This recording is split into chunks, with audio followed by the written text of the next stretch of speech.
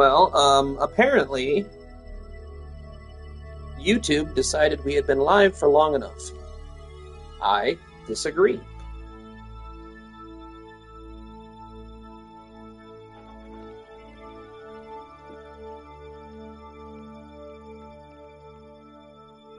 Alright, so...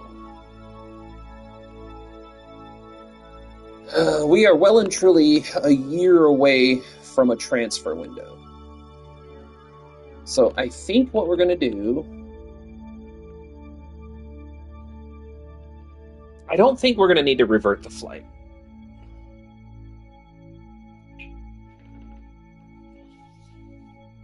So let's just go to the tracking station.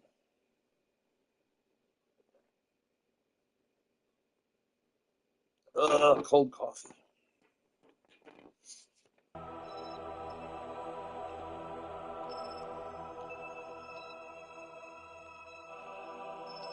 Oh yeah, we're gonna do that.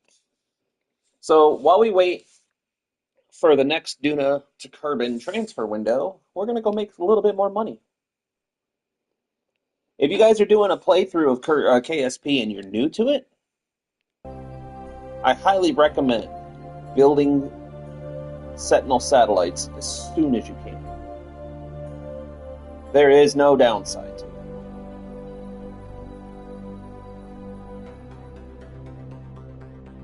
There's the...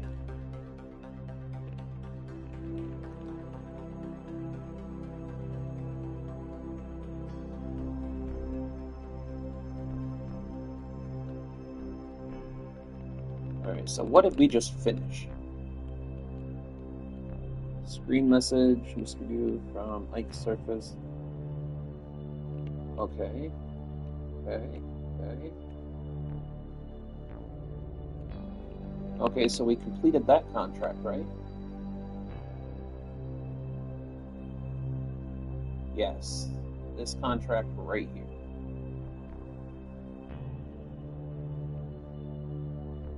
Well, that's strange. Hold on. Let's go check something right quick. Because I don't want to just time warp to the transfer window if we could be making money while we time warp. Yeah, we got 3 million $3.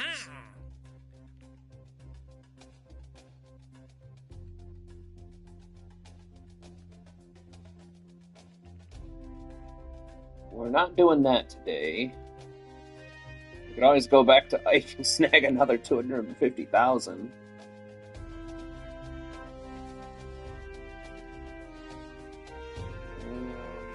We'll take that one.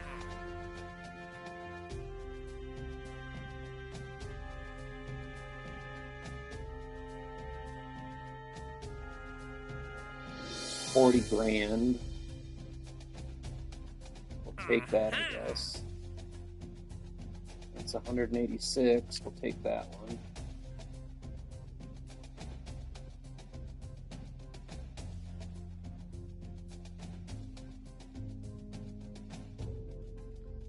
Man, this is a profitable one here. That one's tough to pass up.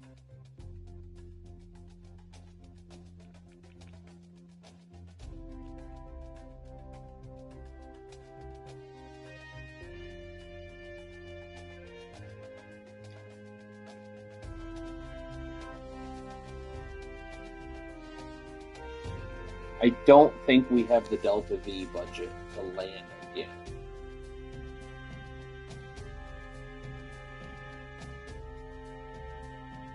That's the problem with these. It would be a cheesy, easy cheesy 91,000.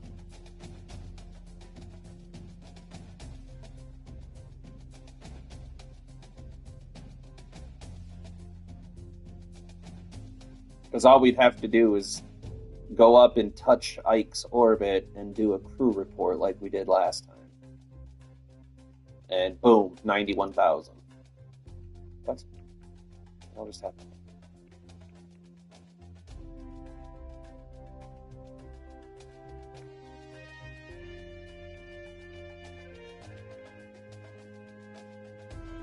All right.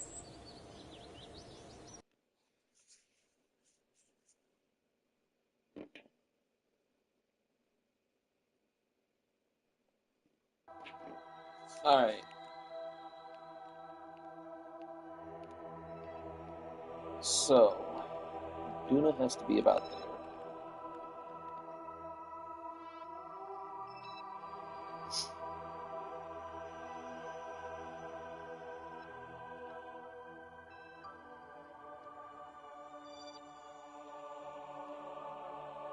Right. We're not collecting observational data, so let's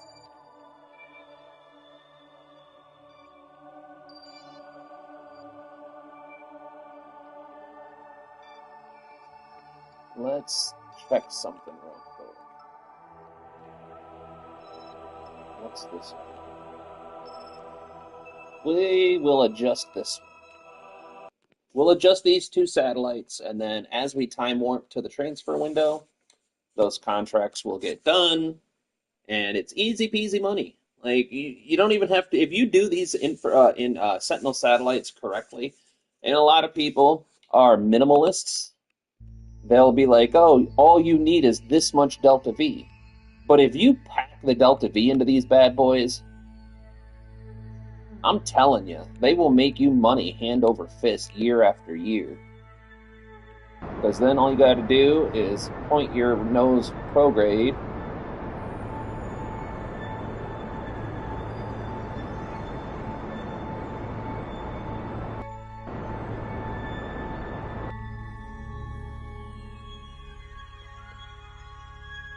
And then go to this one. So if you're doing a playthrough and you're on career mode and you have to make money, the millisecond that you get the ability to make a Sentinel satellite, just start throwing them up in orbit. And then the other thing is everything you do, try to have multi-purpose. So like this one, not only does it have a Sentinel scanning satellite on it, but it's also a relay satellite, a comm satellite. So they're useful in so many ways, and you save yourself so much money by making them multi-purpose. And I still have a little over, somewhere over 5,500 some odd DV in these. So they're going to be useful for quite a long time. The next generation of these satellites that I'm going to build are going to be nuclear powered.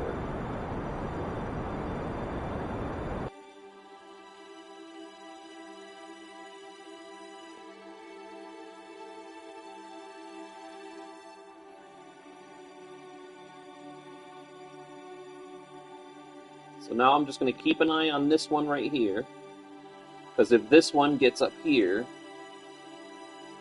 I can push that out, and it looks like it's going to make it before this one makes it up here, which is not surprising. The closer you get to the sun when you're working with orbits, the faster they move.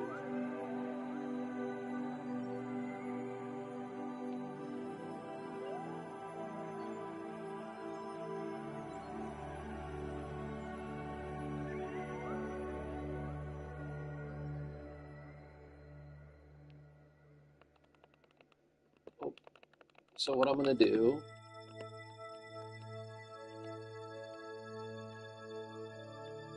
is I'm going to switch back over to this one.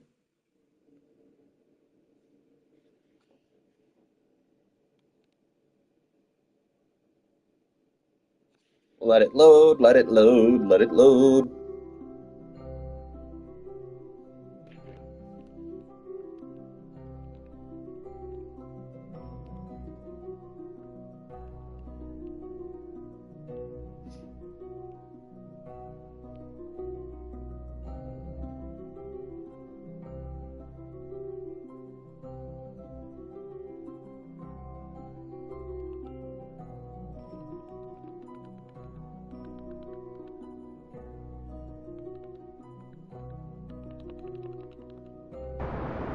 Just burn prograde.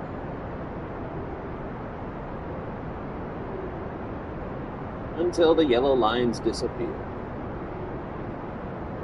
Just like that. Now we switch back to this one.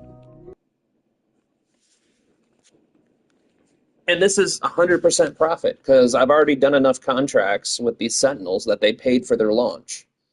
So now all the money I make off of them is 100% profit. And then again, like I said, the next generation of these bad boys is going to be nuclear powered. So yeah, they're going to be more expensive to produce, but ultimately they're going to last longer.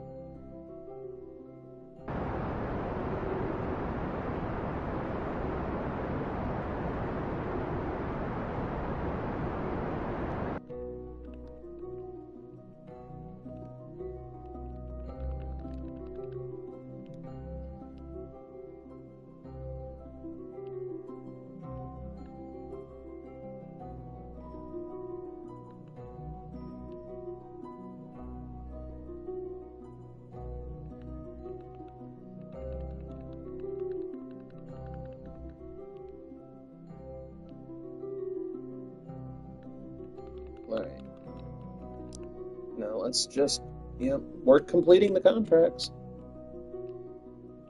Did I miss my Duna transfer window? Totally forgot to even watch for it. Hold on. Where is Kerbin in all this mess?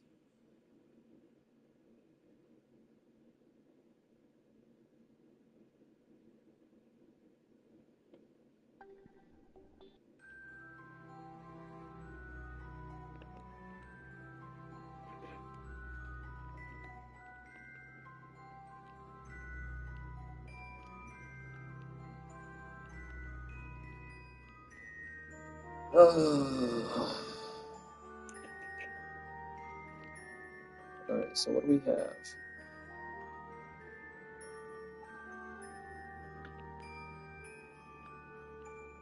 Alright, so what we're going to do...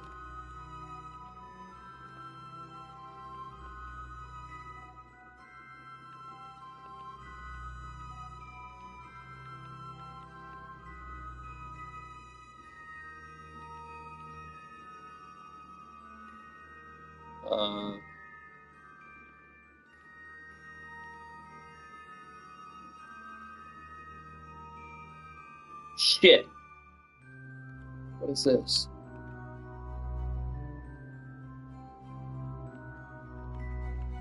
Oh. Balls. Alright, hold on. I think it happened again. I think what's happening is somehow my orbit is this is the second time this has happened to me, and I think my orbit destabilizes. The last time I crashed. I don't know how, I don't know where.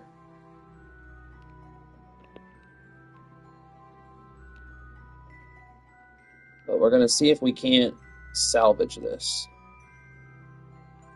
At least this time it launched me into a very similar orbit, and I have the Delta V to attempt to make it back home. So don't panic. Where's my curve?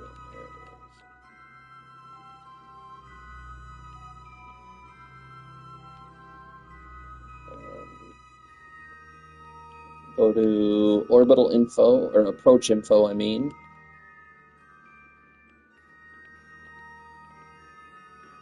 Nope, that's getting farther away.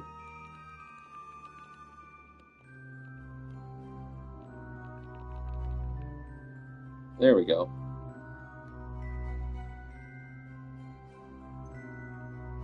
We're only using 870. We should still have enough to fly by the Moon and Minmus at this rate. So let's go see what this flyby looks like. We can tweak that down. Look at this. See, I was worried over nothing.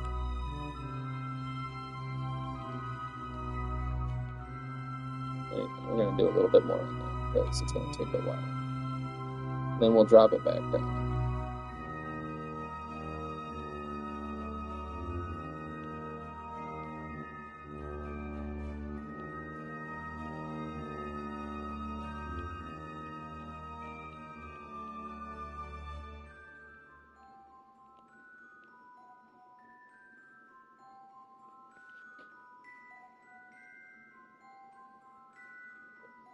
Now the question is,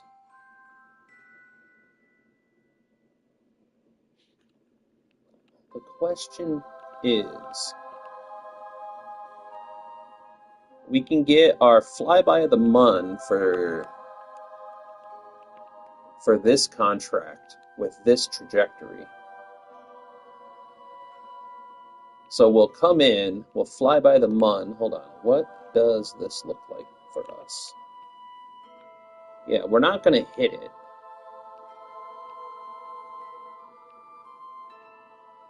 But I'm wondering if we can't spice this up a little bit.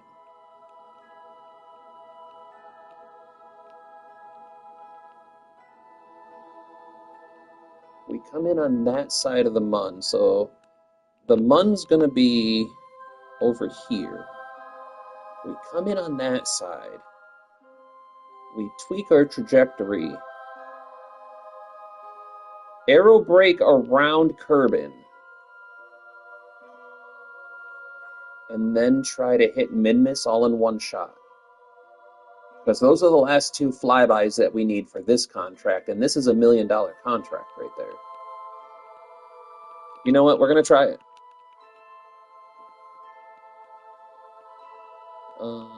We'll go here. We'll go here.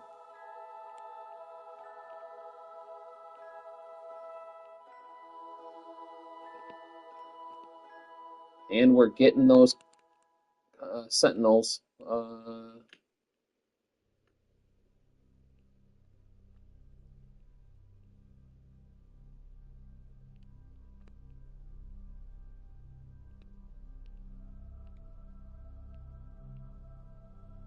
Because, I mean, we have more than enough Delta V. We could even do a Kerbin capture. All right, let's clear those out.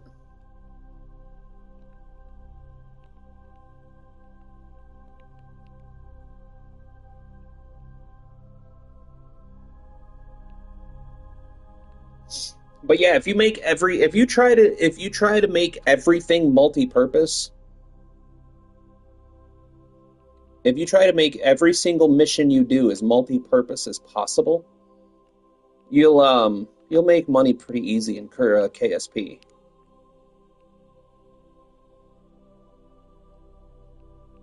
What you really want to avoid is doing one at a time. You don't want to pick a contract for 100 grand and then launch a vessel for 150. And then if you can pick up multiple contracts, you're going to want to try to make sure that the contracts you're doing are worth more than what you're spending.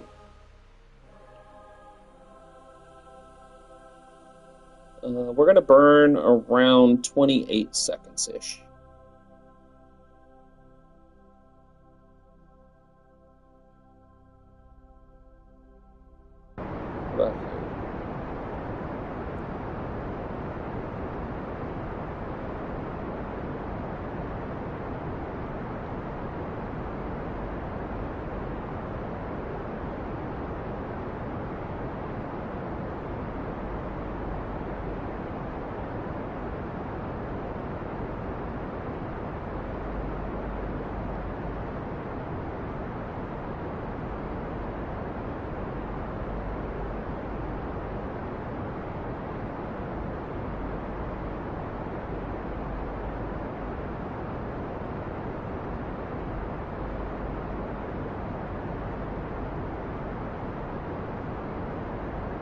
I'm really glad we didn't pick up those other contracts for Ike. That would have been a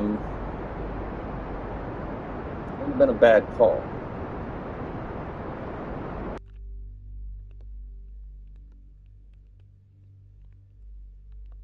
I didn't push the button fast enough.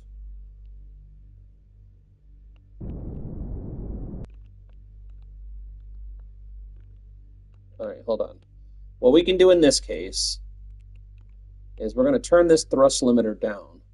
I play on PS5. I play on PS5, Curbster. Arguably the hardest way to play the game. Arguably. It's debated. All right, let's turn that thrust limiter down even more. Do you play? I'm assuming you play because your name is Curbster. But that could be Kirby. Ah, damn it. Oh, dude, as soon as I can afford a PC, I'm getting this. I'm also getting the Outer Planets mod, and I really, really, really want to play RP1.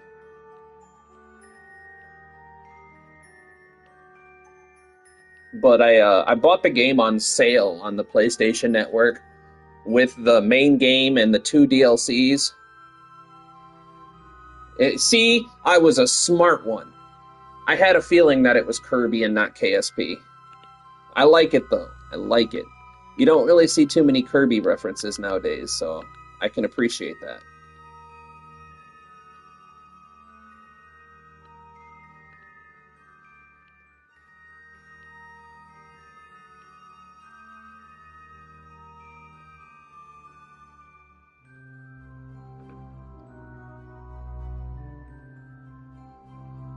But, oh, anyway, what I was saying, sorry, I get sidetracked, is with the main game and the 2 DLC packs, I spent around $30. And I'm not mad about it. I love this game. I cannot wait to play it on PS5. Wow. I cannot wait to play it on PC. And I'm excited to see if Kitten Space Agency delivers on their promises that they've made us. As far as I'm concerned, Kerbal Space Program should be in schools to help teach kids concepts of orbital mechanics.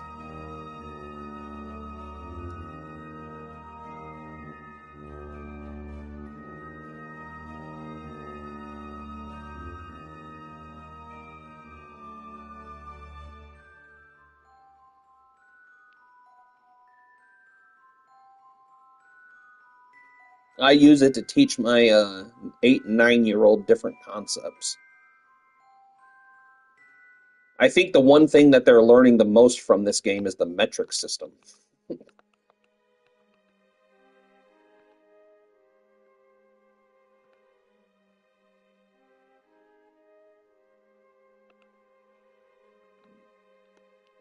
All right.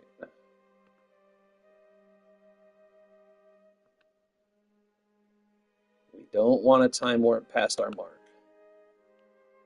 Okay. Now that we're here, let's first quick save. Retrograde, because that's the next attitude we're going to do.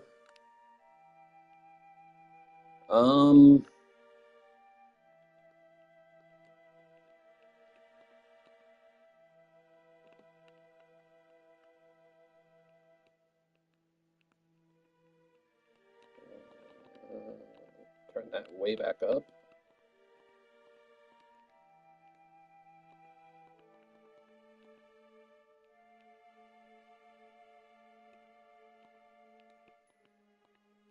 I think the best bet is to go for an Kerbin capture. Because we're going to probably have to capture in Kerbin and then try for a burn. Ooh, we're running short on Delta V for this, though.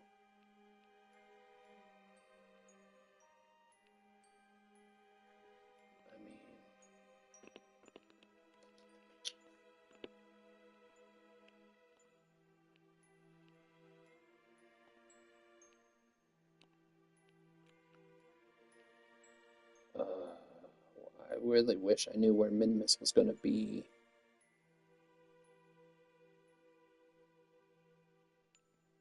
What's the...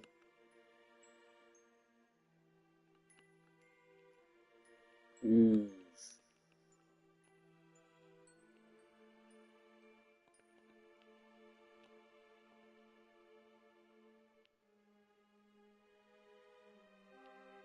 I really wish I knew where Minmus was going to be in its orbit, because I could aim for it. And we can adjust this approach right now.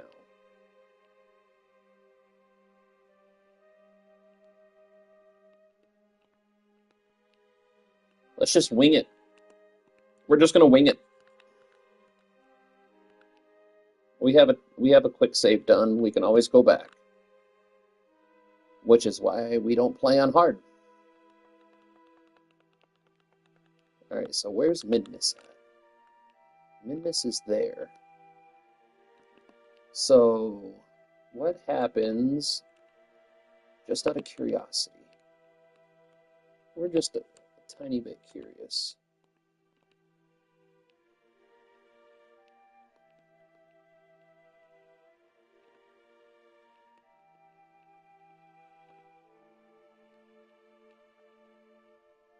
Where's Minmus at?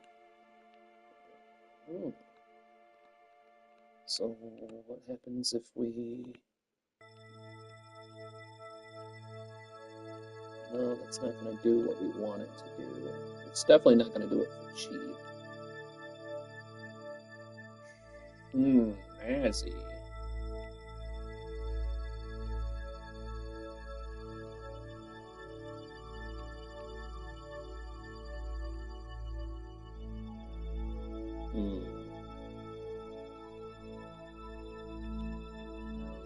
So we're coming in close to the Mun, which will satisfy the Mun part. So we can check the Mun off. If we could just get a Minmus flyby on this flight, everything that we're doing here will be so worth it.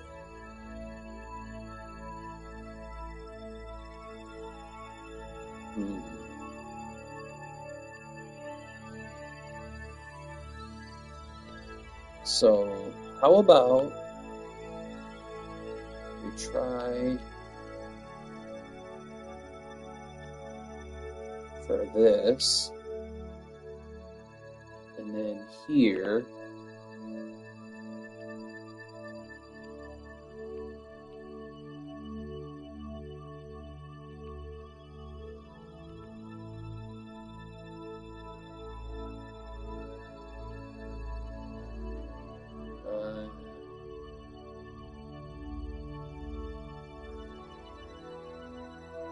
I don't think that's going to work.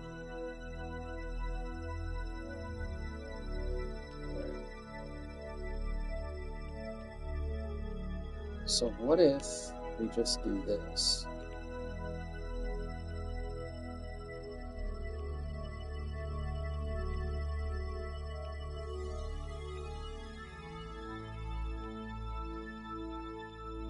It swings us around that way. And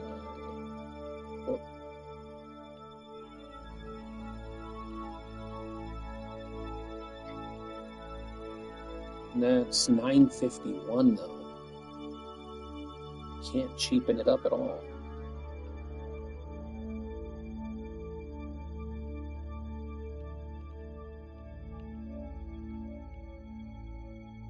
We can hold that. That should get us an encounter with Minmus eventually. So we have, let's get the calculator out. Let's get the calculator out. Let's see exactly what we're looking at here. So what we have is 1149. 1149. What we're going to use is 901.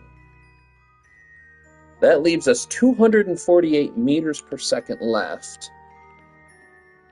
Whoops. I hate that system. It's a really long way out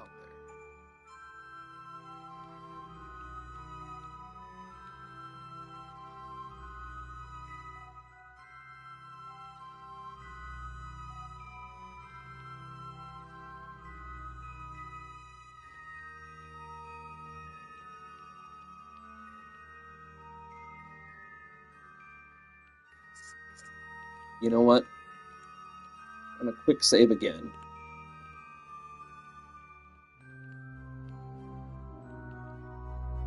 Let's get rid of this, bring this back up. We should be good, but I like to keep an eye on it.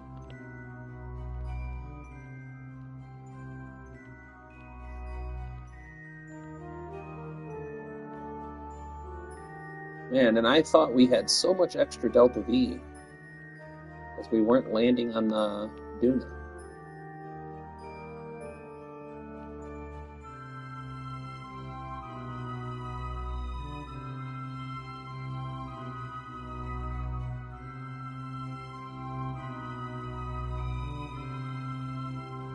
Oh, wait a minute, hold on. Wait a minute. Oh, never mind. I thought we had that thrust limiter set.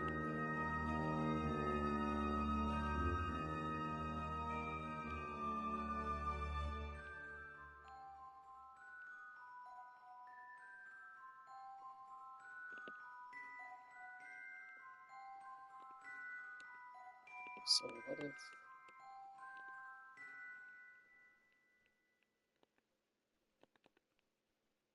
Oops, come on now. Don't mess with me.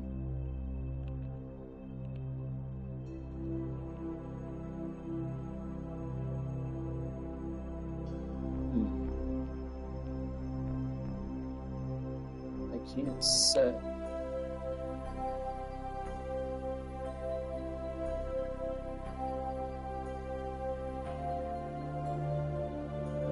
That's fine. We'll see what we can do with this. Whoops, we went past it. That's fine.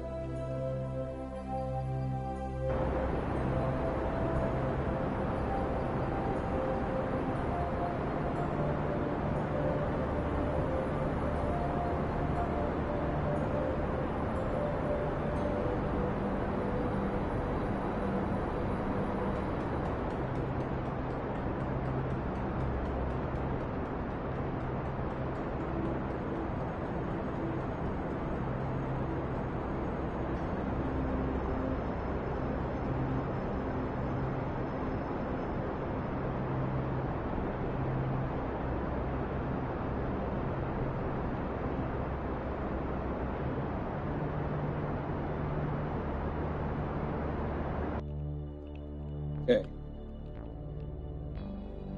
We have some kind of orbit.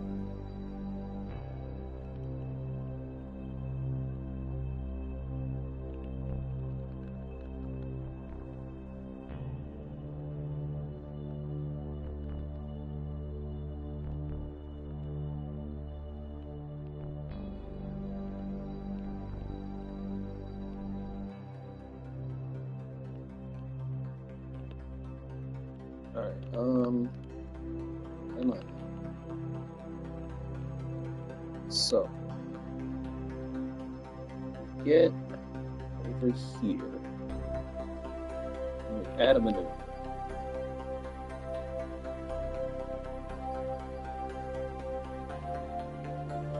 Too much maneuver.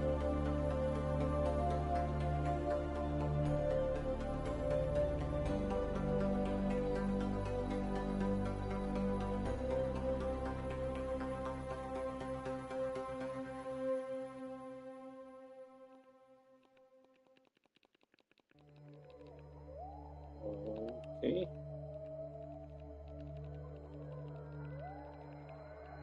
Alright, that's not gonna work. So...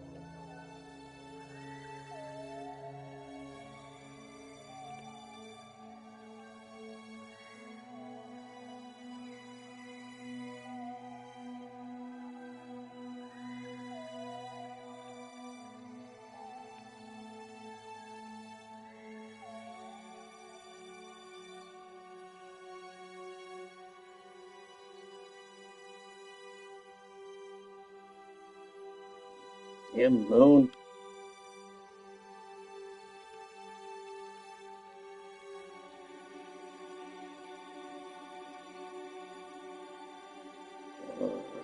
Grumble, grumble, grumble. This is a little bit more difficult than I thought it would be. Okay. What do we have going on? So what if I do this? What does that make my urban rendezvous look like?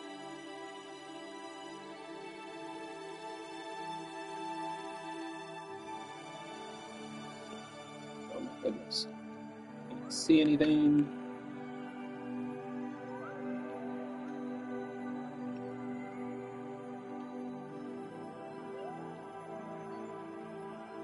Oh my goodness, this is so frustrating.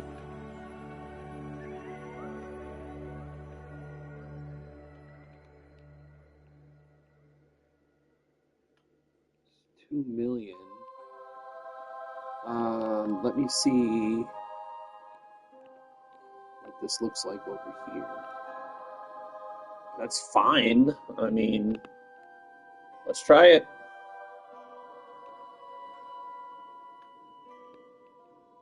"34 days, though.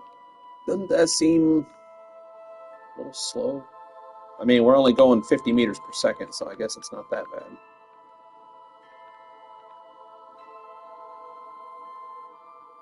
Oh! Oh, got it, got it. I was looking at it backwards. Hold on a second.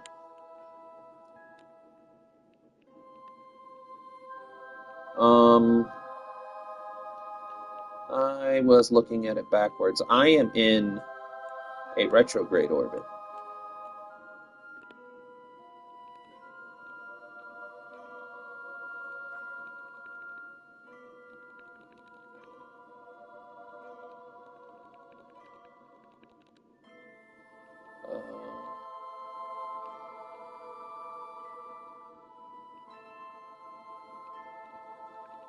Whoops.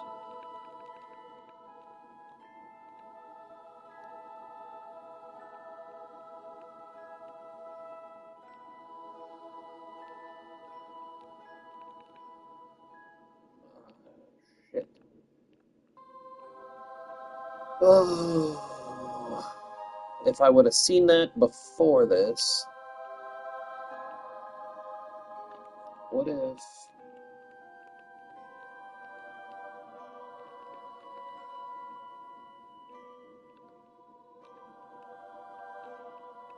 Come on, give me something. There we go.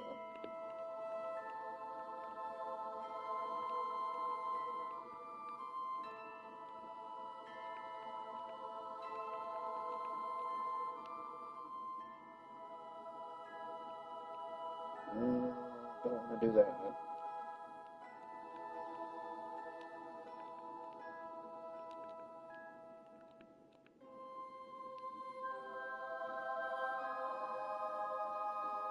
How much would it cost me just to turn around?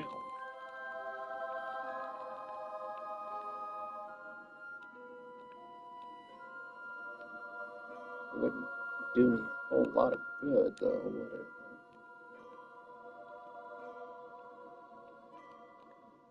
I mean, it gets me an encounter.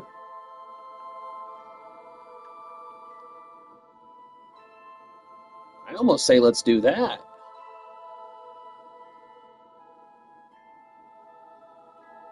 We just burn retrograde and turn around.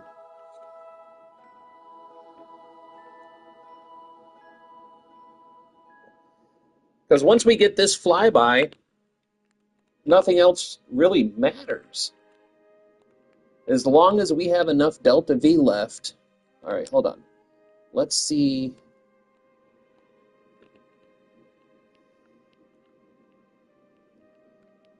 All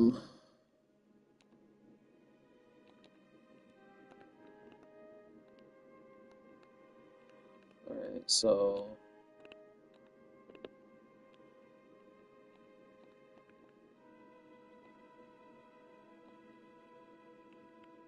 what's that put us at? 96, just a tiny, tiny bit more. All right, a little bit more than that. I mean, that puts us in the atmosphere. Can I afford a tiny bit more, though? That puts us at 38 kilometers.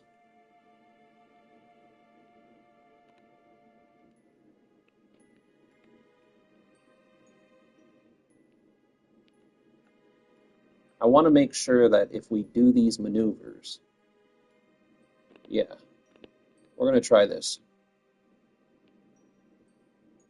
We're going to do it this way.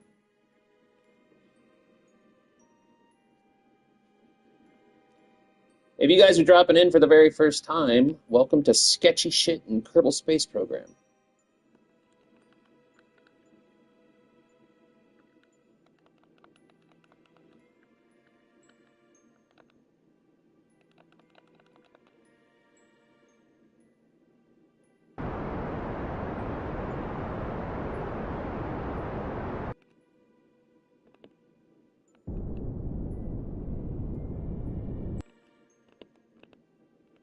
Okay.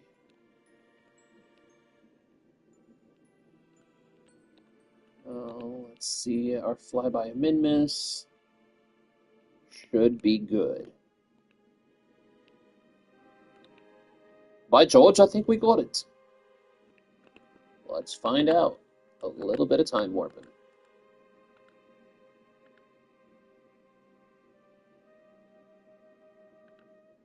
A lot of bit of time warping.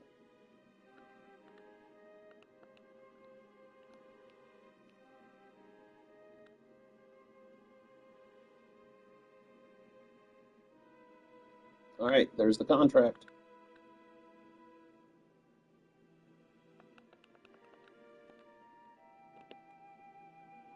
So,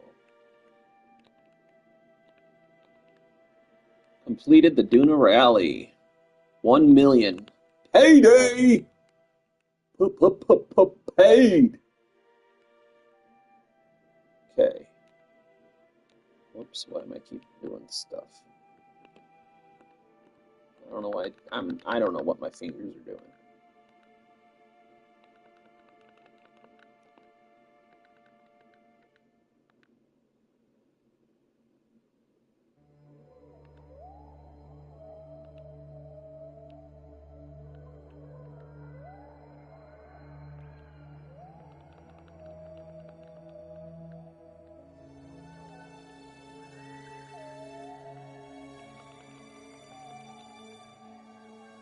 All right.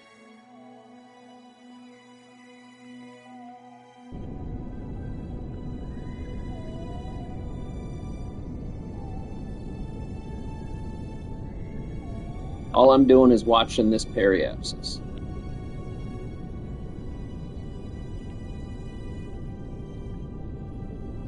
And pushing buttons that I don't need to be pushing.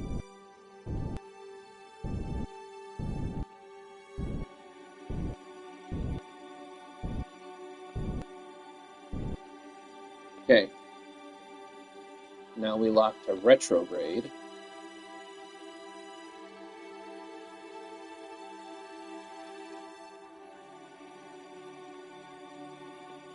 Where's Kerbal? Oh, there it is. Way over there. Tiny blue dot right there. All right.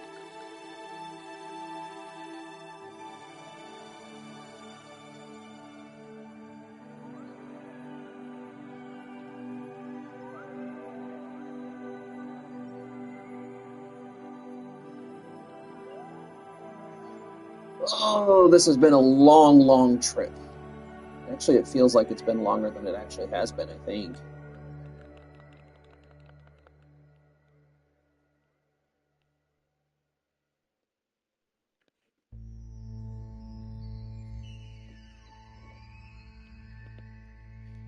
Now,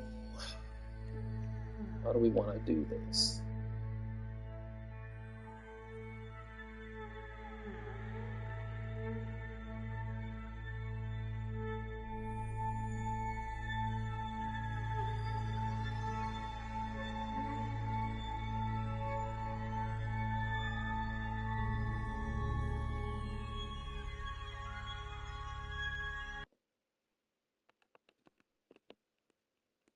Um,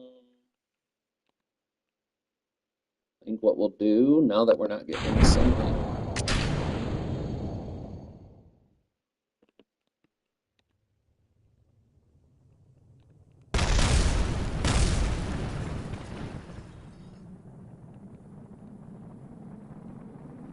well, our air brakes exploded. Really surprised that's lasted this long. There it goes. It's starting to explode.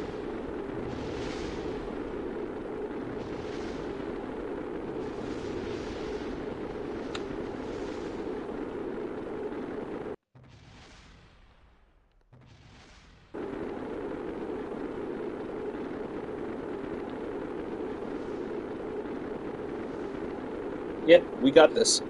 So,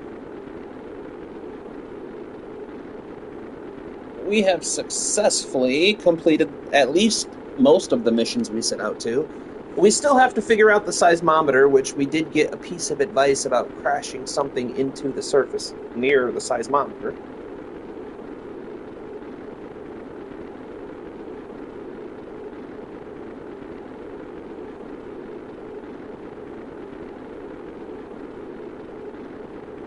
Give you guys a little bit of a cinematic approach.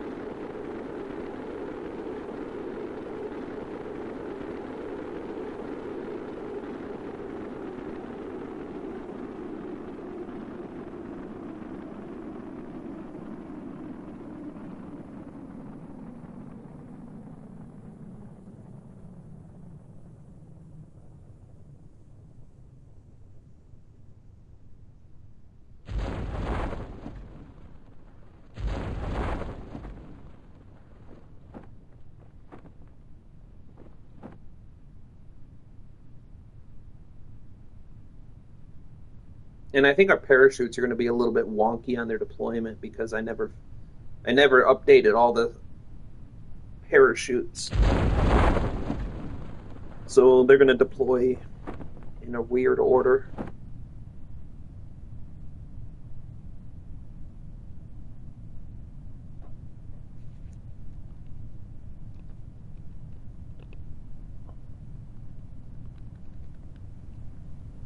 And there we go. We should be okay.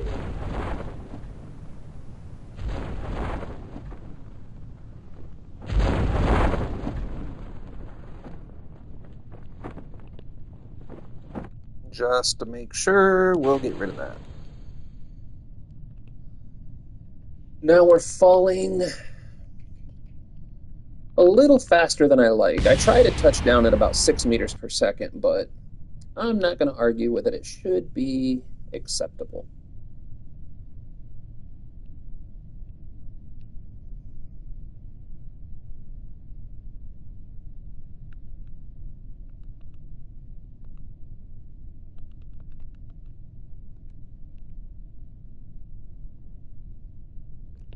And just like that. Let's see how much money we have now.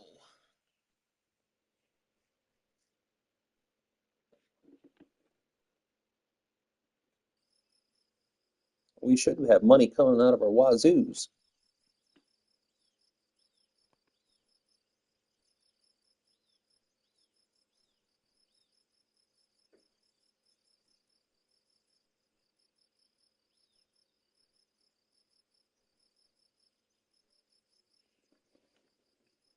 Six parts. All right. Yeah, we have $5 million. 5,064,907. And we have 3,277 science. I don't know how much reputation we actually have. Can't really read that tiny ass number.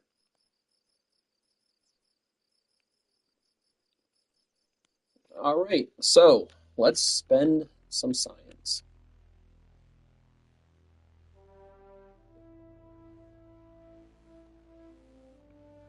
and some money.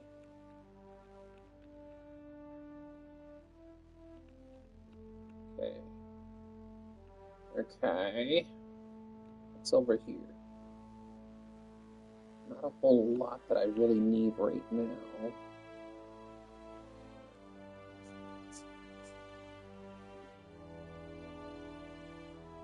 I'll put a pin in that.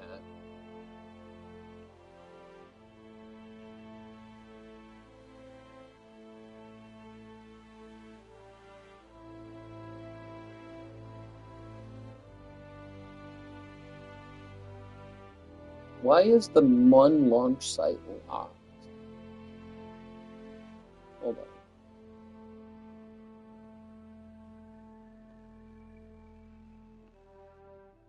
Okay, I don't think it's locked anymore.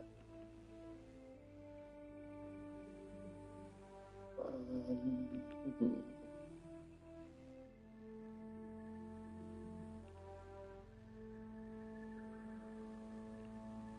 What's over here? More communications might be nice.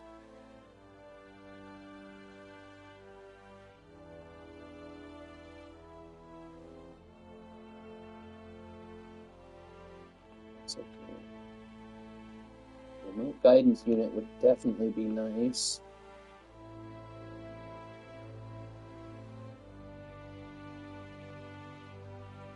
A battery pack would be nice.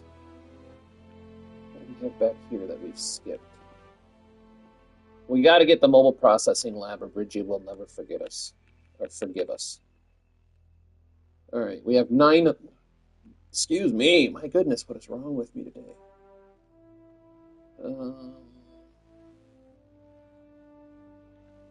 We do need the rapier.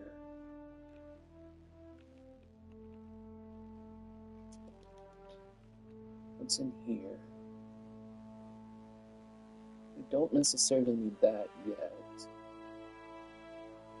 We don't necessarily need those, but we can afford that anyway. Oh, that remote guidance unit is really attractive. What's in here?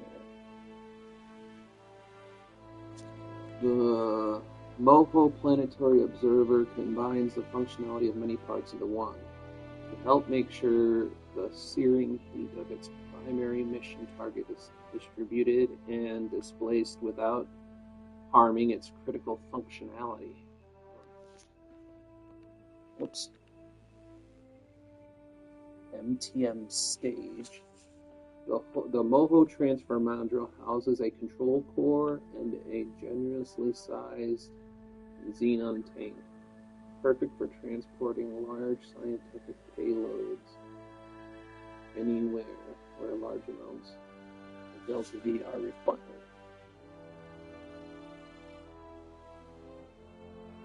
A larger version of the popular RGU system developed in partnership with the Rockomax Corporation. Oh, decisions. I really want that remote guidance unit. What's all these? This is more science. Wait, I've already got that.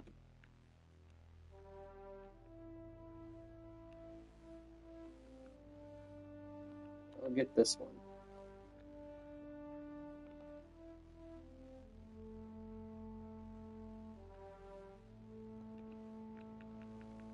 Okay.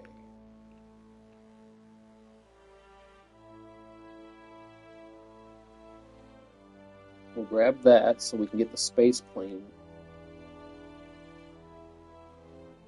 And we need the rapier. So I think what we'll do...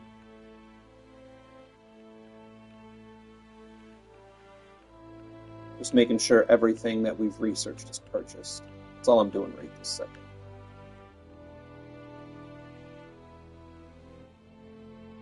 Might as well purchase that. That was a mistake I didn't mean to buy that last night, but I did. All right. We are closing in on the end of the tech tree.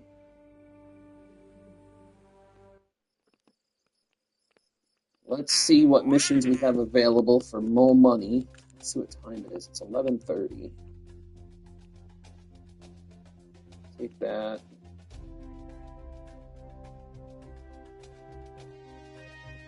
I don't really want to go back to Ike right now.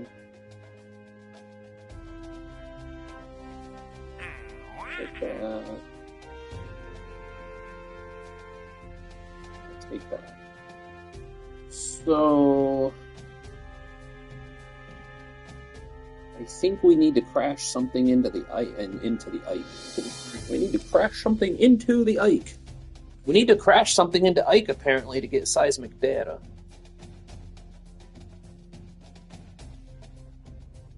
So I think we just build a probe. I think we just build a satellite and shoot it at Ike. Make it bare bones. Power source, a battery, a probe core, fuel tank, and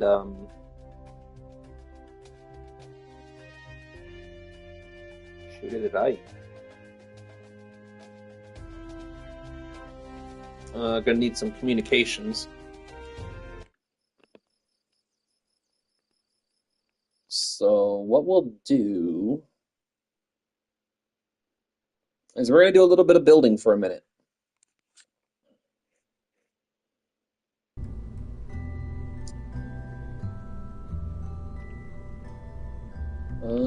I guess first things first. I mean, we could just use one of the satellites we already have and just make it big and heavy.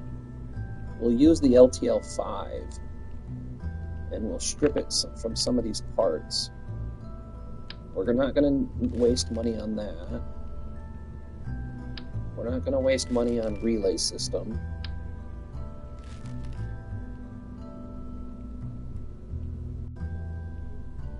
What kind of probe cores do we have now?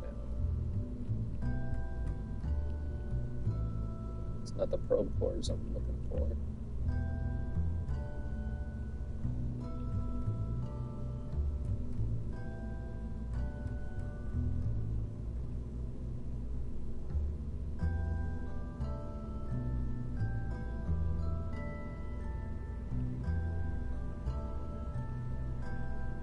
Honestly, I think we have the best probe core we can have.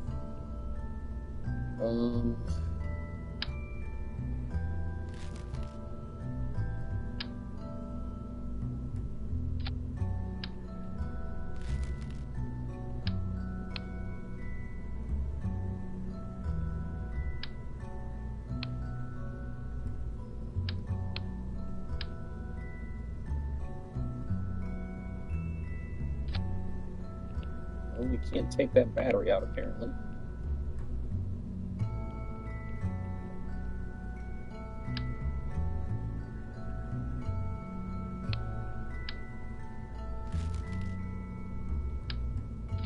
There we go. Battery's gone. What comm systems do we have now?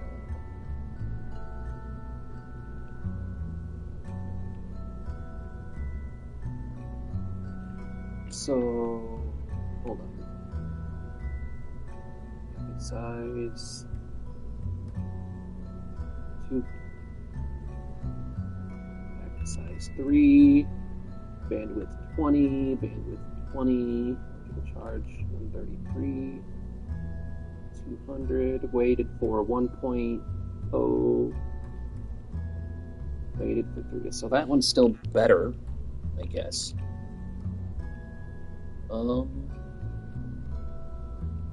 What's our launch TWR?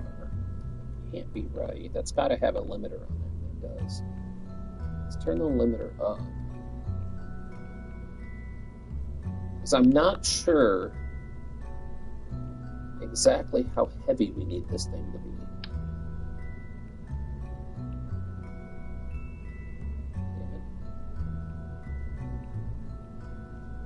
Come on, turn off. Thank you. So...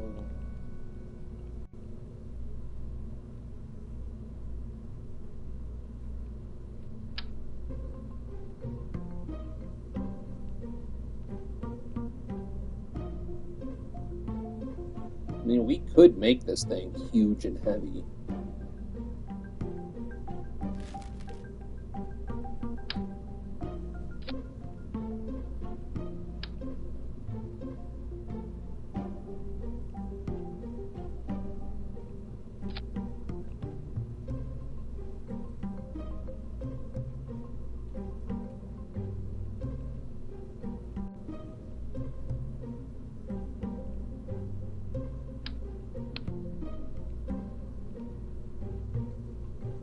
Engines and tanks.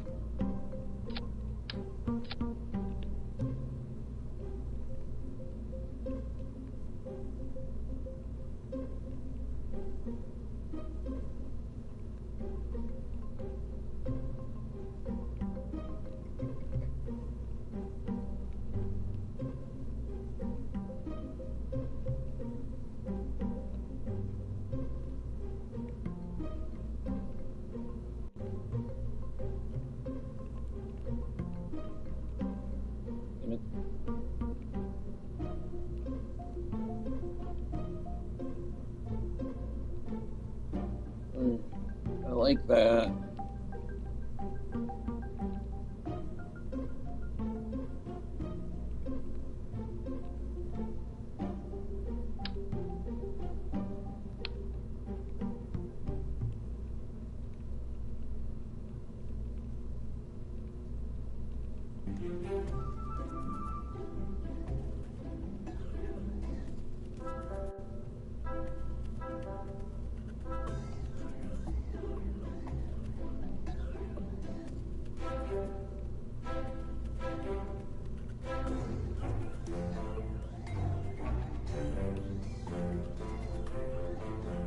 All right.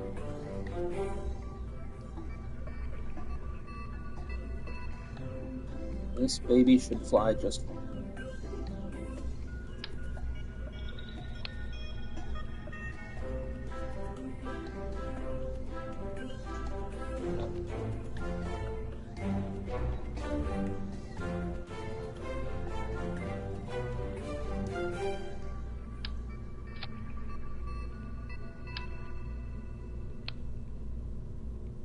Okay.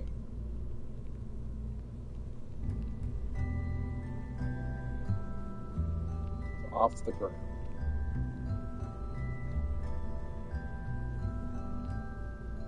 Let's double check our staging, engine, stabilizers, engine.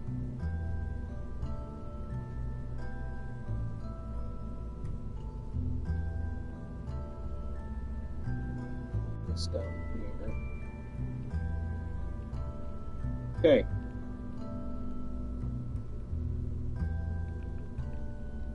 Oh, wait, no. This is not an LTL anymore.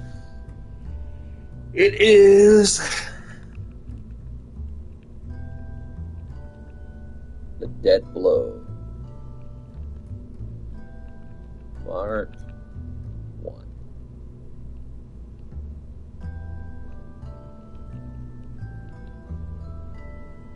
And what we'll do is we'll just slam it into the surface as hard as we can.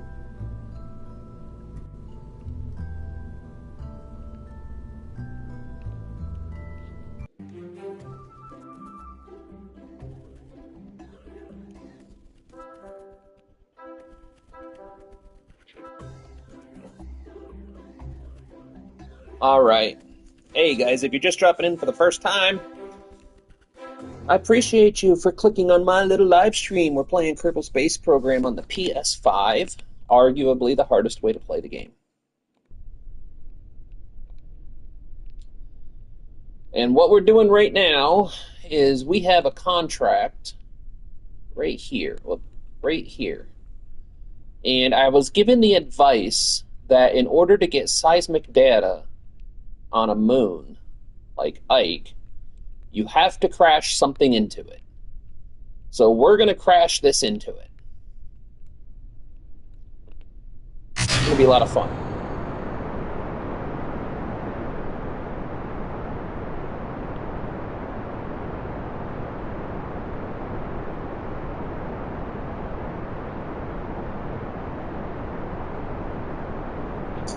We're spending a little bit more than I really wanted to complete that objective, but we've made $5 million in the last 24 hours.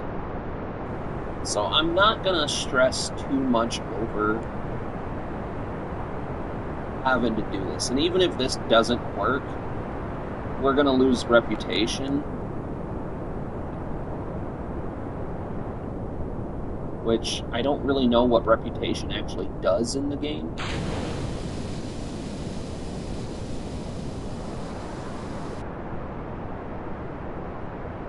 I'm not gonna lie to you guys and pretend that I know what reputation does at all.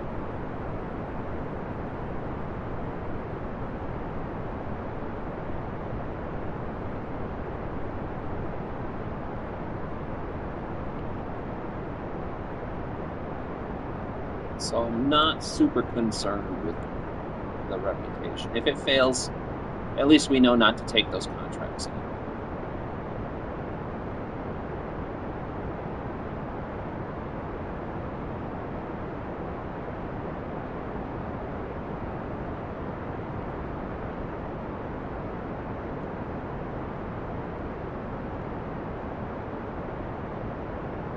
Do a nice little gradual gravity turn.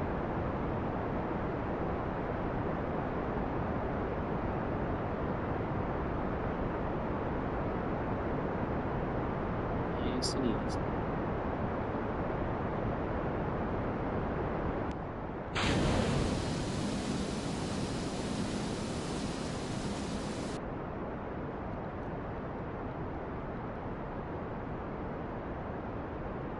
And keep that gravity turn tipping over.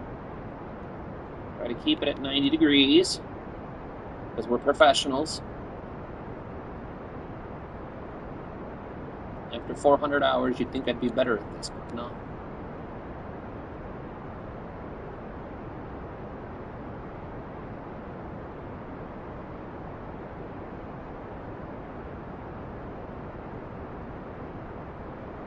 We'll push that to 20 degrees down bubble.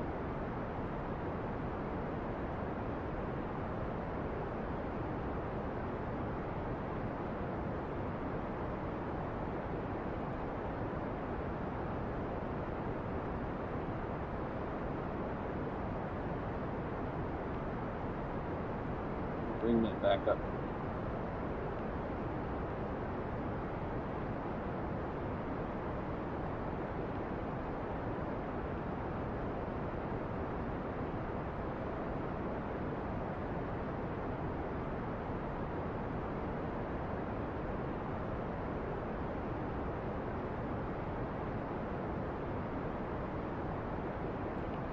What's that thrust of weight on this stage? It's above 1.0. I mean, we are making forward progress.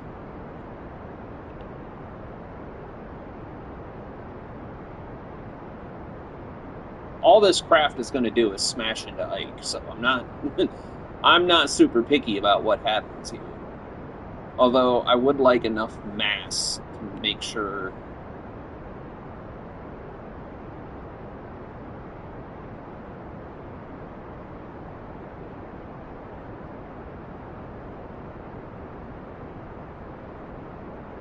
that we can ring Ike's bell nice and hard.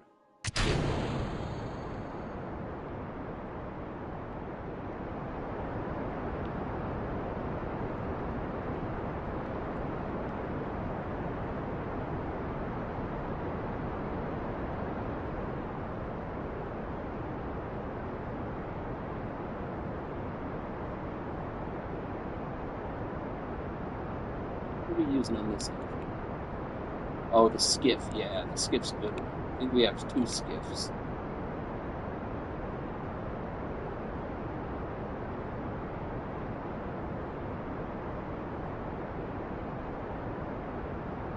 What's our thrust to weight ratio here? Only 0.34.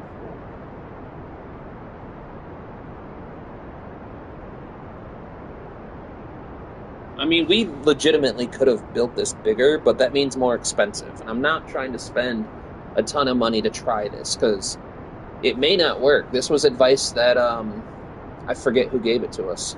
Someone in the chat gave us this advice to smash into Ike to get that data.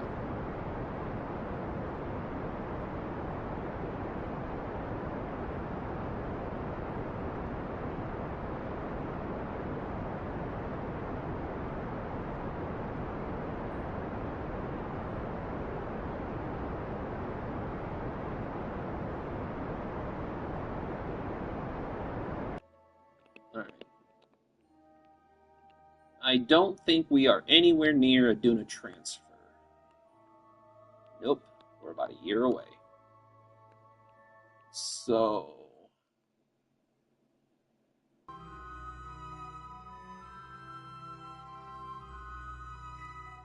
what happened to the last stream? Life, it just kind of quit. It said that we lost connection to the YouTube server, so we just restarted it. You didn't miss anything. What we're doing right now is we have a dead probe with nothing else on it other than power source. So let me open this up. All it has is a probe, a battery, a reaction wheel, solar panels, and a communications. And we're going to go slam this into Ike and see if we can get that seismic data. Go to the tracking station.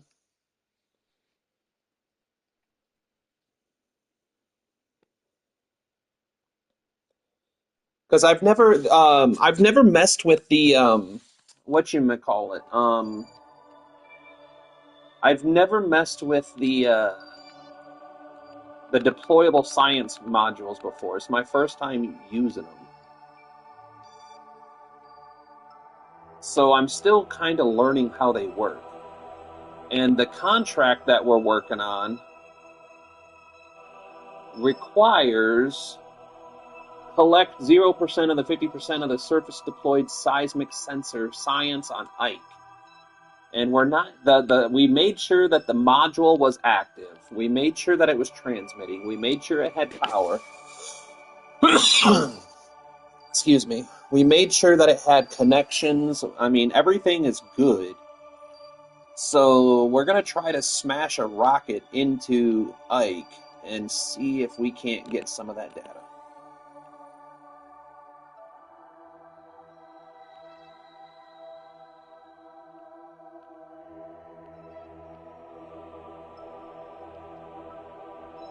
Alright, but what I want to do...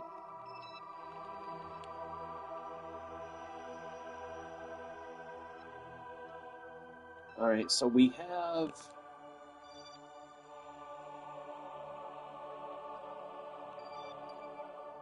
this one. We're going to readjust this to try to finish these contracts while we're doing it. I tell everybody, Life, I preach it up on the hill at the top of the mountain. Try to do as many contracts as you can in one go. Because all you're doing is collecting cash. So what we're going to do is readjust the orbit of this satellite.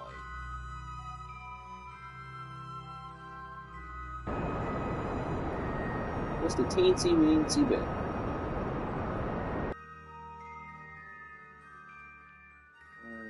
Urban is there, so... as long as Kerbin doesn't bust past our Duna transfer window, I'm hoping we can adjust this satellite before that happens, which we may be successful. As we're approaching 90 degrees here shortly, we just cannot go past 45 degrees.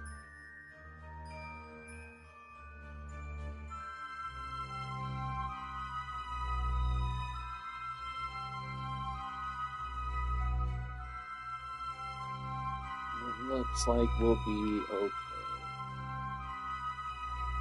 Stop it here. Let the satellite reorient. And we still have so much delta V in this satellite. We should still be able to use it for a while. Another thing I preach is build these satellites early and build them with as much delta V as you can pack onto the rocket. a lot of people will preach moderation.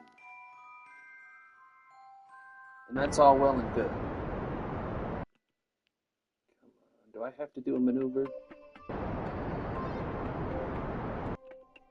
It's going to make me do a maneuver. Alright, that's fine.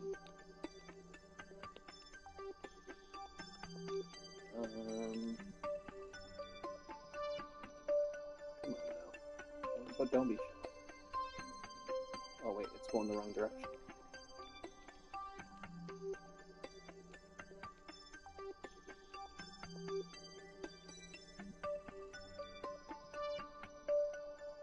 I think that'll do it.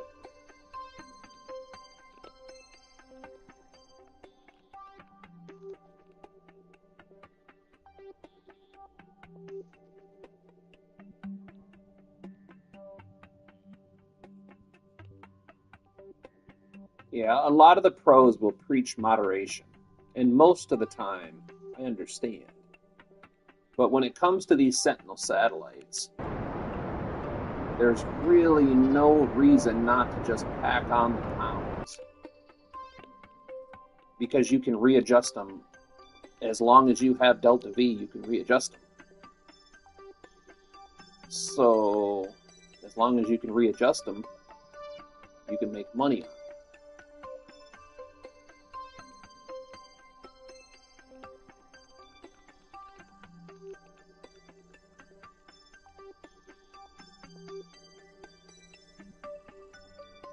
And it doesn't require a whole new rocket, a whole new mission.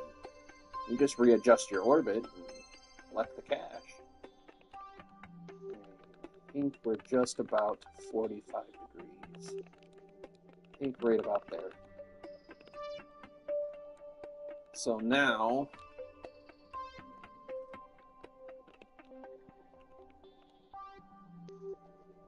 we come all the way back here. That's a dead. I need to stop tracking that. That's dead.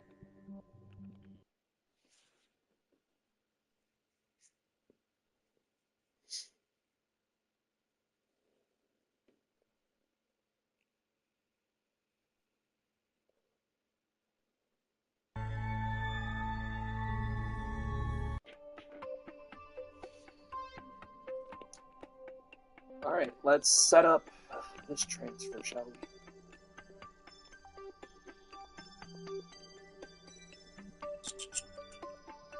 So now what we'll do, since we've been to Duna 5 times in the last, 5 times and I'm still screwing it up.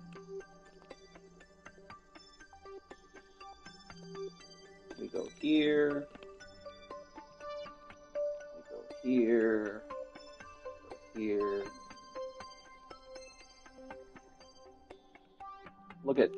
Look at, that's how good we're getting at this.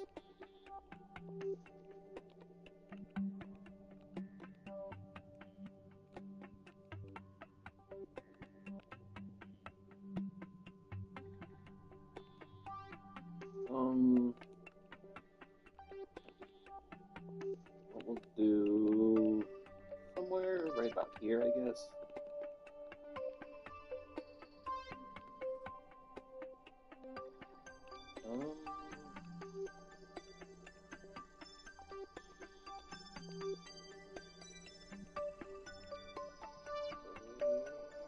Scroll that back a tiny bit.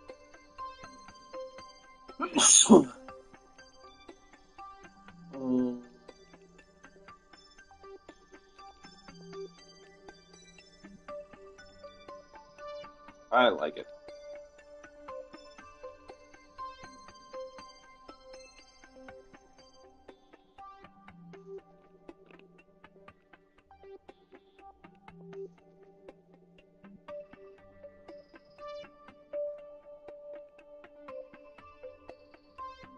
We got a 5-minute burn? Holy jolies.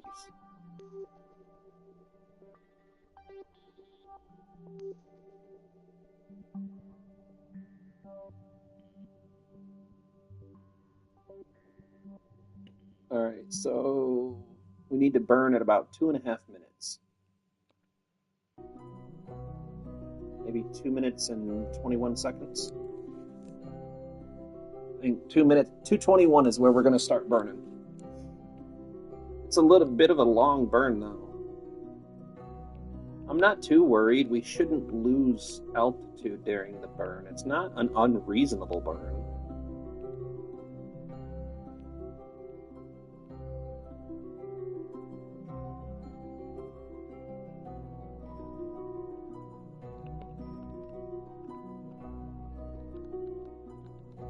It's definitely not unreasonable, just longer than I'd like.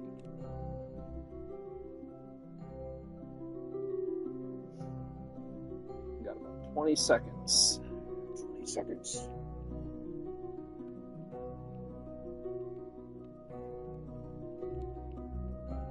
Oh, maybe I should have put one more reaction in this. I did not count for the extra weight we put in there. I think we added 3 fuel tanks to beef up the mass a little bit.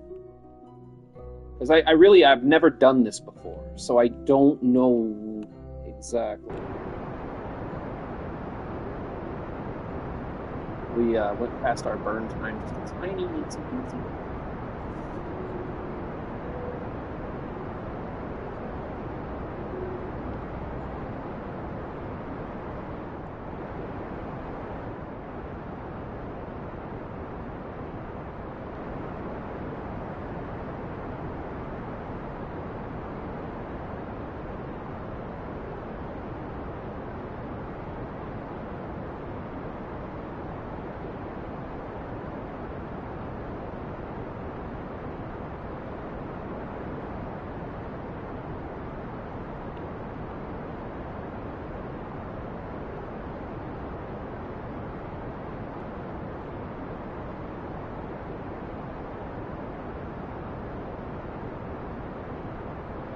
But yeah, I'm really tired of going to Duna. I'm ready to start shooting for another planet. I'm ready to do Moho. What time is it? It's noon. I'm gonna have to get off here in about an hour.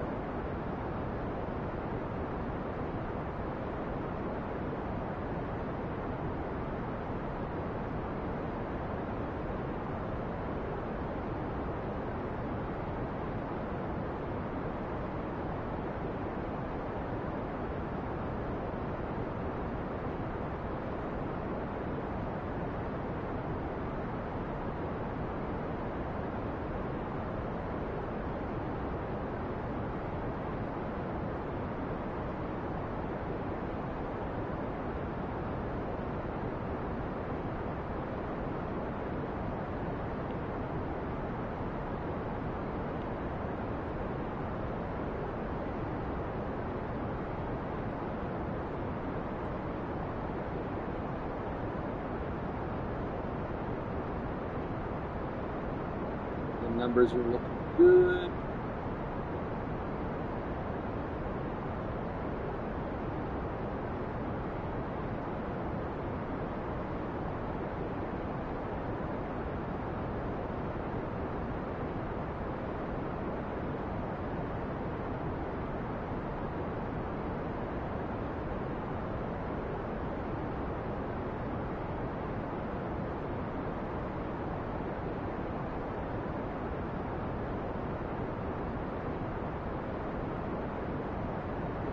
See target. There's too many things. I wish you could turn stuff off.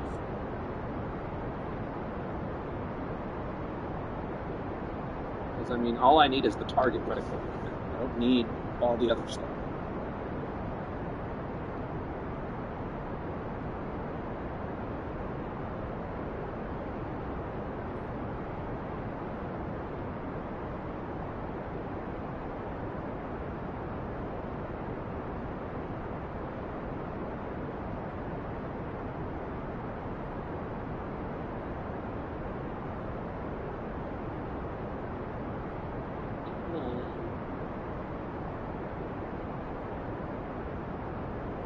Maybe I should have considered putting a more powerful engine on it.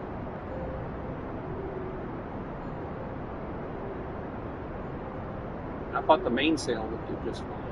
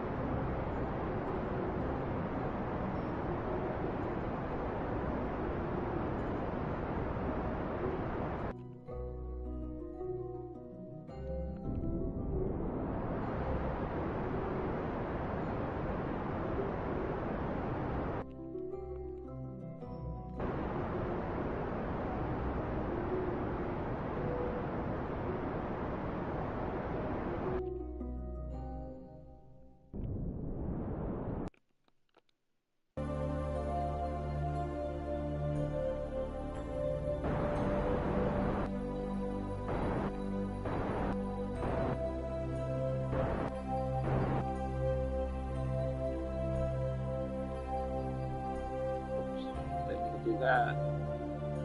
Oh, I see.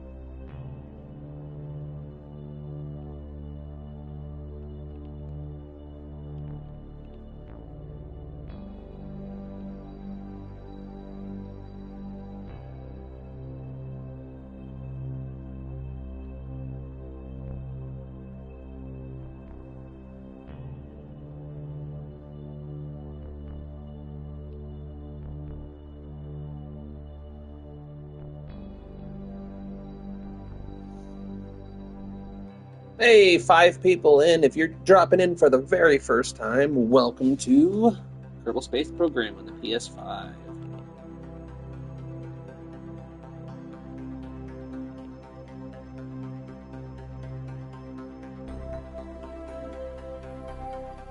What gives here? We lost all.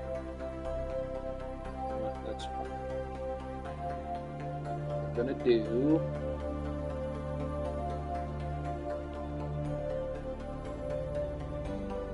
Readjust ourselves. We are on our way to Ike with a unmanned drone, a probe, if you will. And the goal is going to be to crash into Ike.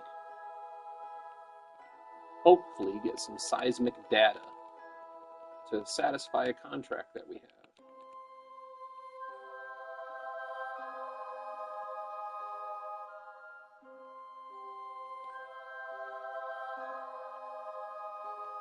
We're not going to get picky with it. We're not going to get too picky with it.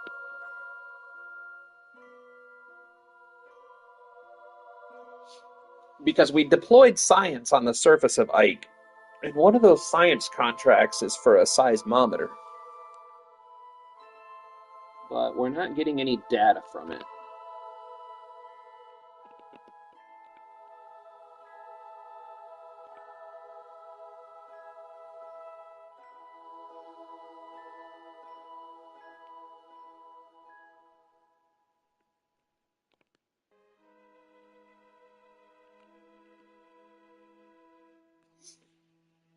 So somebody in the chat gave us an advice to shoot a rocket at it.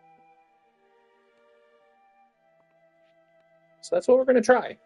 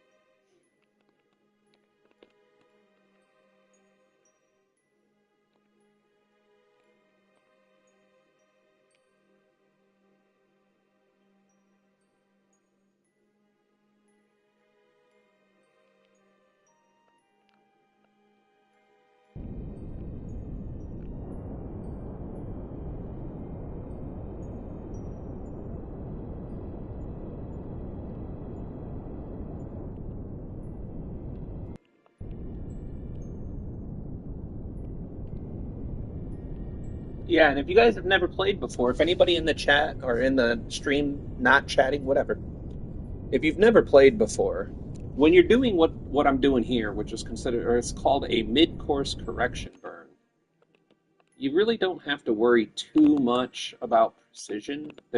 Mid-course correction burns are pretty forgiving. And most of the time, they're extraordinarily cheap to do.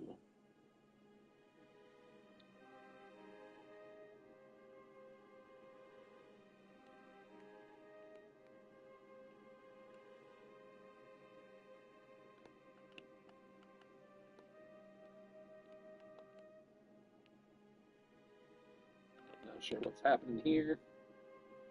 We have signal, we have battery. I think she's just not liking this, the amount of mass we put on.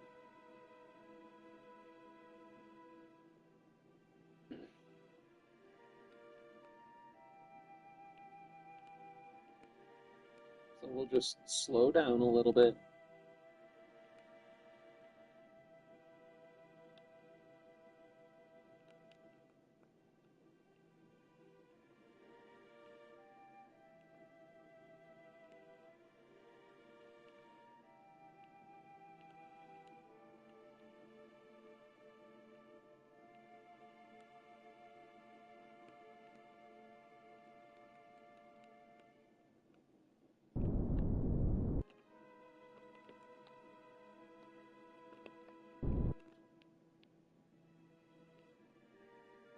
All right, that's fine.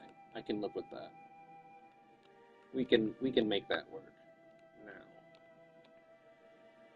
add a maneuver here. We're gonna crank that all the way up. Let's see.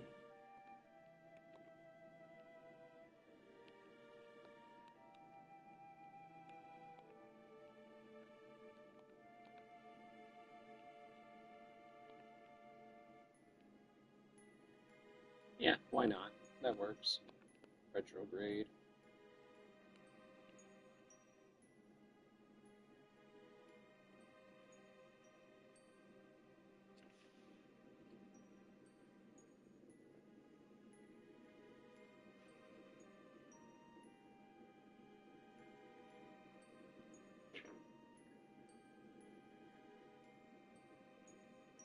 Ugh, cold coffee, gross.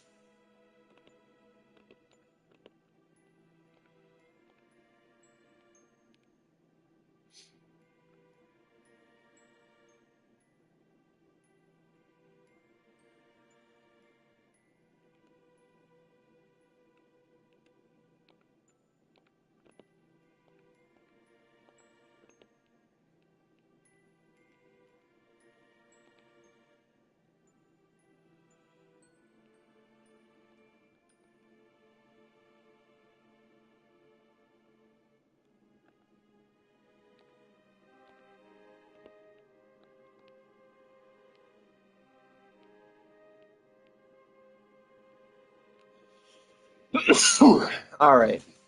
So what we're going to do is we're going to get an orbit in Duna. Hopefully we don't lose signal.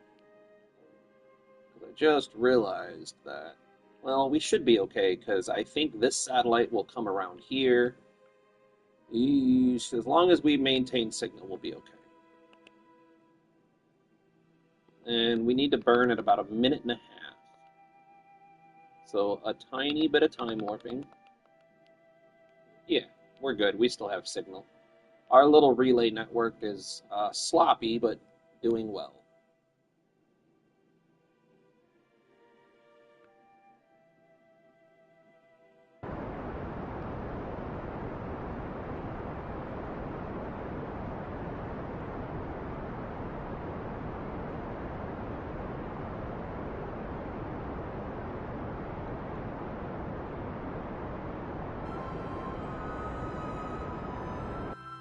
Actually, we need to be very careful about burning before the periapsis.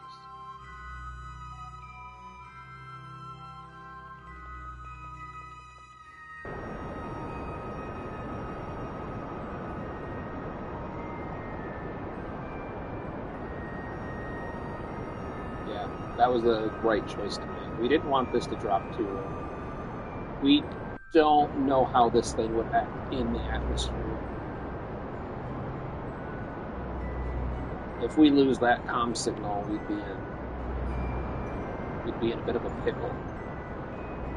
We'd end up losing a ton of money, about $150,000 for this mission.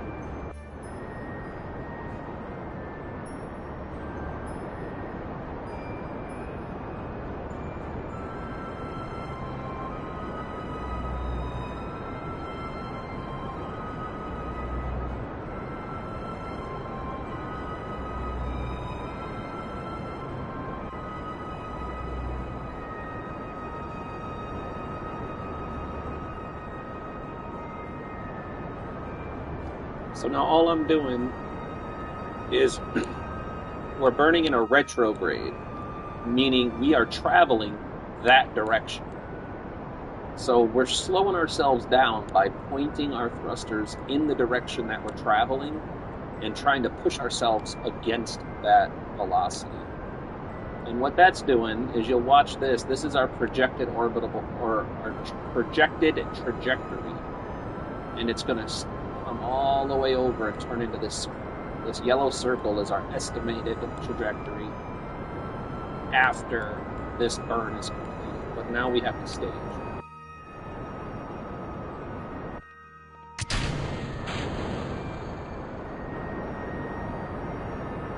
And now we have a significantly lower amount of mass. So our thrusters are going to be a little bit more efficient. See how it's moving a lot faster? Luke! It's all good, bro. This was an out there stream. Wait until you see what we've accomplished, though.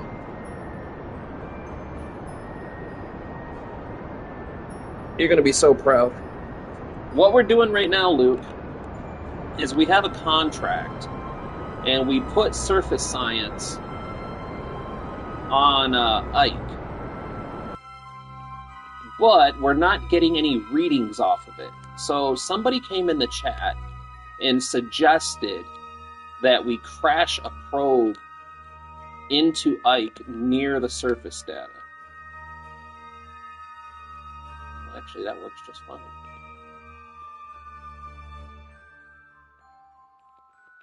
So we modified one of our LTS satellites. We took all the good, expensive stuff off of it.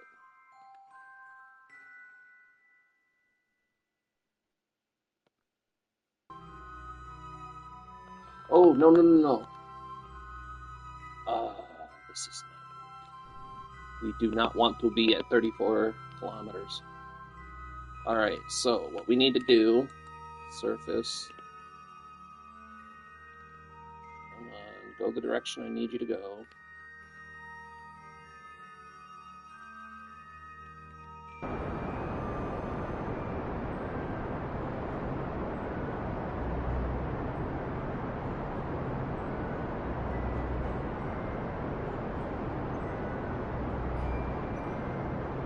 I got talking and did not pay attention to the numbers. Alright, 60,000 should be good. Let's see. Yes, we're still good.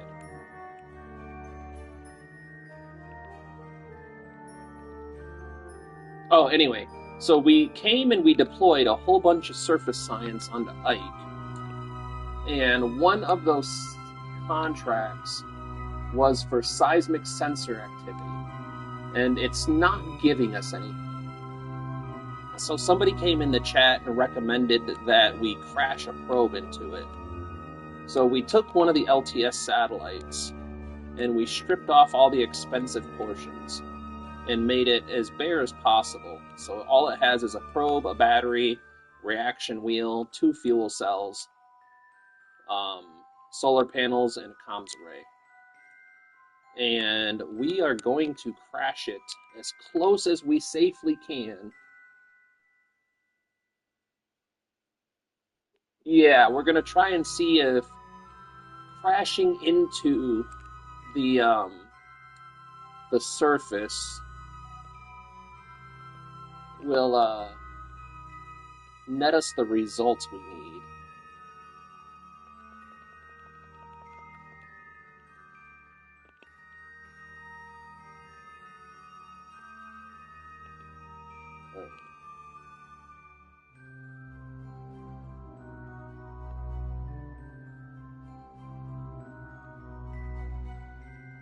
And I'm not... Alrighty.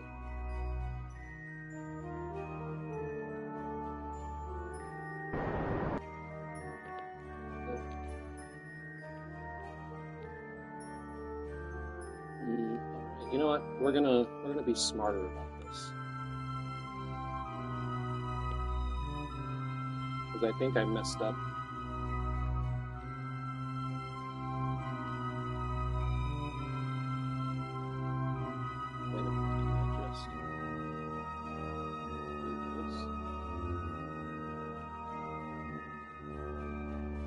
That's not going to do what I really want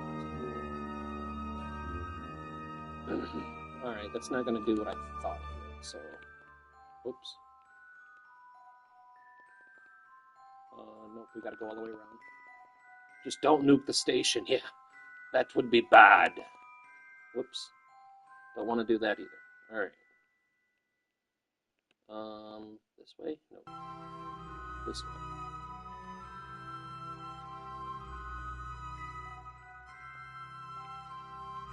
There we go.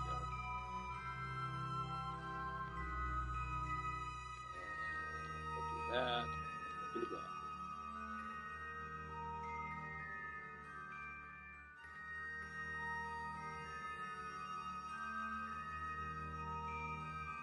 If we dip into the atmosphere a teensy bit, it should be okay. I don't think we're gonna... Okay. Ooh.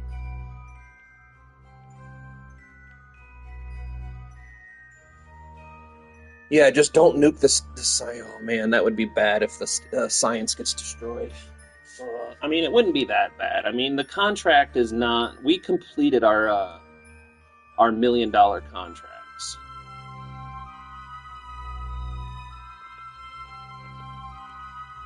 I mean, I think we're sitting at like $3 million after we unlocked parts of the tech tree that we needed.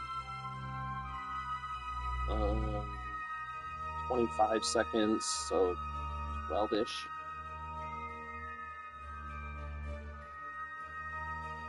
Whoop, whoop, whoop, whoop.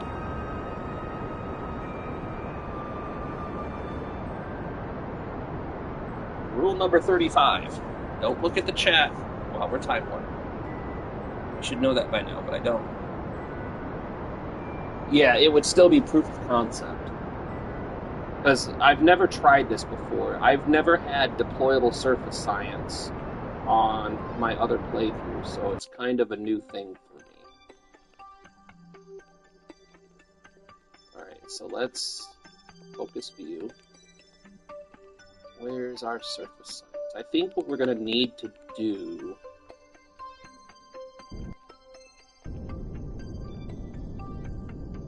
is achieve an orbit so we can locate our science site. What are we at? 12,000? That's a good number. So then we'll use the maneuver node.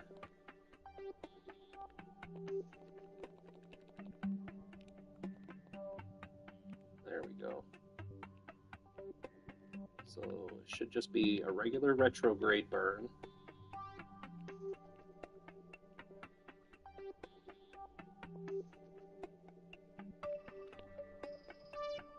And then we'll fast travel, or I mean, time warp to the event, fast travel. Been playing too many RPGs.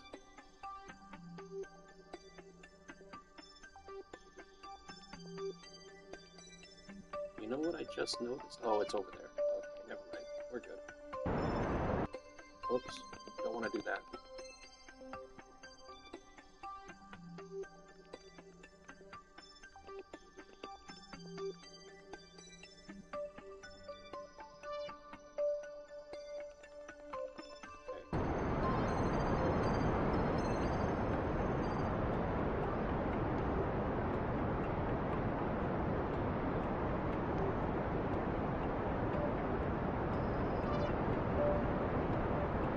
I'll leave it out a little bit, so that way if we need to make a plane change, it'll be a little bit easier. So where's our... You've never weaponized a peaceful space RPG game before, go figure. Yeah, nope, first time. Okay, so... Oh.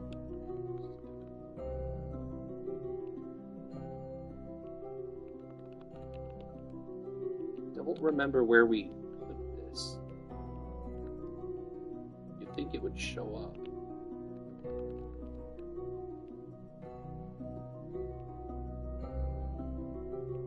Remember it was in the mountains somewhere. Maybe if we go to the map view, it'll pop up.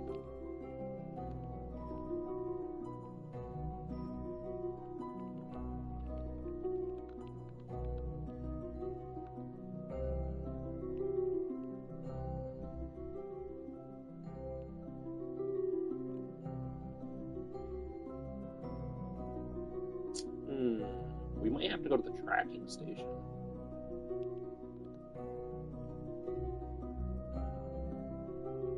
I want to say it was like over here.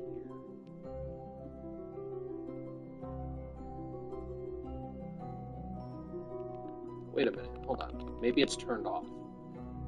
There we go. Which one was it though? Holy crap. Wasn't that one? Might have been that one. No, it was this one.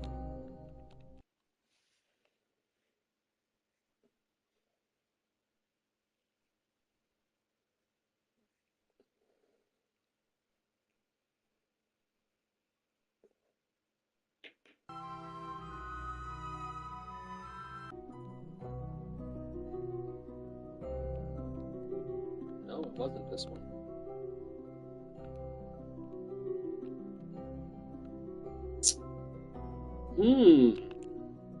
Maybe it was Life is KSP.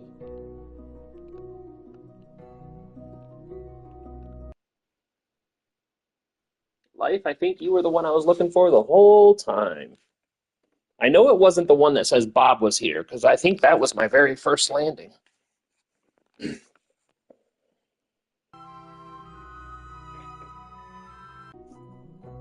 Like 99% sure it was anyway. Yeah. Yep. So here we are.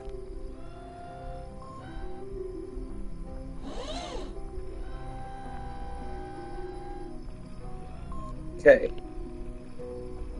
So, which one was it? I forgot. Oh, this is the, yep, it was Life is Here. Alright, so, let's get some daylight.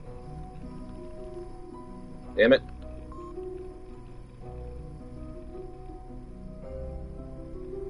There we go. Is this it? Yes.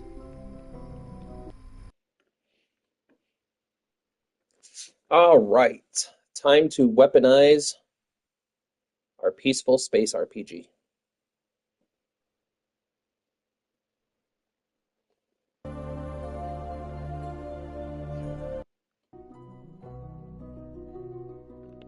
Okay. So, where was that site? Right here, right? Where did my thing? There it is. That reminds me, does the relay network actually relay now? Did you find out why it wasn't? Okay. Yeah, I figured it out. It turns out you have to actually turn the experiments on before you leave to get them to work. Who knew? Who knew? That was news to me. That was news to me. But yeah, turning on the experiments before you leave them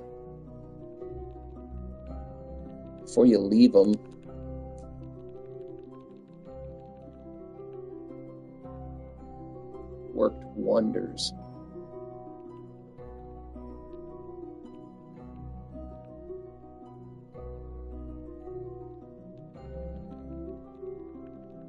Oh no, we had plenty of batteries. We just didn't turn them on. That should be fine. I should be able to compensate for that.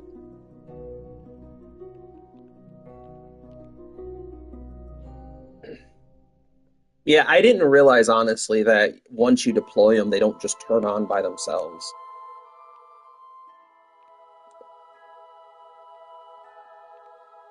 And I also unlocked a new part, a signal booster that you can leave on the ground too, so I don't have to have the relay satellites in a low Duna orbit to retrieve the data anymore.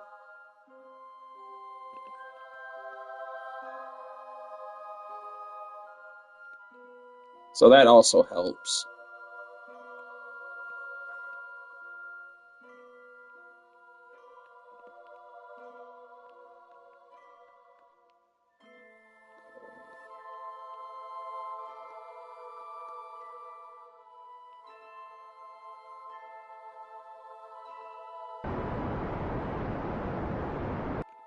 Somewhere about there. Yeah, we finished all those contracts that we were having trouble with. And then we did a few more. I did one that was worth over $1 million by itself, called the Duna something, the Duna corridor window, trans something. You had to fly by Duna, Ike, Minmus, and the Mun in one flight, and that netted us over $1 million Kerbucks by itself. Okay, let's save it, actually.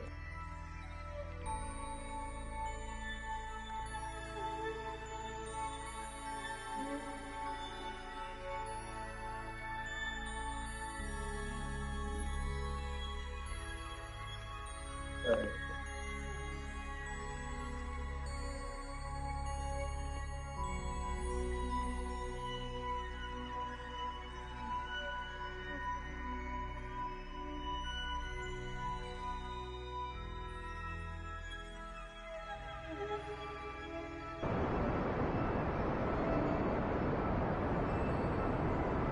I just don't know how close we can get. I am really bad at this. So, fair warning, I am not good at hitting ground targets. The closest I've ever gotten to hitting a ground target effectively put me within 2 kilometers of that ground target. So I'm really kind of bad at this.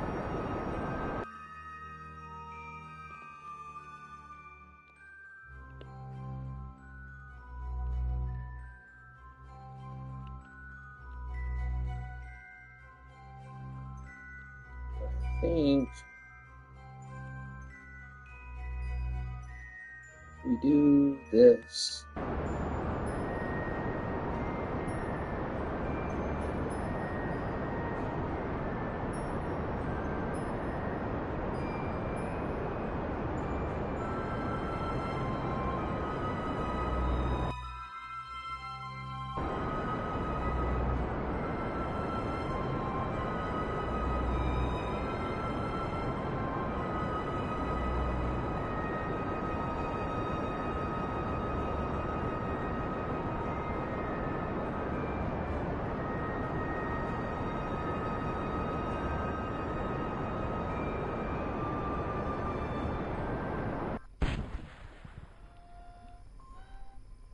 It worked!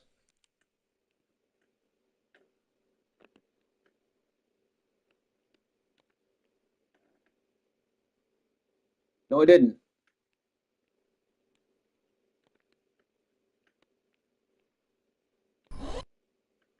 I thought it worked. I thought I saw it. I thought I saw it pop up.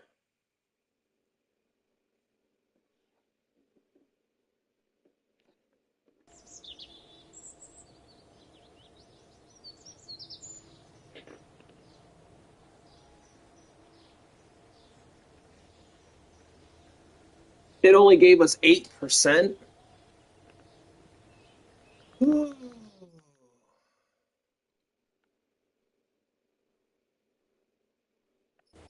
I'm not gonna lie, I'm thinking about just saying no thanks to that contract because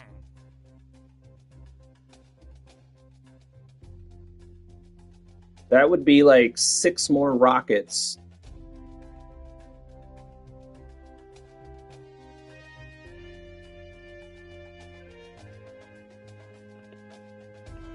Which would make it not profitable at all.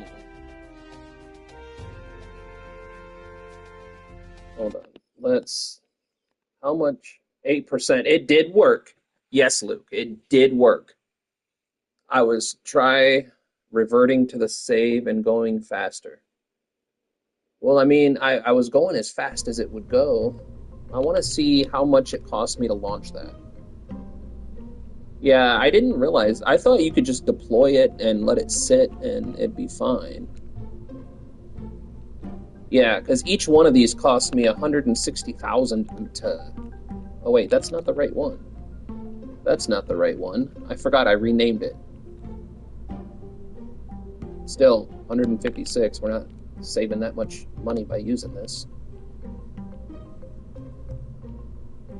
I mean, I could make it a little bit more cost effective by removing some of the solar panels, but honestly, it's as bare bones as it can be.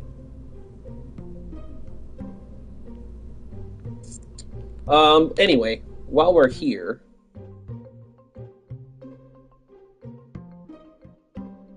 yeah, the contract, I mean, the other thing I could do is set up the rocket the same way, but put decouplers on the top of it and give it some small thrust and small fuel and just crash each one of them into the same spot over and over again and see if that works. But check this out.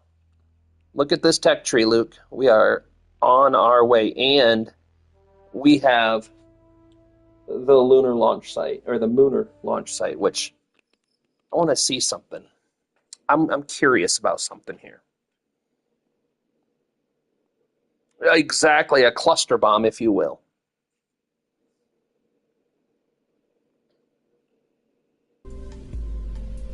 So, how do you choose a launch site?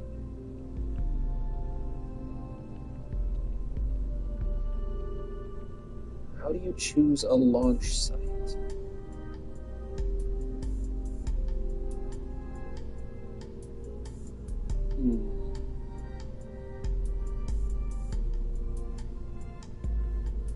I'm not sure how to choose a launch site. Hold on. Choose launch site.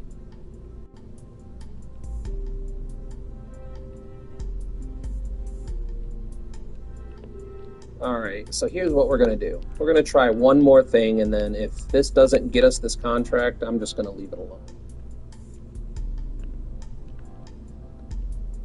Okay, so decoupler. Nope, that's the big one. We need the, nope, that's too big one. That. And then,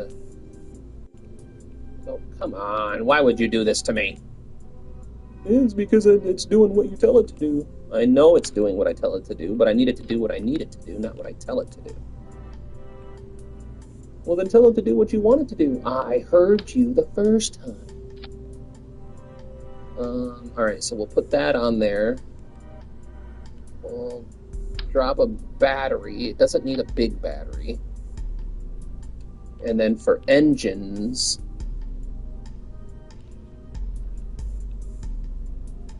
thinking the thud. So that's 40, 120,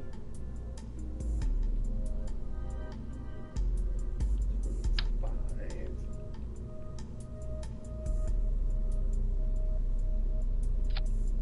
Oh, you know what we didn't do? We need some kind of reaction wheel, though.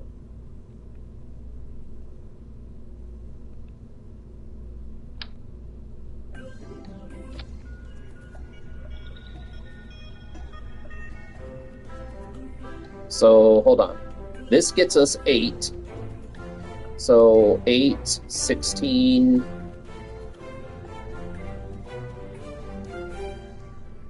4... I need like 7 of these.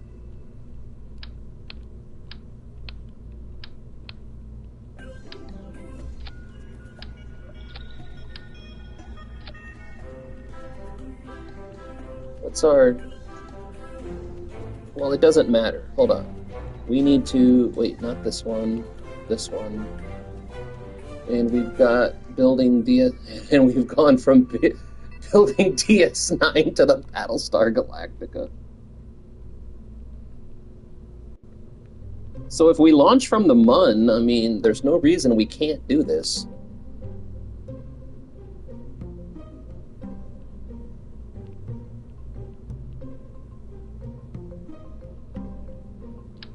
Hold on. Let's prepare this a little bit more properly. So this launches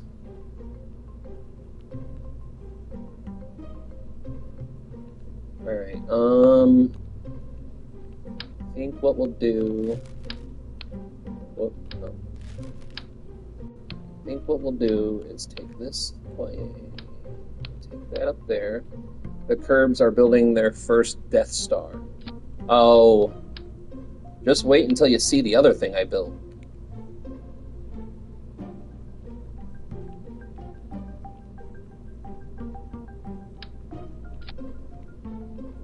Wait until you see the giant monstrosity that I built to maybe get us to Moho.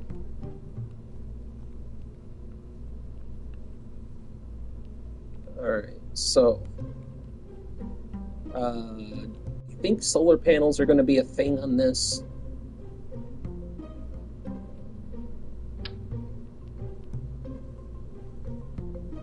I'm not sure if they're going to be necessary.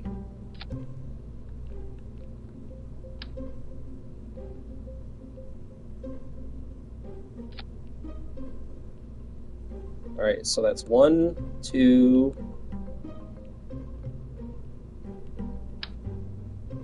Oh, too big. I always mess that up. Would crashing the lander warhead make more impact? I'm not sure. The thing is I don't want to go overboard on cost too much, because then it just defeats the whole purpose of doing the contract. That's the only issue I'm already having.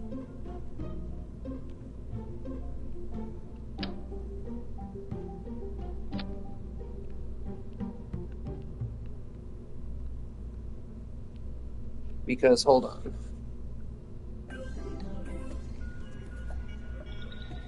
So 8%. I'm doing some math real quick, and I need the calculator because my brain can't handle the math. So we need 50%.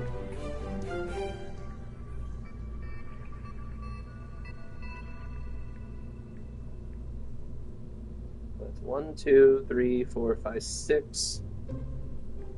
We're going to need 7 objects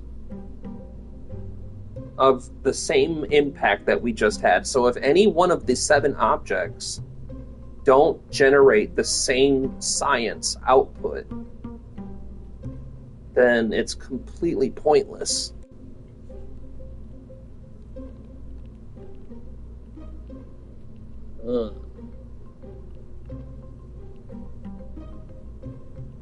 And on top of that, I think we need communications equipment on all these. Hold on. I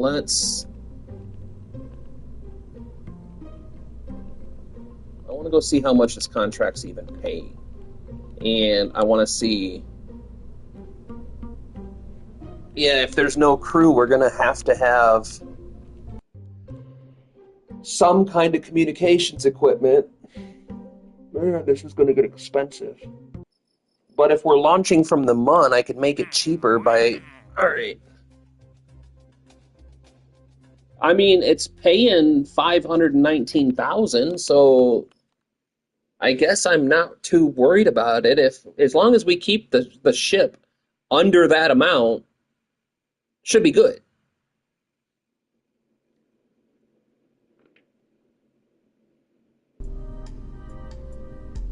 So,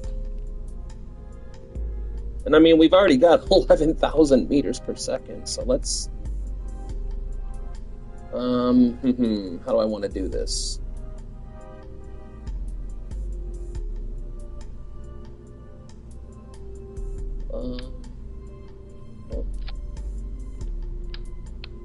No.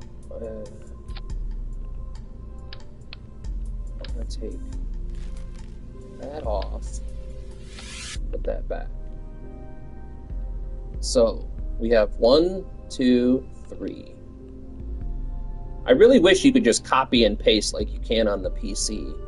Just don't know if you can do it here.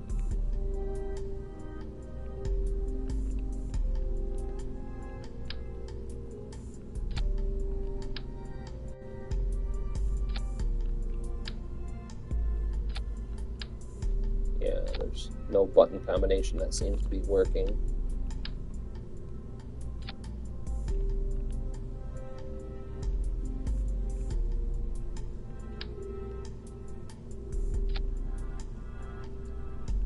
Alright, what do we have for comms?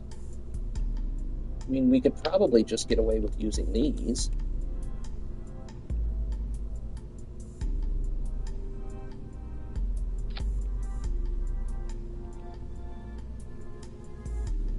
That's actually pretty expensive.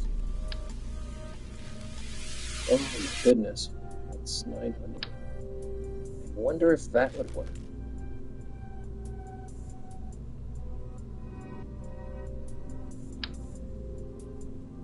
We just stuck these on there.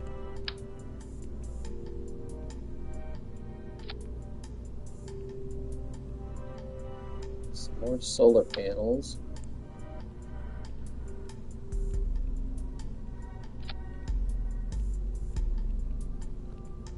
So it's 1, 2, 3.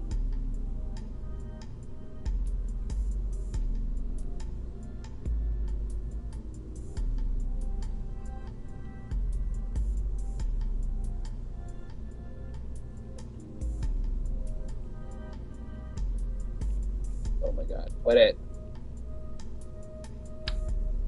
Oh, which one was I just using? Oh, I didn't go down. Derpa derpa. I'm a derpa derpa. Oh.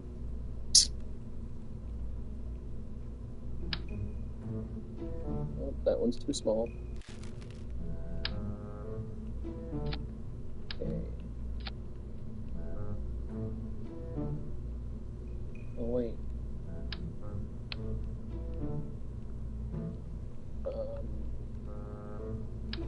This has to come off. This has to go in, because this is part of this. This is part of this. So this needs a probe core and a battery.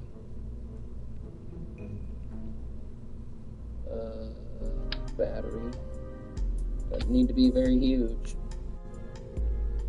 I want it there, thank you. And a probe core. So battery, probe core.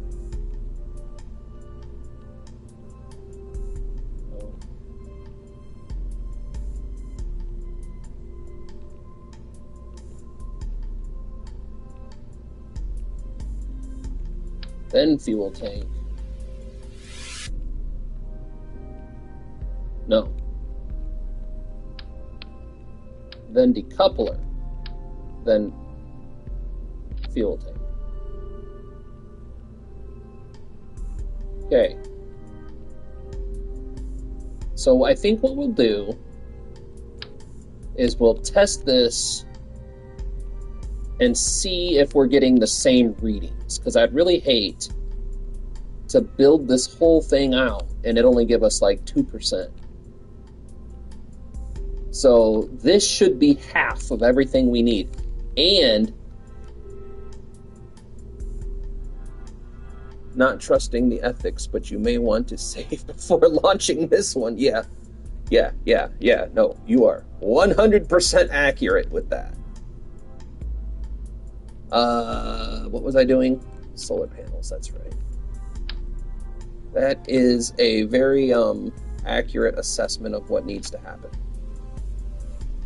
Because I'm not going to promise this is going to do anything except explode, which, so be it. So, we have 1 payload, 2 payload, 3 payload.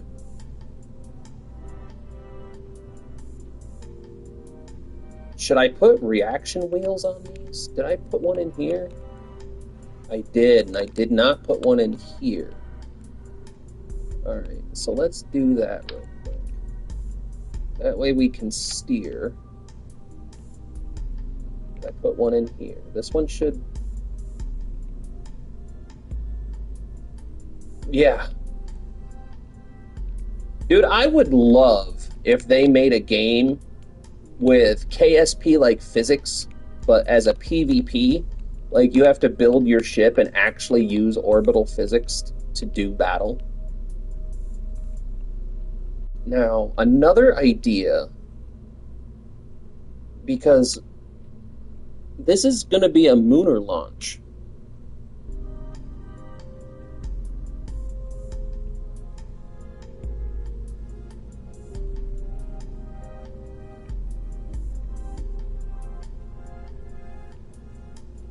So why is my Delta V numbers not Delta V?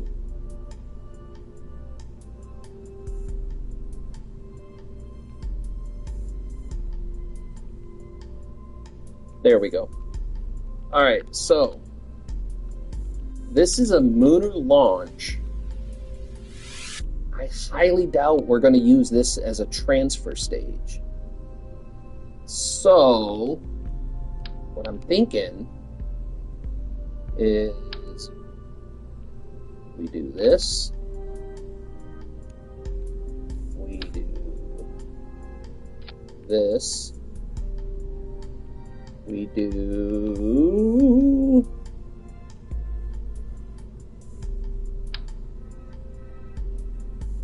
this. And then we do this. And then we do this. So now we have 1, 2, 3, 4, 5 out of the 8 we need. So, assuming that each impact, we're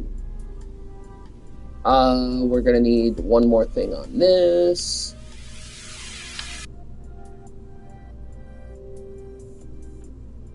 Exactly, Luke. The second thing you build is the, you know what is it called? Orbital bombardment. I'm here for it. There was a really old game that I played when I was 22 called Sword of the Stars. I miss that game. The second that I get a PC, I'm looking for that game on Steam. That was an amazing old turn-based strategy game. All right, so this needs to go like way, way up. All right, so we have primary ignition, clamps, secondary ignition. We're going to turn the thrust limiters super far down, like almost to nothing at all.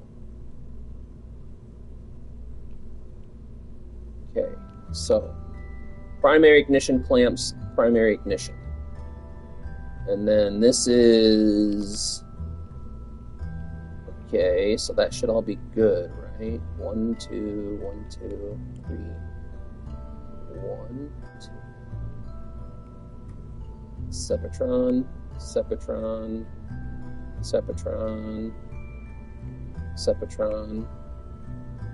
Yep, these need to go up for now. So that's all good. Sepatron, Sepatron, coupler, Sepatron, Sepatron, coupler. Yep, this needs to go way up for now. Okay, now this decouples that. The term is extreminatus is from 40K, to take out a planet's biosphere. Kill them all and let their gods sort them out. Alright, so let's move these. Oh, what the hell? What the hell is happening here? Okay. We can get rid of that. We're not launching from an atmosphere, so we don't need that extra protection. Okay. So, Sepatron, Sepatron, decoupler, Sepatron, Sepatron, decoupler. Next phase. Decoupler there. Right? Yep. And then the skiff fires up. I don't want these here. Why can't I move these?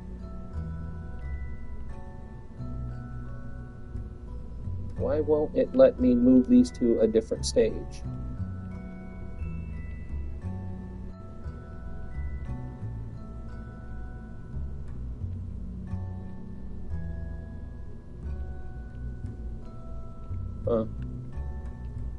I guess we're gonna have to just wing it. Alright.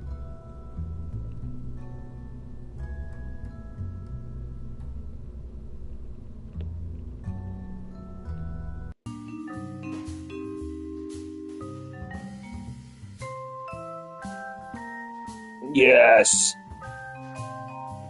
I would love to play 40K. I've seen a lot of cool videos of people playing the tabletop 40K. That looks fun. It also looks like it would consume my entire life.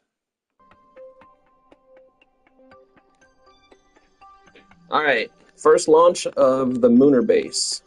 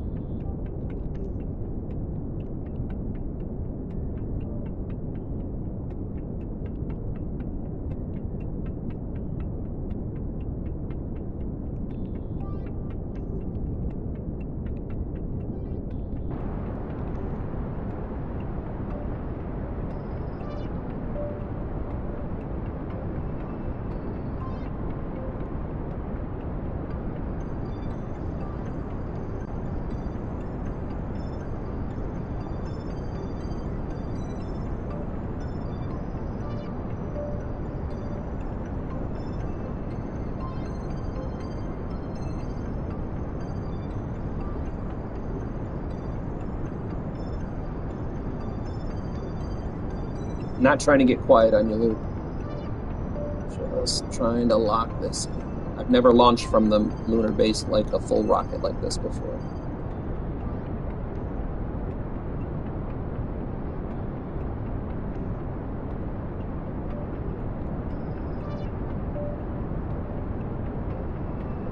Have you saved? This is going to be so cool, or hit on this one. Actually, there you go. I saved it. Alright.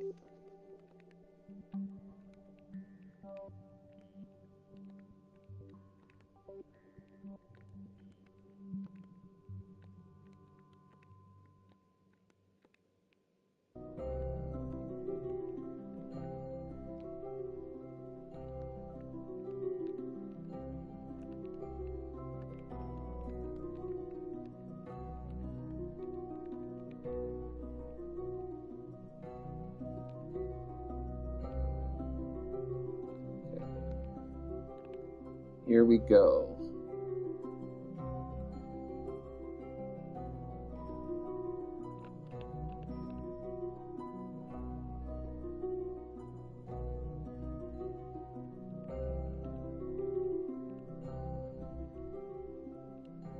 Man, you'd think with all the reaction wheels I'd have just a tiny bit more maneuverability, but the mass on this thing is intense.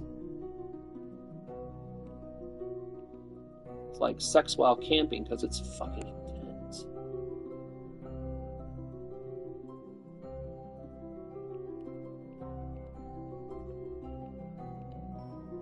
You know what?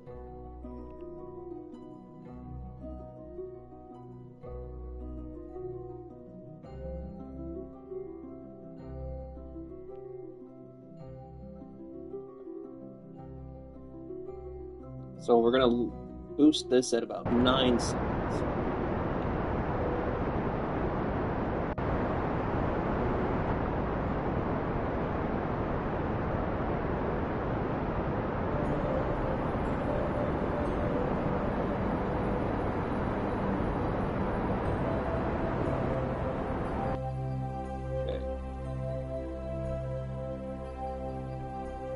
Now, whoops, I guess I didn't mean to do that. Let's get past that.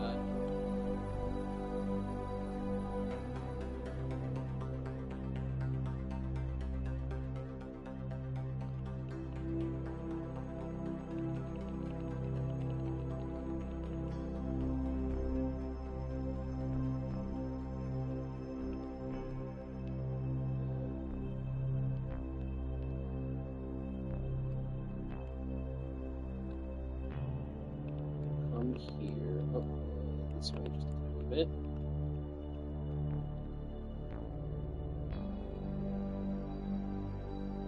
Oh, we don't want that. That should be fine.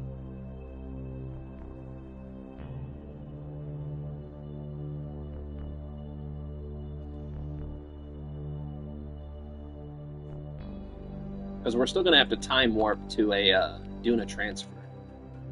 What contracts do we have open? That's it. That's the only contract.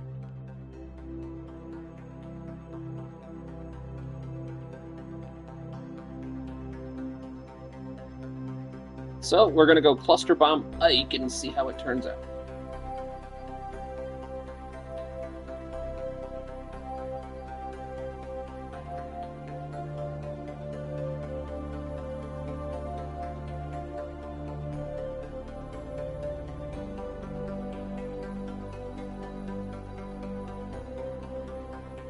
Actually, you know what we should do real quick before I forget to do it at all. Whoops. Yo, how is it? We're sciencing some of these contracts that we've never done before. So we built this monstrosity to go bomb a moon.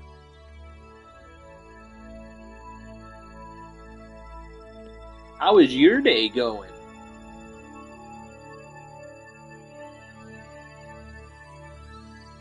Bomb any moons today? Bet you didn't bomb any moons today. You might have. I don't know you. I can't judge that. Oh, Kepler again. Nice.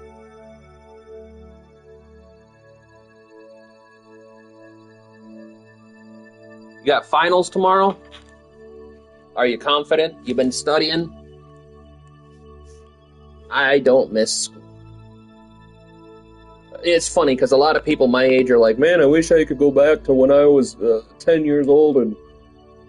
Motherfucker, I don't want to go back that far. I am good. Someone will have to clip that. I hope so. Dude, I have confidence in you.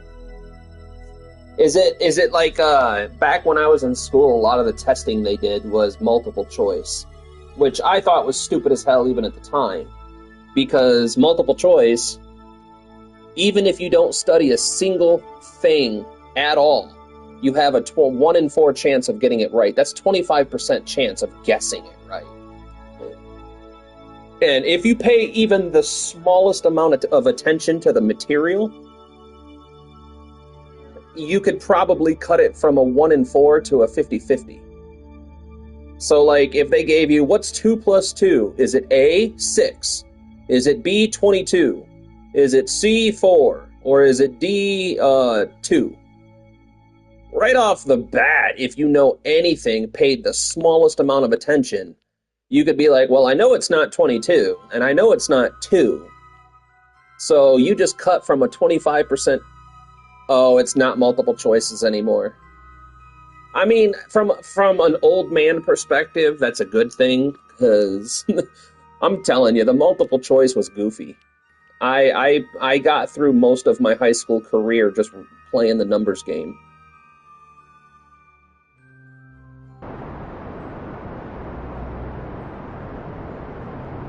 And I mean, I graduated with a 2.7. Let's get rid of those. I was going to try to keep them for extra impact, but...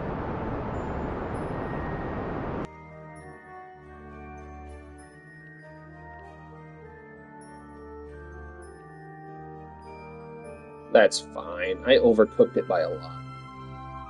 High school was easy, now I gotta prove the things I do. Yeah. Oh, you're a college one. See, I never did the college thing. I hate doing proofs. So what's that mean when you have to do proofs?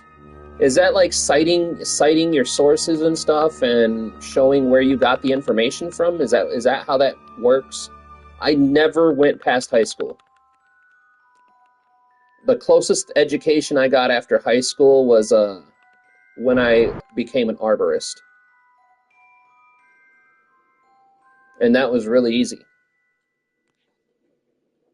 I read a book, and then they were like, "What kind of tree is that?" And I was like, "It's an ash tree."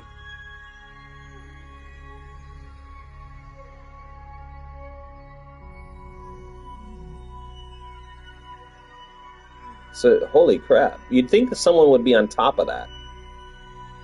You'd think there'd be someone, double checking these exams and giving a stamp of approval.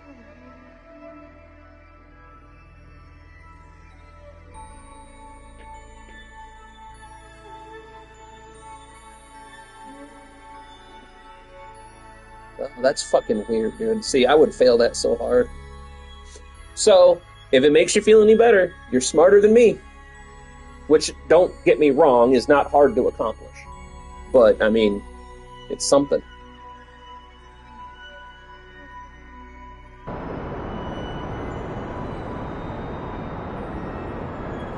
Alright.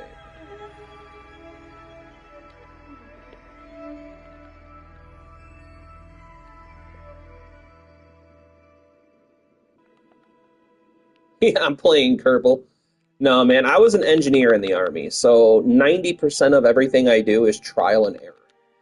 You're talking to a guy who learned how to handle explosives, where in the book, there is an equation, and I shit you not, it's P equals plenty. It's not a number, it's literally P equals plenty. If you ever meet anybody who dealt with explosives in the Army or the Marine Corps, or even some parts of the Navy, if you ask them, what does P equal? They'll tell you, P equals plenty. They said they weren't responsible for the paper. Next day I joined the Army. Yeah. See, I come from a military family, so it was kind of just expected that I was joining the Army anyway. Like, my dad was real cool about making sure I knew that just because everybody else was in the military doesn't mean I had to. But when I was 15, I sat down and thought about it, and I'm like, look, first and foremost, I come from a poor family, so I'm like, we're poor as fuck. My GPA is a 2.7, and if I really put my effort in, I might be able to get a 3.0 or a 3.2, but there's no way in hell that I'm getting, any kind of scholarships. I'm not sports oriented. I hated the idea of sports because I have a whole thing about that. That's a whole different tangent. But I was like, so I'm not going to go to college, and I'm not going to go in and get a whole bunch of student loans that are like 40% freaking interest rates, because I might not be very smart, but I know those interest rates are killer. So my two options were trade school, which I was either going to do mechanics or plumbing, because they pay out the ass, and you can't really replace them with AI. And then the other option I had, I was like, well, I'd rather just join the Army right out of high school, and if I decide to go to school later, they'll pay for the schooling. So that's what I did. Is the next Monday after I made that decision, I went and talked to the recruiters for the Army, National Guard, Navy, Air Force, Marine Corps, and Coast Guard, and I talked to all of them, and I ended up joining the Army. But the problem I had with the Army, and it was a personal problem. It wasn't a problem with the Army. It was I got stuck doing desk work, which is the one thing I didn't ever want to do. I wanted to deploy. I wanted to go do my job out in the field. I never, ever, ever, ever in a million years wanted to get stuck at a desk. And that's exactly the first thing that fucking happened to me. All because I was good at staying organized. So I got stuck training people. And the training part I had fun with. But whenever I wanted to deploy or do anything, I got denied because my position was considered mission critical. So I went to the first sergeant and the lieutenants and I went to my entire chain of command like, hey, look, I don't want to do this for my entire career. What can I do to get out of this job? And basically someone was like, well, you can get out of the job if you train someone else to take your position because you do it so well that we can't really afford to lose you. So join the army from the church. I mean, there's worse places to join.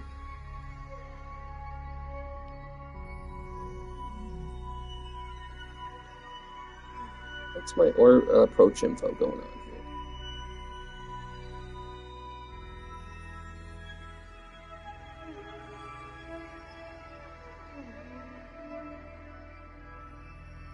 So what do we have going on here? Why am I so far?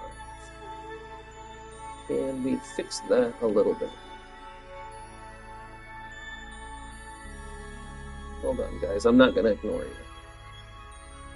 I'm just curious.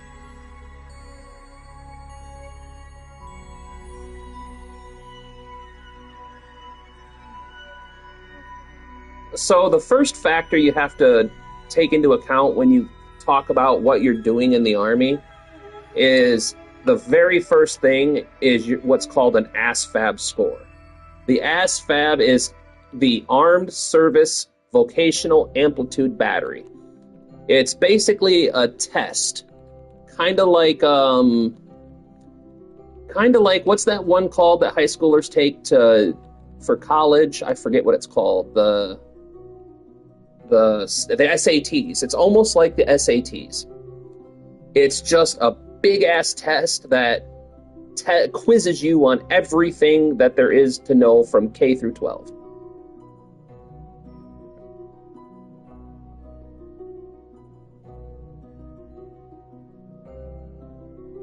And then you get a score. They compute your score. And out of a possible 80 points, here's the story on my ASVAB. So out of a possible 80, or was it a 90? Maybe it was 100. Anyway, I scored a 55. But when I was halfway through the test, a little message popped up and said, hey, just so you know, if you don't hurry up, you're not going to have time to complete the test. So I basically picked random answers for the last half of the test, and I still scored a 55. And it's not 55%, it's 55 points. I scored an overall like 80% or something like that.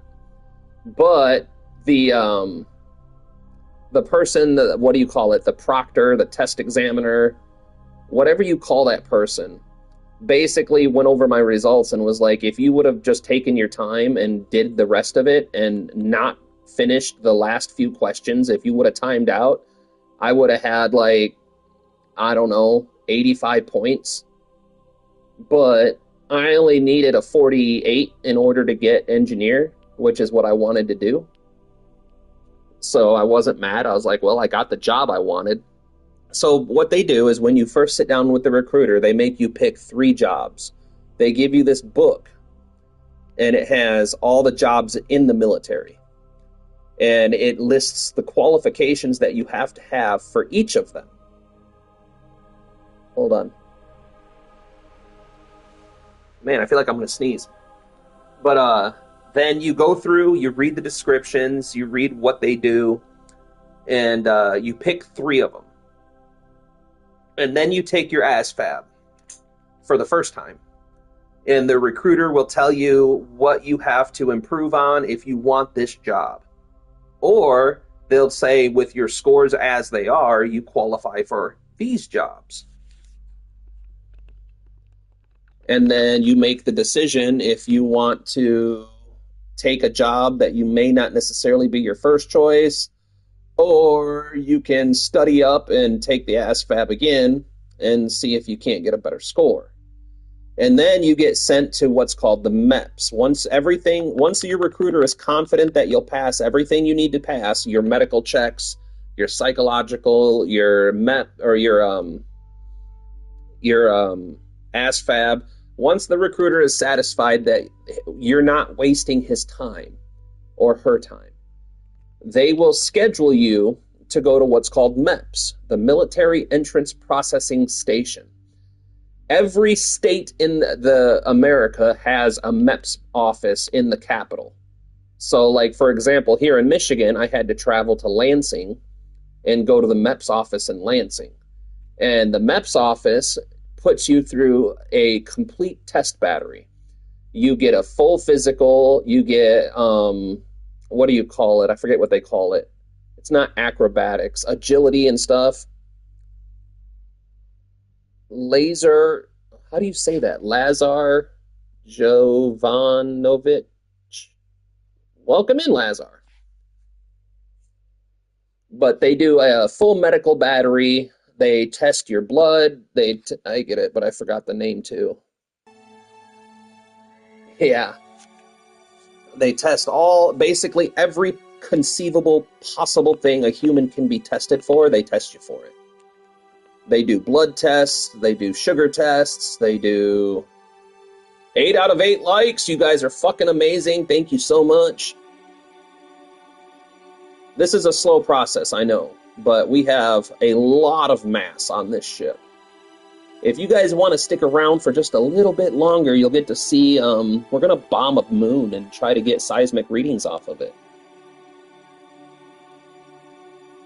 But yep, if you pass everything at MEPS, all your medical, your physicals, your agility testing, if you pass absolutely everything, the FBI background check, the psychological evaluation, rate a little over 300, probably 325.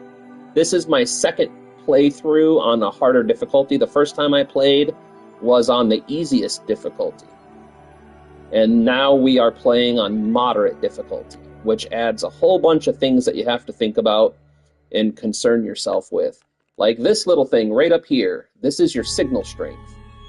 So if you get too far away from a signal, you lose control of your probes, because they don't know what to do. I'm a sub, dude, appreciate it. If you ever get bored, feel free to check out the playlist. We've been doing pretty good at staying organized on our playlist, so you can scroll through the playlist and see if there's anything else you might enjoy watching. We do a lot. Yeah, this is not a really normal stream. Normally I go live on Sundays, Saturdays and Sundays. Sundays are my for sure days, as long as I remember to check my stream and make sure it's actually functioning. This last Sunday. But yep, we post new videos every Wednesday, Friday, and Sunday. We go live on Sundays with some Saturdays. This is what did we name this? The Dead Blow? Yeah, this is the Dead Blow. So the idea behind this rocket is each one of these stages. All right, let's just back up a little bit. So this, I don't know how familiar you are with the game, but this little piece of cosmic rock is Ike. And Ike, we have a contract. So what one was it? It was... I have the first one. This is the first one. KSP2 is not available on console. We are playing on PS5. So this is unmodded KSP on PS5 with the Breaking Grounds DLC and the History Parts Pack DLC. But what we're doing right now is we have a contract that I thought was going to be super easy and straightforward. Live! Live or live? Thanks for dropping in, Alvara. Alvair? Alvair? I'm not sure how to pronounce that, but if I'm doing it wrong, I apologize. So, we set up a whole bunch of scientific equipment. And this one is the one that's causing us problems.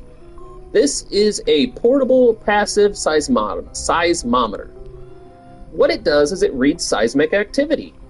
But guess what? This moon doesn't have any seismic activity naturally. So it's not reading anything naturally. So this contract right here is not doing anything. And so what we're doing is we're taking the dead blow, which I think we just left in Kerbin orbit. Totally forgot where we left that. Yeah, there it is. So this is the dead blow Mark II. And what we're going to do is we already crashed. Oh, dude, I appreciate it. It's not that bad. If you wait until we try to go to Eve, then it will get really complicated really fast. Eve is the final boss of this game, and I have not conquered her yet. So this is the dead blow. Now, what we're going to do is we're going to transfer this to that orbit of Ike, that little rock ball we just looked at. Then, each one of these is a dead missile. So we're going to launch these missiles at the ground, hoping to create seismic activity for the seismometer to read. So we have 1, 2, 3, 4, possibly 5 projectiles that we're going to shoot at the ground. Maybe 6, depending on if we can get this stage in here intact. So that's the plan as it stands. So what we've done is we've launched our vessel from the Mooner colony over here. That way, we save fuel, because if we would have launched from Kerbin, we would have had to use a lot more fuel. Yes, basically that is exactly what we're doing. NASA would fart. Oh, NASA would lose their shit over this, bro. NASA would die. This is all Jebediah. Jebediah is the one making this happen right now. Could you imagine if Neil Armstrong kicked the door in at NASA and is like, hey, bro, we're going to nuke a moon, and you guys are going to be cool with it. So now what we're going to wait for is we have a burn time of 1 minute and 1 second to add 1,000 meters per second of delta V to our velocity, which will put us on a course to Duna. And then... yeah. So then, once we do this burn, we're going to be on this trajectory. This purple line is going to be our target trajectory. But we're not going to burn at 0. We're going to burn at 30 seconds. Because, as smart as our Kerbals are, their computer systems do not understand acceleration and deceleration. The computer thinks that as soon as you hit the throttle, you're immediately adding that 1,000 meters per second to slingshot into a nuke pipeline. That's pretty much what we're doing. This is the very first orbital bombardment in Kerbin history.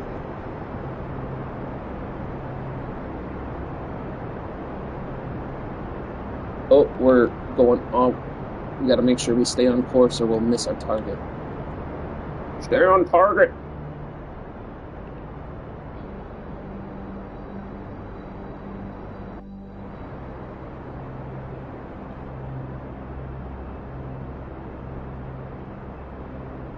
Hold on, guys. Hold on, guys.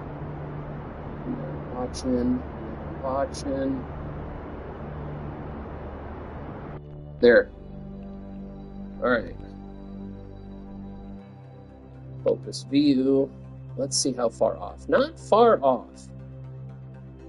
So if I turn the computer off, you'll see that we were really close. And I mean, considering how far away we are, it's like threading a needle through another needle from 60 million kilometers away, or whatever it is. I don't know.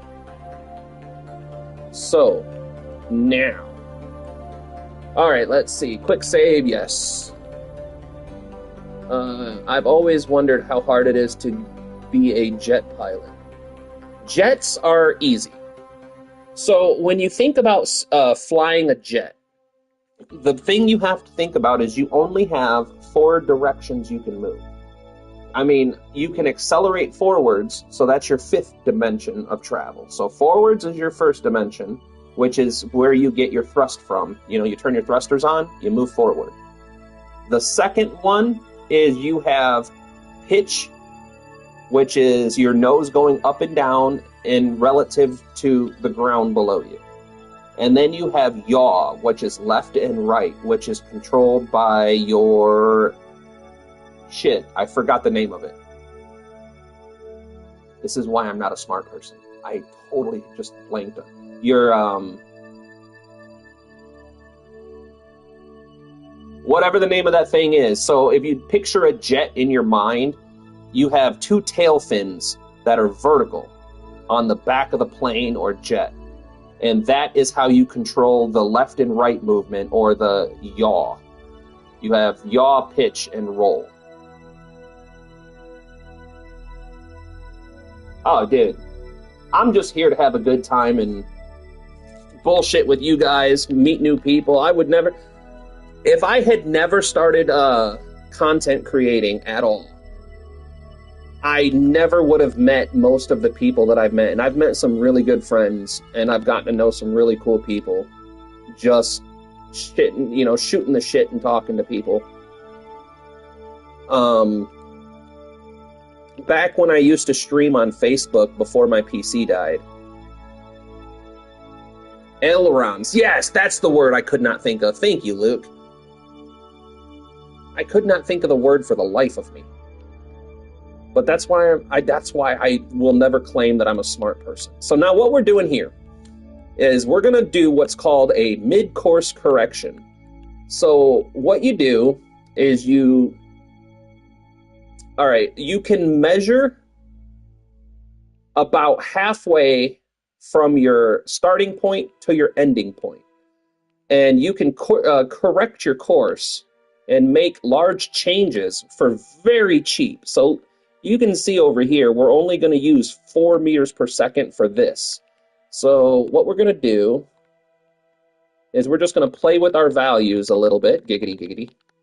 Not in public, of course. We're going to tweak our values. Yes, the small flappy bits. That's the thing.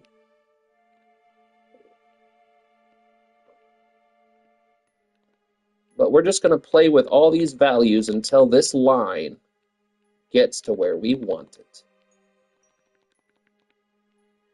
Just like... Yeah, no. All right. So what I'm doing here, this adjusts how much it's changing by. So we're going to lower that down. Yes, the ailerons. The ailerons are the flappy bits on the back of the plane. Now, if you ever watch a fighter jet from the Army, Marine Corps, or the Navy take off on either an aircraft carrier or a runway, if you pay very close attention, you'll see all the bits and flappy bits moving up and down and all around. What they're doing when they do that is they're testing their control surfaces to make sure everything responds properly. Because you don't want to get up in the air and find out that your elevators, your ailerons, your flaps, you don't want to get up in the air and find out they're not working. Oh, dude. I'm a good talker. Come on, focus there. Focus view here. What is going on here? All right, maneuver. What's happening here? Hold on. I'm not ignoring chat. I've learned a lot from playing KSP. I'm not even going to lie to you. I've learned so much about aerodynamics, aeronautics, space travel. I had no idea what an apoapsis was, a periapsis, trajectory. I didn't know the difference between speed and velocity. Like there's actually a difference between speed and velocity. Speed is your traveling is just how fast you're traveling. Velocity is how fast you're traveling in a given direction. Flying back to planetary, bombarding the moon. Yes, we're getting there. We're getting there. So this mid-course correction that we just plotted takes us from here all the way down to here. And this is the moon that we're about to bomb. So I can even set up another maneuver if I wanted to. Yes, speed and vector heading 209. Actually, our heading is 073. Just, for sake of canon events here. For the sake of the lore.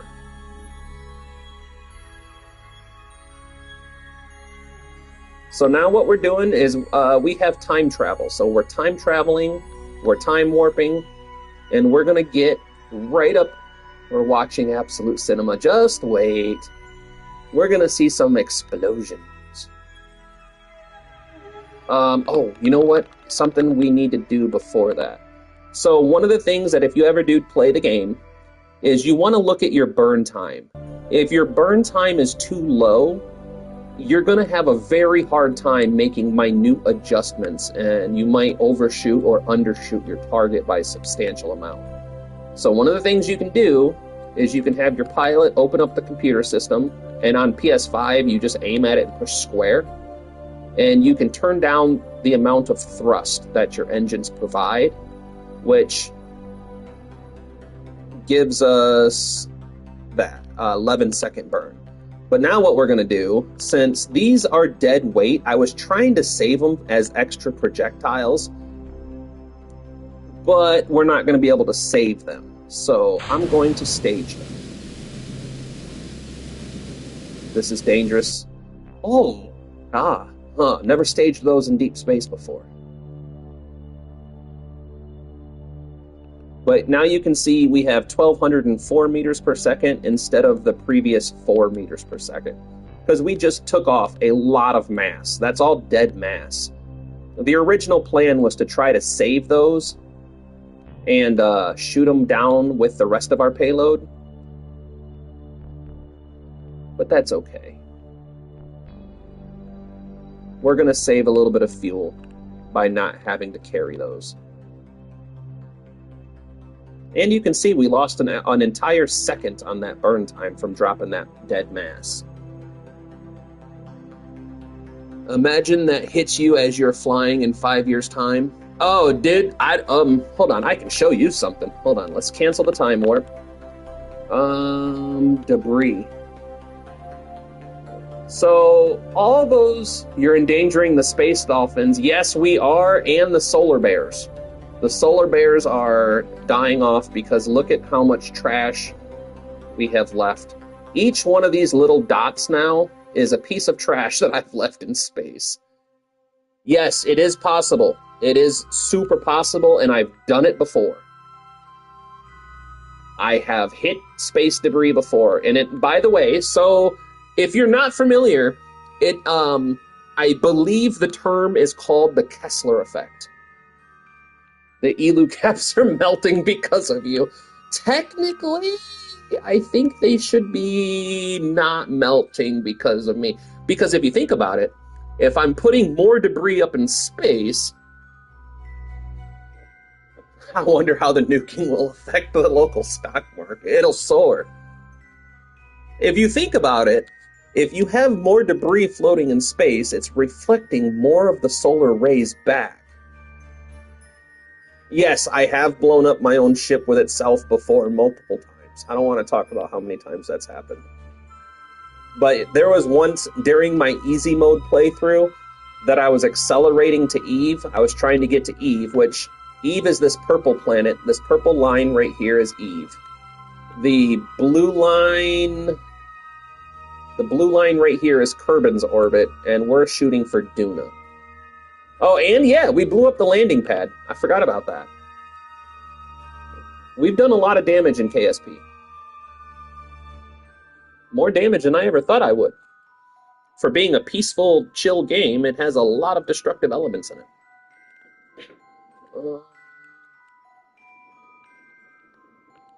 Whoops.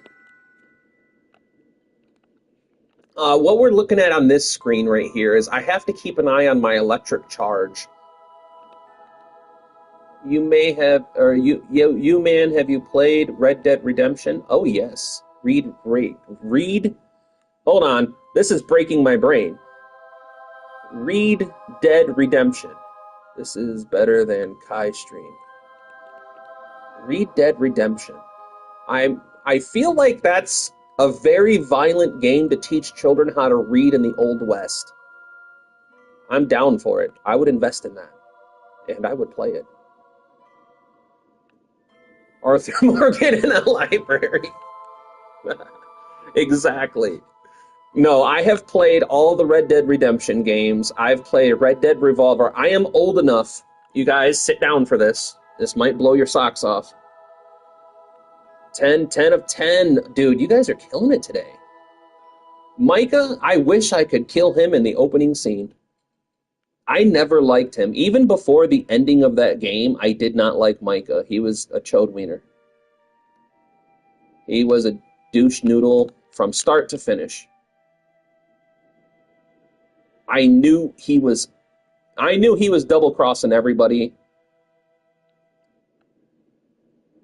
Red Dead Revolver is, I think it was a PS1 or PS2 game. And I am old enough that I played Red Dead Revolver when it was released. Red Dead Revolver is the predecessor to Red Dead Redemption. So if you play it in a timeline order, I do believe it goes Red Dead Revolver, Red Dead 2, and then Red Dead Redemption. What is the best game character you in all of game history? Ooh, that's a tough one. That's a tough one. So I'll give you my top 3 contenders. My top 3 contenders would have to be Solid Snake from Metal Gear 1. I'm a huge fan of Solid Snake. Sam Fisher from Splinter Cell, because I was a Splinter Cell fanboy back in the day. Let's see. I'm a big fan. This one's a controversial one, so it's kind of like, but I'm a really big fan of Cyberpunk. So I'm going to put V up there at the top of the list, even though I think Cyberpunk should have been a full RPG instead of a story-based RPG. Which, by that I mean, I think they should have let you create your own character from scratch and play as your own character, as opposed to playing as V. But I'm a big fan of the V that I've created, so. Let's see. There's Lara Croft, even though I'm not the hugest Tomb Raider fan. See, space program, no one cares. Theatrical, tactical, nuking a moon, and everyone turns up. No real weapons are actually being used. Speak for yourself. These are real weapons. There's thousands of gallons of fuel. Maybe I should have went with nuke. Did you finish your Skyrim playthrough? I found your channel in that stream. Yes, I did. And unfortunately, Tazjax beat my ass on getting all the trophies because I had to restart twice. So the first time I had to restart was because I ran into a bug in the game where, oh shit, I'm way past my burn time. I ran into a bug in the game where it said to speak to what's his nuts, Ulfric Stormcloak, to turn in a quest. However, when I traveled to Windhelm and spoke to Orphle, it's like a lot of Dungeons and Dragons. Yes, I've played tons of D&D. I've also played Star Wars tabletop. I've played Vampire the Masquerade, Dungeons and Dragons, Pathfinder, Dungeons and Dragons 3.5 and 5.0, Pathfinder. Trying to think of what else. That might be it for tabletops. I would still be playing tabletops if I could ever find put together a group for tabletop. The problem with tabletop life is putting together a group that can actually meet up or get on Discord at scheduled intervals. If you could ever figure that out, you'd make billions. If you could fix that problem. My wife told me once we get a PC, I should probably... She wants me to try playing D&D. Try to keep an eye on it where it's going to be. I have not played tabletop games. Yeah, the last time I played tabletop games was 2013? 2014 was the last time my group got together. And then the dungeon master ended up getting married, and his wife didn't like D&D, so therefore he stopped playing D&D like a wiener. And then we tried to keep it alive. Why did I just do that? I don't know why I just did that. Wait, what am I doing again? Hold on. Oh yeah, that's right. I need to fix that orbit. It's okay to be young. 2013. Yep, in 2013 I was 23 years old. So I was born January 18th, 1990. That's how ancient I am. And I think Luke is even more ancient than me. I'm legendary, or I'm ancient. Luke is either legendary or mythical. I'm not sure. I'm not sure the rules on that. And then once in a great blue moon, you'll see a cat in my chat. Not very often anymore. But do you like Fallout? Yes. So after Cyberpunk, yeah, no, I'm cool with it. I was in the cadets by the time you were born. Yeah, see, Luke was already joining the military by the time I came out. I'm 2010, so I can kind of relate to the 2000s. Yeah, the 2000s were a better time. Back when, McChickens were $1 and everything was open 24 hours. It was just a better time. Did you see the asteroid kill all the dinosaurs? I was the asteroid that killed all the dinosaurs. Are you watching the Fallout show? Yes, I have been keeping up on it. I'm a fan of it. Laser, same bro, but I'm 2009. Yeah, see, y'all are youngins. Y'all are youngins. But yes, once we finish the Cyberpunk 2020 or 2077 playthrough, we're going to be going back to Fallout 4. And I'm hoping that they finish the Fallout 3 remake or the remaster of Fallout 3 before I finish the Fallout 4 playthrough, because Fallout 3 is my favorite Fallout. I like Fallout 3, then New Vegas, and then Fallout 4. I have a couple of tiny issues with Fallout 4. Yeah, you foresaw my question. I felt the disturbance in the Force. I loved Titanfall 2 life. So, this is going to be another rant, but it's okay. I am so angry at the creators of Titanfall, because you have the phases where you play one game for a whole week, then never touch it again. Oh yeah. Now, what I typically do is if I start streaming a game, I do my very best to complete it, because I don't want to ever leave you guys hanging open in a game. So even if I don't enjoy it, the only game I haven't done this rule with is God of War 2018.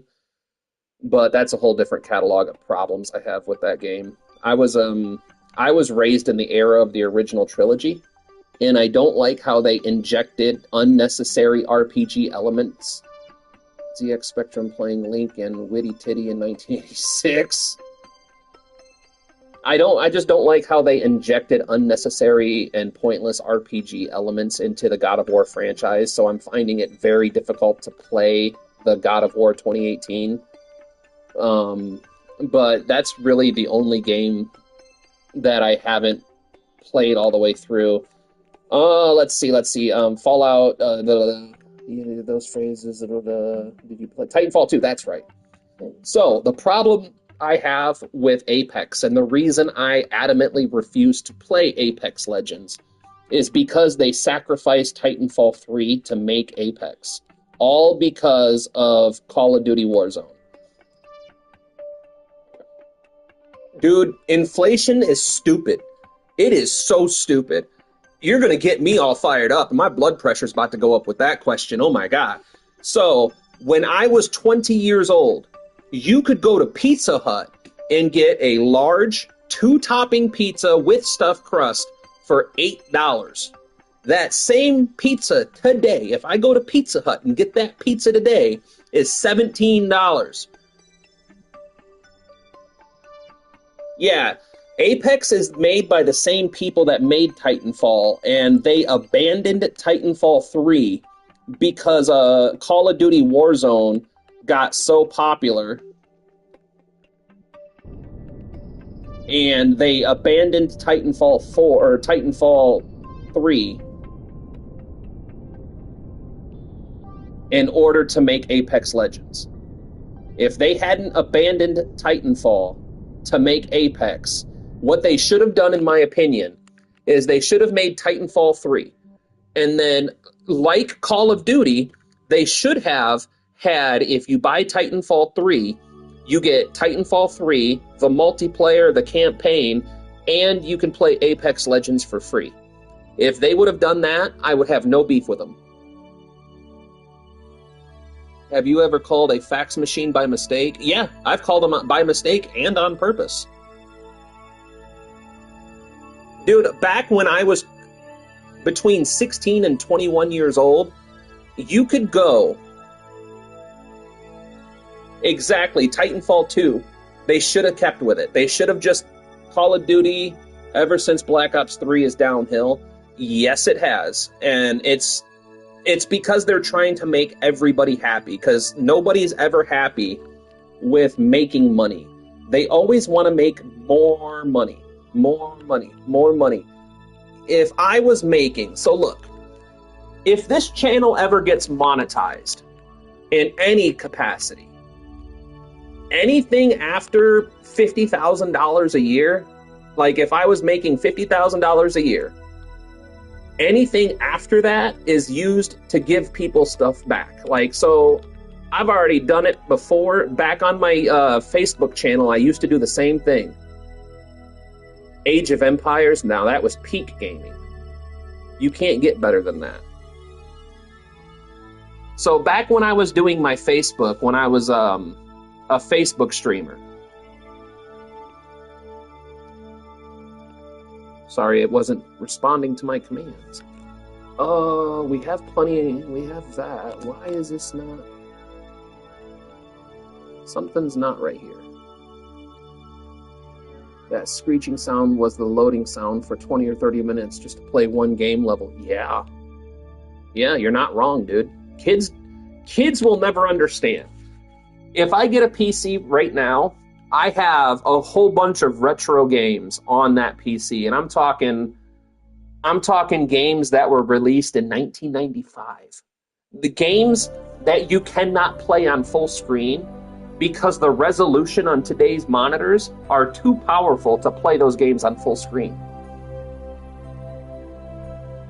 Some random moon. Dude, I'm working on it. For some reason, this is just not... You can see I'm pushing the button. I don't know why it's not wanting to respond. Oh, it is. It's just very, very slowly for some reason. You'd think it's be getting faster because I have a ton of reaction wheels on this. Yes, it is. I haven't... I haven't seen that one in a while.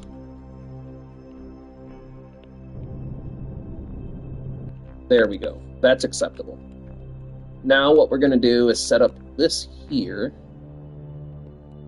We're going to jack that back up, and we're going to get an orbit.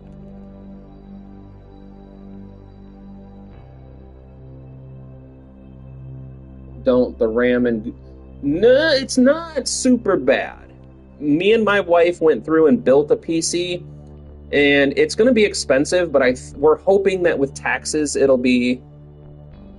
no, I built a PC laser.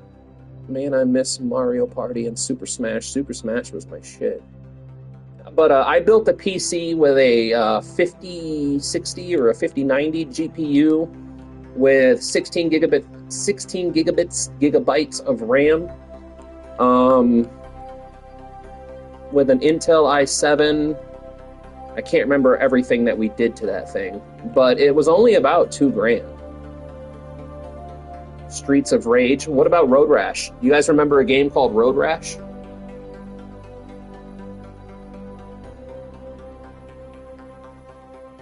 The very first... Here, let me blow your guys' mind, and I think Luke will know exactly what I'm talking about. The very first...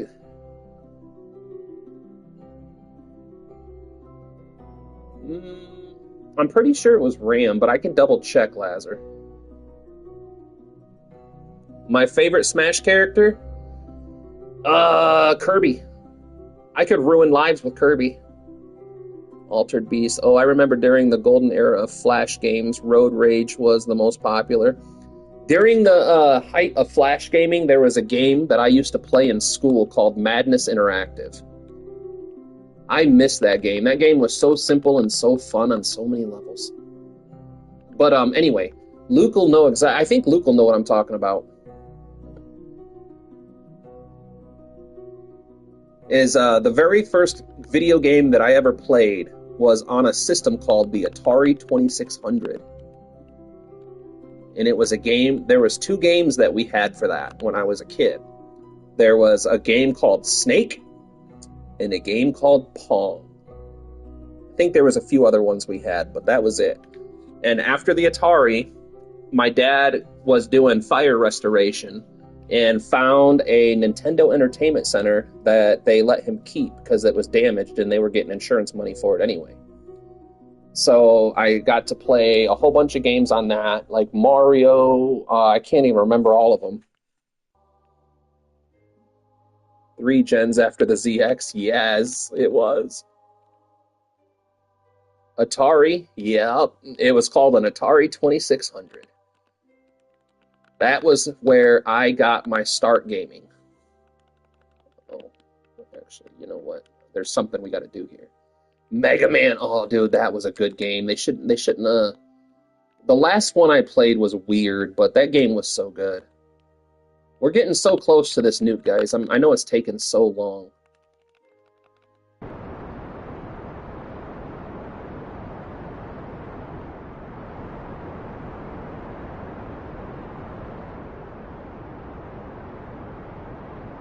And then, you know what we should do is check this staging, because I never fixed it. So, we have separation, we have rockets, and then these. Can these be moved yet? Yes, they can. Okay. Now we have clean staging. For some reason earlier in the stream, when I launched this thing, it wouldn't let me separate those. I've got you on the TV. This is going to be epic either way. Yes, it's going to be fun. I'm hoping we get some fireworks. We should. Where's our target at, actually? Was it the Life? Was it Life is KSP? I'm pretty sure that's the one.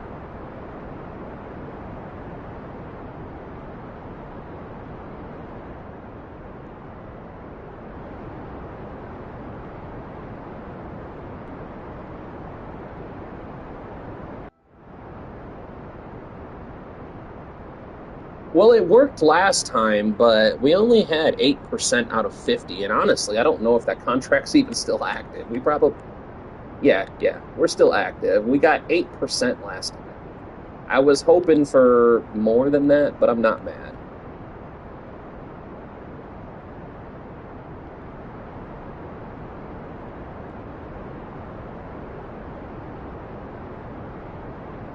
And then after the Nintendo Entertainment Center, I switched to the Super Nintendo. From the Super Nintendo, I switched to the Sega.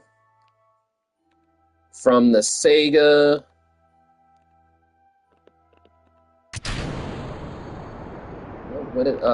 from the Sega, I went back to the Nintendo 64. And the Nintendo 64 was the golden age of gaming for me, because that's when it was Newground. Yes, yup. But to me, the Nintendo 64 was the greatest thing of all time in that generation. You know, you had GoldenEye, the four-player aspect was fantastic. You had all the Mario games. I'm pretty sure Smash Bros. Came out on the Nintendo 64 first, if I'm not mistaken. It was either the Nintendo 64 or the GameCube, but I'm 99.99% sure Zelda OG version was not this new nonsense. Yeah. Nintendo is... They've gotten really weird over the years. They've gotten really weird. And I feel like it might just be because I'm getting old. Legitimately. It might be. But I feel like a lot of companies like Nintendo are just getting greedy. I mean, I can't really come up with another explanation for it other than pure greed. I've heard a lot of people say that, Trev. I've heard a lot of people say that.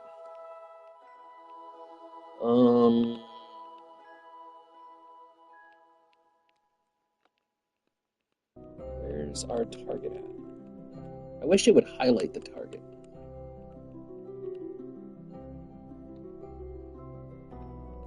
Alright, so here's what we're gonna do.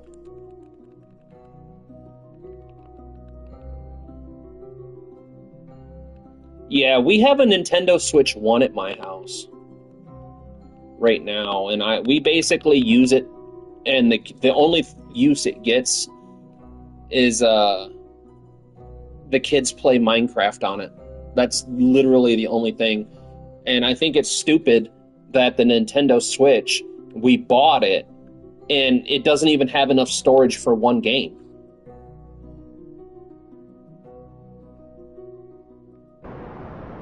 Like, if I put another game other than Minecraft on it, we have to take Minecraft off of it in order for it to play another game. And I'm like, how useless is that? What is the point in having cartridges if you can't even play more than one game? I don't understand that. The whole point of a cartridge is so that way you can put it in and play the game, and then take it out and put a new one in and play that game. I don't understand why we live in a world where every single thing... Yes, if this strike looks great, it's worth every second of this. And I do appreciate all you guys stopping in and keeping me company. This took longer than I thought it would. Game Boy, yes. The first Game Boy I had was a 1988 version that took like 6 AA batteries and had no backlighting. And I played Tetris on that thing. That was my very first pooping console. I played Tetris while I was in the bathroom pooping. That was what I used that Game Boy for. Alright. So, is this our target? Stupid screen is so small. Nope, that's not the right target. Okay, we're moving on. We might have to... You're blowing up a moon because you've been told to. It's cool. I got a handheld that wasn't Nintendo. It was just like PSP, but with pirated Nintendo games. Dude, I think companies nowadays deserve to be pirated. Where is this at? Is it this one? Yes, it is that one. Surface.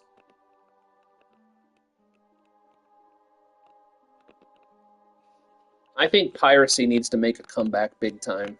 These companies need to be humbled. They need to be taught that they can't just gouge people. Oh, we can't make enough money. Motherfucker, you have made record profits every year. And you're sitting there saying you can't make enough money? Get off my dick. That's just greed. You know what? I don't think we have to worry too much about it. Well, we're already doing it. But I'm doing it wrong. Shit. Apollo has to get this right. We got it. Luke, we got it. You know what? Actually. But yeah, no. Especially, which company was that? I don't know. We'll see with GTA 6. They can literally move the industry with pricing. Well, it depends, because what's the point in pricing your game at $100 if only 1,000 people buy it? The whole point in pricing the games low was to get more people to buy it.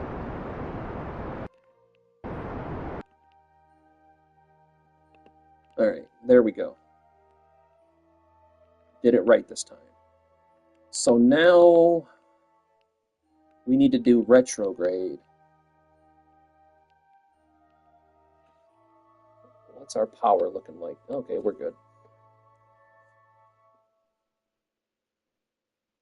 But yeah, that's why even if I get to the point where I'm making my own cartoons, my own anime, my own games, if I can get to that point, I'm gonna make it a very strong point to never let greed run me. If I can make enough to live and upgrade and keep everything going, then there's really no reason for me to continue to increase prices or to continue to... Oh, shit.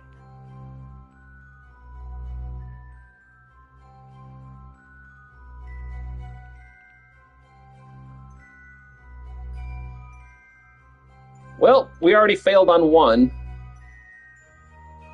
because this level doesn't have guidance.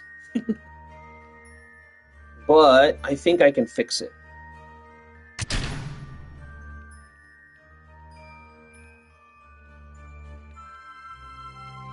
So, oh man. So what we're going to do, set target.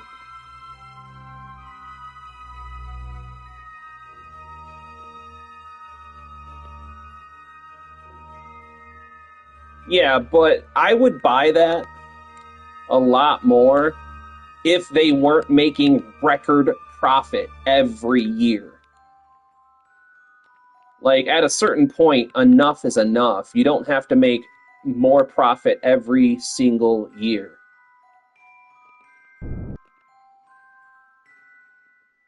At a certain point, you could be like, hey, we're making $20 million a year. We're making $100 million a year. Or you could even have the model, because now that it's proven to work, the same model that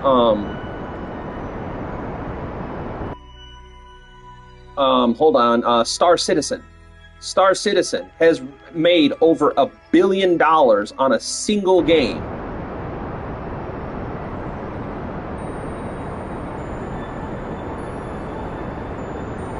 And people talk a lot of shit on Star Citizen, but it's a game I can't wait to play. Alright, so now, prograde.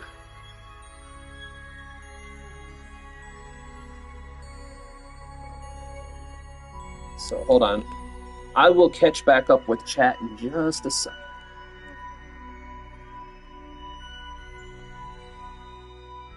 Okay. So, what we're going to do... Shut down. Shut down. Shut down.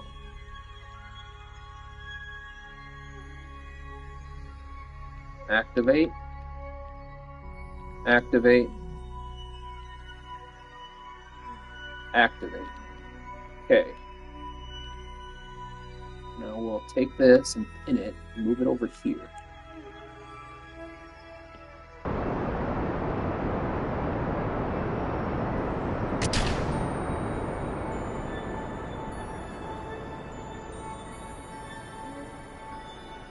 Okay.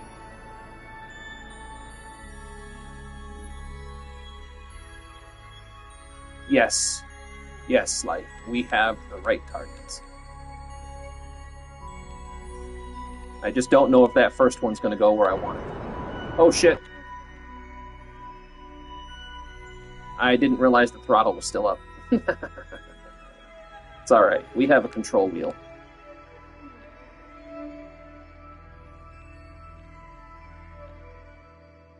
Okay. Firing number 2. Damn it.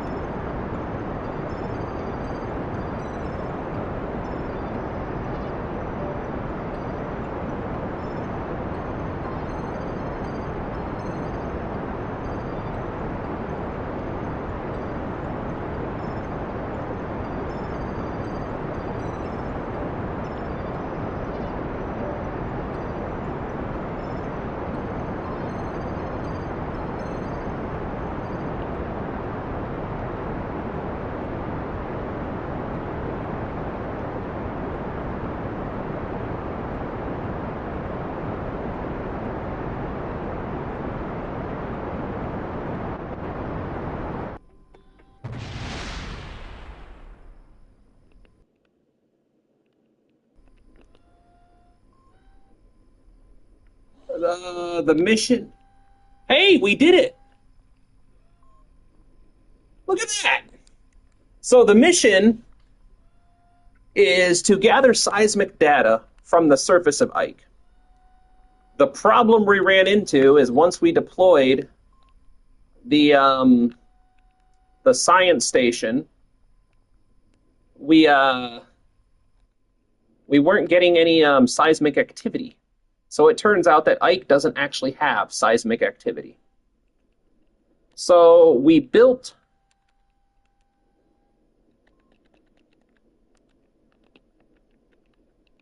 okay, we'll go to the tracking station. So we built the rocket called the Dead Blow. The Dead Blow literally just carried 5 projectiles to Ike. And the reason we did that is because the very first try we did, we launched a much bigger object at Ike, and it didn't really do anything. It got us 8% of the total science needed.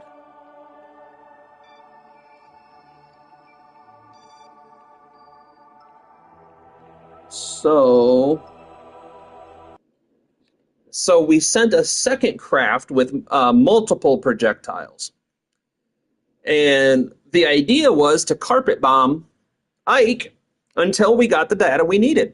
But it turns out after 2 impacts, we got the data. And that means we got paid. That is a Kerbal way to do it. So basically, hold on, let's...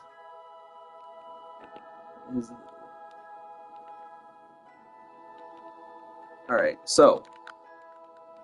And also the most American way I could think of. So, the idea behind it was that we launched the first 2, and each one of these stages has its own probe core, battery, and solar panel array.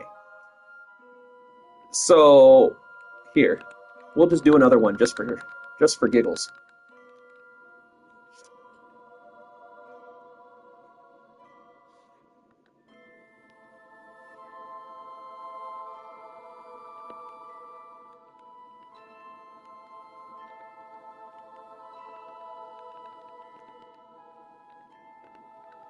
There we go. Where's that target? Show me the target! Oh yeah. We still have 5,205 meters per second in the primary stage. So it just doesn't have any other use We didn't put any science on it. We didn't put any relays on it. It literally was only built for this purpose. So, what we do is we get over the target. Yes, next mission we will remember to put lights and solar panels. And then you decouple. Switch to the new craft. And then you power up the engines. 1, 2, 3. So now we do targeting vector.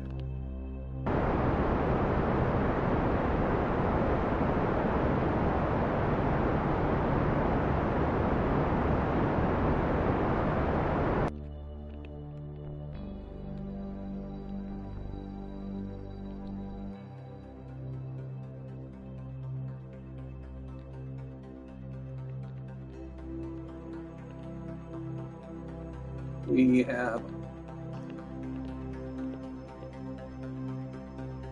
Maximus. What's happening, dude? All right, so now we acquire the target and we burn at full speed. And we keep burning at full speed. And we keep burning at full speed. Let's bring that target a little closer. There we go.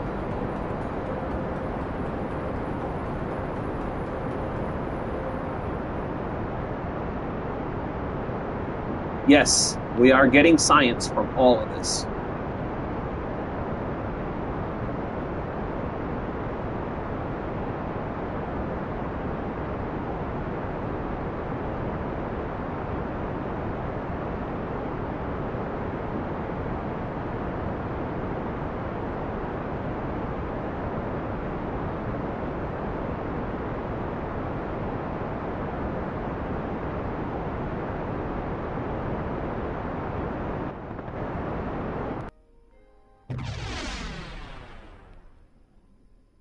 All right, turns out we didn't get science from that one, but other than that one, we got all the science. Yes, you can do the deployed sciences anywhere, but the moons, I guess the moons don't have um, seismic activity, so you have to create seismic activity. Which, I mean, they've done that in real life. Wait, what is this? Do I have a mission to put a satellite? Huh, that's weird. So let's go see what science we have now. We got 300 science for doing that. And we finished all of our contracts. The moon rings like a bell, like it's hollow. Well, apparently so does Ike.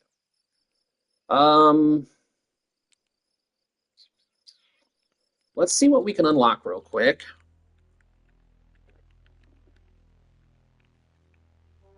We got that. I really want the rapier because I think the rapier is going to be our ticket to go into Eve. I'm really thinking that's the ticket there.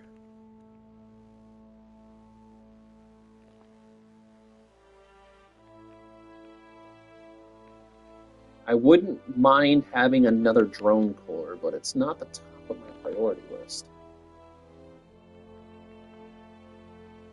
Damn it.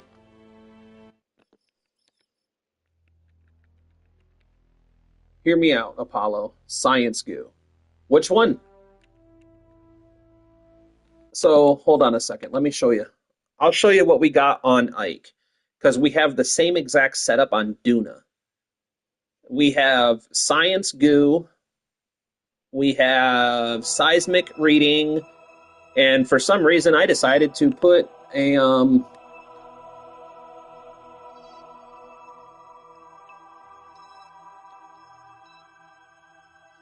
hold on. Can't think of the name right now. Can't think of the name right now. Shit. My brain isn't braining. A weather analyzer. I didn't take the weather analyzer out of the ship before I landed it on Ike. So there is a weather analyzer on Ike, but there's no weather to analyze.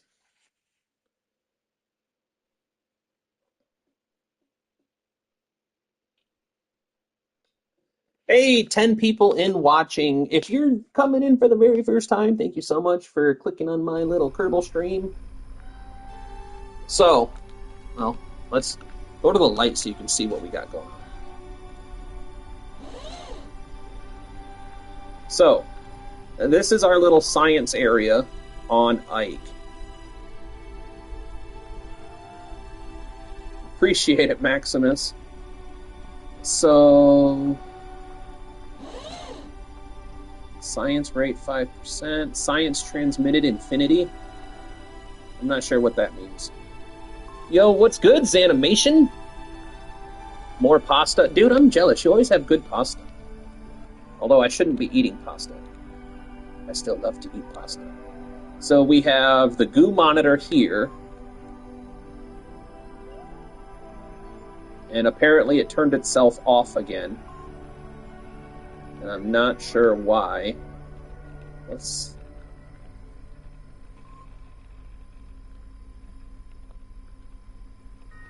Damn it, stop! I'm trying to go into the daylight. Oh my god.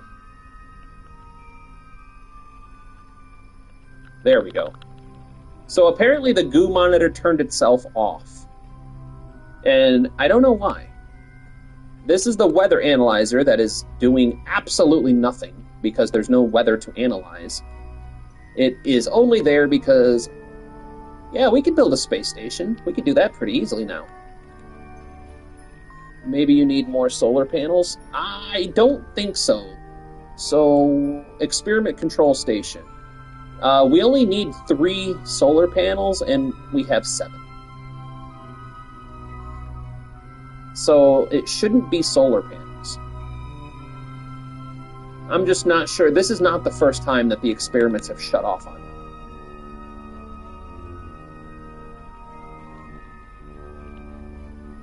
Do you have Breaking Grounds DLC? Yes, we do! Alright, let's go to the Space Center. Let's see how much money we have. Let's maybe spend some science. Excellent. But I think the next thing we need to do is start getting towards Eve.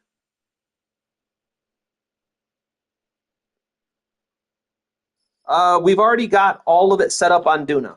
So Duna and Ike are both fully scienced up. You know what? We can build a space station because we need to build one anyway to put in Eve orbit. Because I want to do... One sec, my dog needs something. Take care of the doggy, buddy. Take care of that puppy.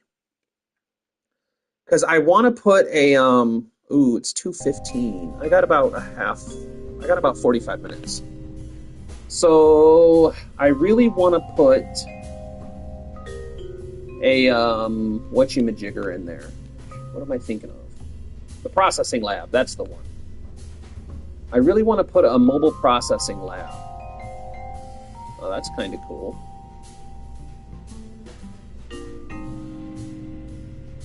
Alright, so first things first. We'll put that. Coupling, maybe? Oh, coupling? Yes. I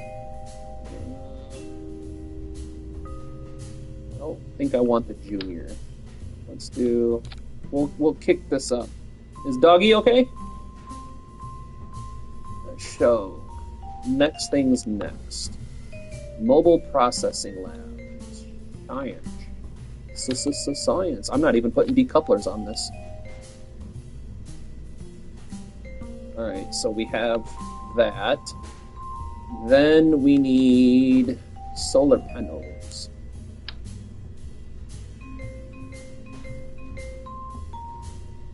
Are these retractable? Do we know?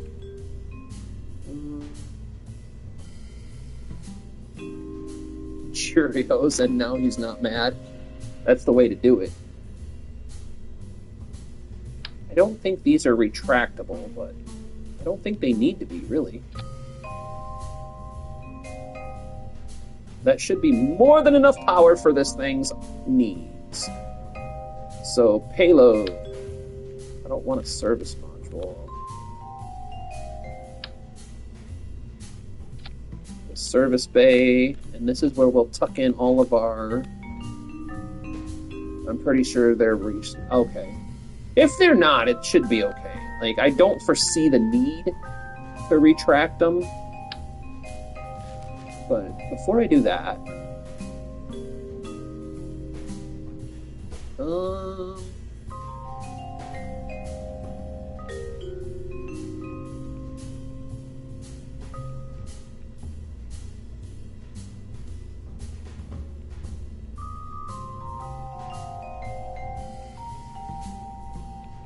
I know you guys can't see what I'm typing.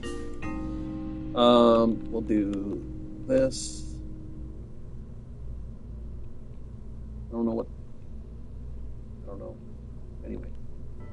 We'll save this real quick. The way I got my channel name is because my middle name is Xavier, and my dad calls me X-Man, and then I got Xanimations. Dude, I'm down for it. I like it. Space Center. We never bought anything, and I think we'd be better off using the large battery, especially for this, because I really don't know how much battery you need for the mobile processing lab and for transmitting and receiving science. So we're just going to do that real quick.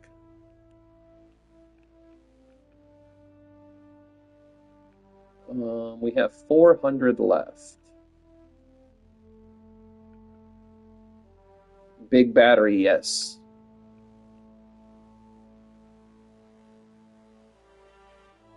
I really want the rapier.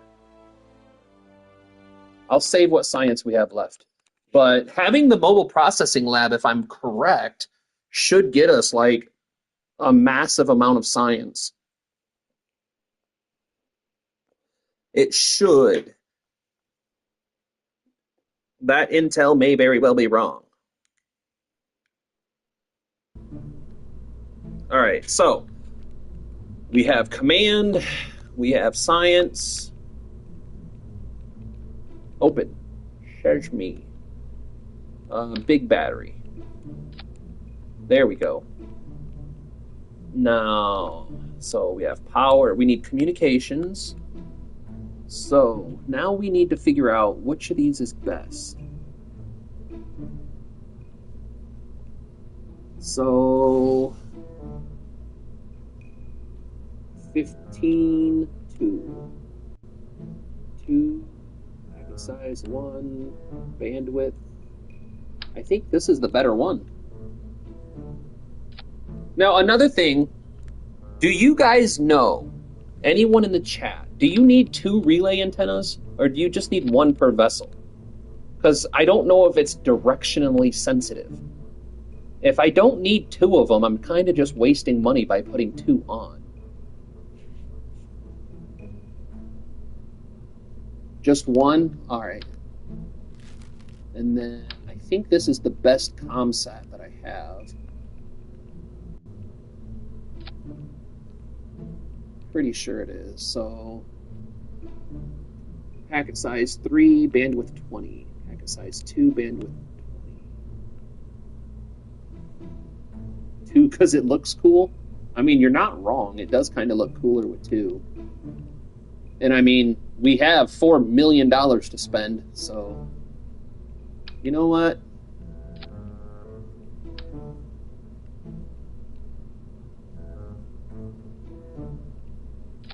We'll just role play that we need 2. 1 faces down towards the planet, 1 faces towards Kerbin. We're just going to role play that. All right, so we have docking, we have that, we have solar. Let's move this up a tiny bit and turn it sideways 90 degrees. Let's see, what else should go in? I suppose a Science Junior, because we're going to a new spot. So putting in a science junior probably be an intelligent idea. It would be intelligent.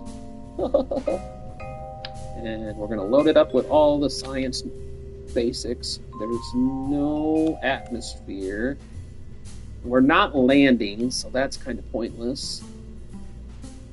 Yesterday I was playing KSP and I had a contract where I needed to make a base on the Mun, but the base I designed wasn't made to come back, so now Val is stuck on the Mun and she isn't coming back. Oh, that's an easy rescue. Call the Blunderbirds. The Blunderbirds can save her. Actually, I think this is pointless too.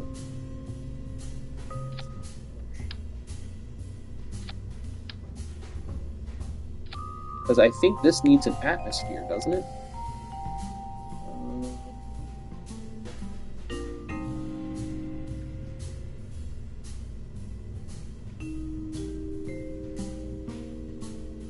No, I guess it doesn't need it. Okay. She was really annoying. So, in my very first codename God's Eye, we can do that. So, in my very first playthrough, Zanny, I was doing a lot of, what do you call them? Tourist missions. That's the word I couldn't think of. Man, I'm nailing the English today. I was doing a lot of tourist missions, right? And I came into a glitch where I had a whole bunch of tourists that had already completed their itinerary, but they were still stuck in my Kerbal roster.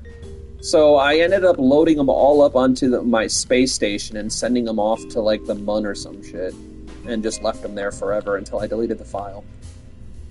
Alright, so we scienced it up. We have plenty of science. It was a little wonky. What was a little wonky? We have communications. I could put deployable science on there, but feel like that would just be a waste. Inner module, probably not.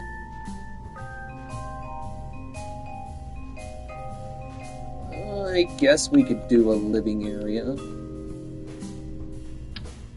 Do a crew cabin. No, crew cabin's way too small. Where's the hitchhiker thing here?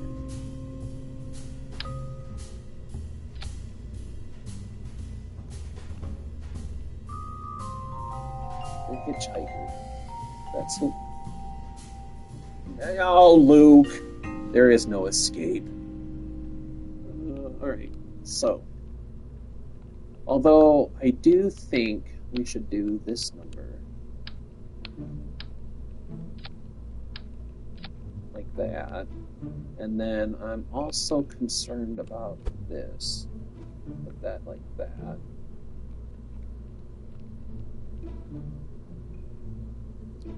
Well, you know what they say, when you give rich billionaires a tour of outer space, shoot them back.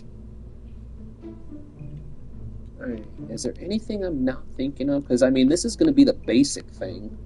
And then what we'll do is we'll put some mighty fine fuel tank right here.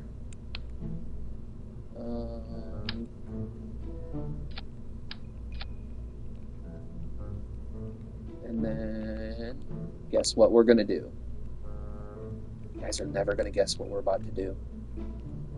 Boop, boop, boop, boop, boop, boop. A weapon platform, earthquake monitoring system. Yeah, it's a weather satellite. That's all. That's all. That's all it does. And nobody can prove anything else.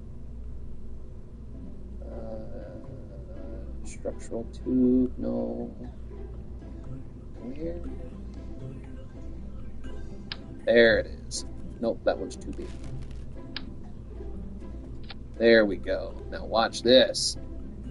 Cluster nodes, triple, 4x1, auto strut heaviest part, rigid attachment on.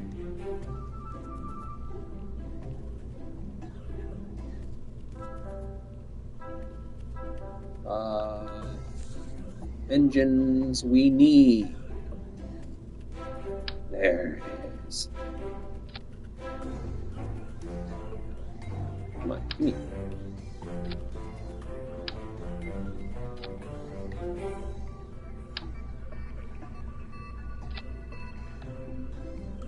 Should we do RCS?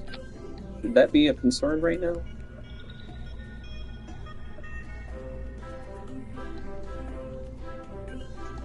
Yeah, docking ports for sure.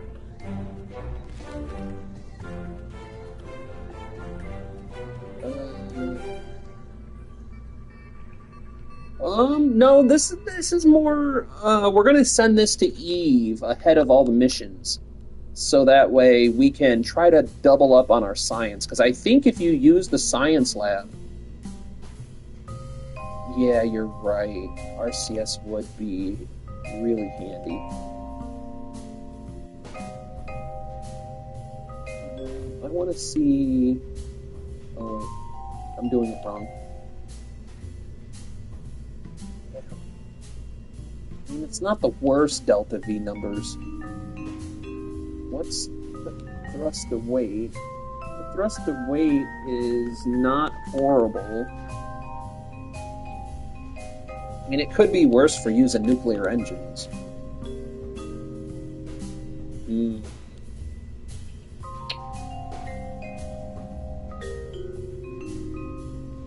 I mean, we could technically skip the... I want to see something. I'm just seeing. Nope, we're not going to need fins, Luke. We're going to launch from the moon.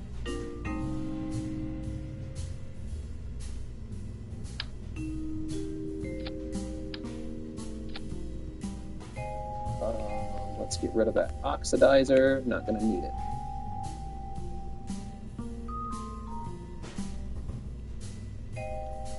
Oh, damn it, I keep pushing the wrong button. Okay, so yeah, it's set to vacuum. I mean, that's still not great.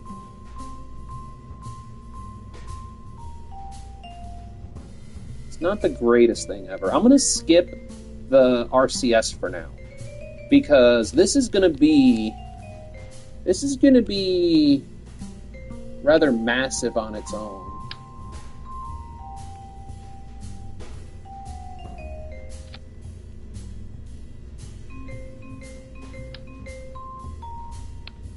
Okay, but we're going to launch it from the mud. Yes, prototype. How did oxidizer increase delta V? I thought it was needed. So, that is an excellent question, Max. Now, what it is these engines that we're using are nuclear propulsion. So, if we go up here, you'll notice that it says, despite being big and scary, trefoil painted onto the side of its engine, its radioactive exhaust and tendency to overheat, the LVN atomic rocket motor is harmless, mostly. Note that the LVN is only LV series engine to run safely on liquid fuel. The future is glowing bright.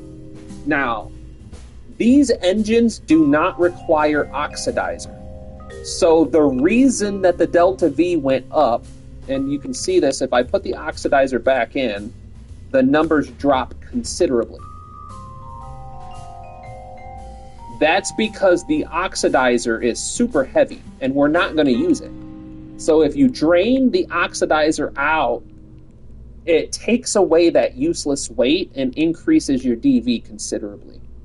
Yes, I did see the Artemis on the launch pad. It's got me super excited to see it go.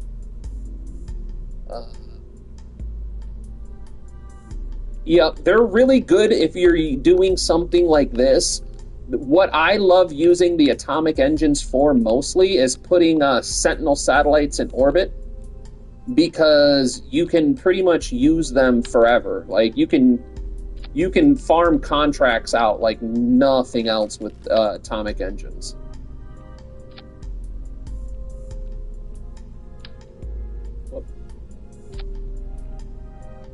Come on.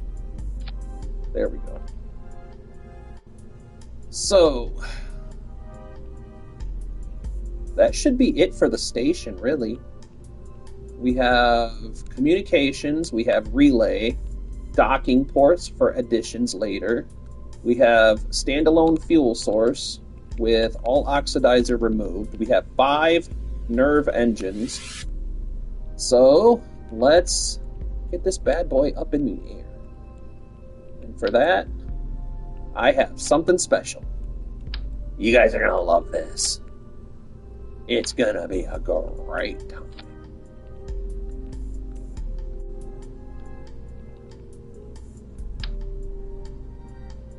Wait a minute, hold on. 5760. Hold on. I think I unlocked better originally. I think I did unlock better lifting stage here.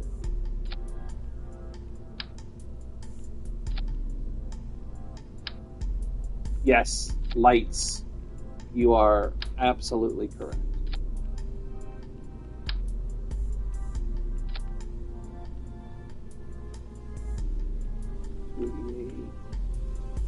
Wait, am I doing this wrong again? Hold on. I am doing this wrong. Alright.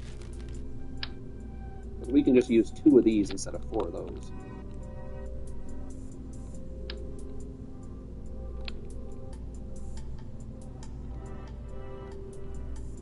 Actually, I don't think it goes up high enough. There we go. Alright, now. 3746. Wow, that's not even... we'll go here. Or... Hold on. Let's see something here. So, we have 10,169 meters per second as it sits. So, 10,000 meters per second. Now, if we do an engine plate, and we do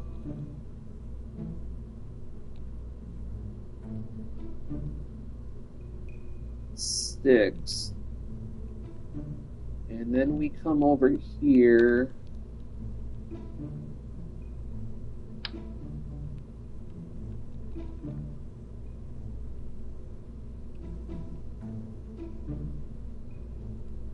come on.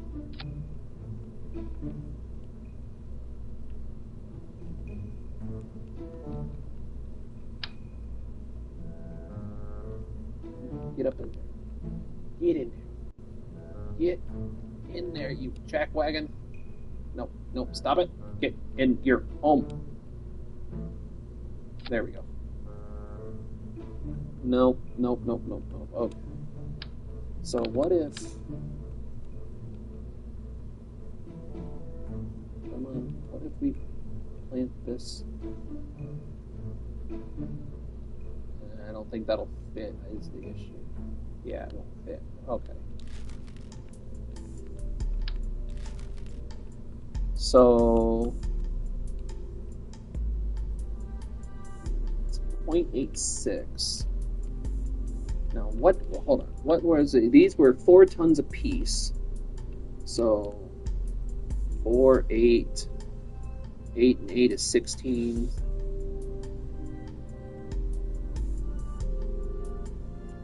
So that's 32 tons. As opposed to... whoops. Come on, show me numbers. 15, that's 30, that's 60, 75 tons. The Martin capacitance case video I was talking about, he's really funny. He gives a genuine lesson on physics every now and then. If I was smarter than I am, I would do more smarty people things. The problem is I don't want to teach people wrong things. You know what? I kind of like this. I think it looks kind of cool.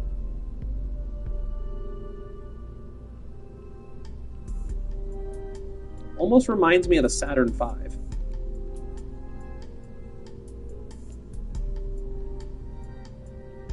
All right.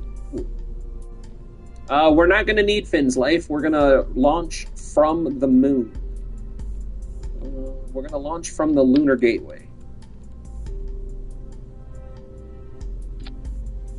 So, reaction wheels. Oh, reaction wheels. That's a good one. Yep, we definitely need those.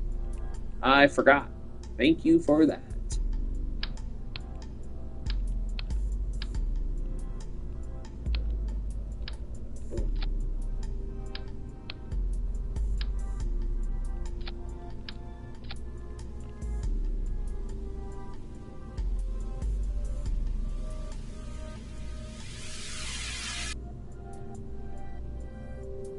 I mean, in all honesty, do we even need to put boosters on? We have... How much is it? Hold on, let me triple check my numbers for Eve.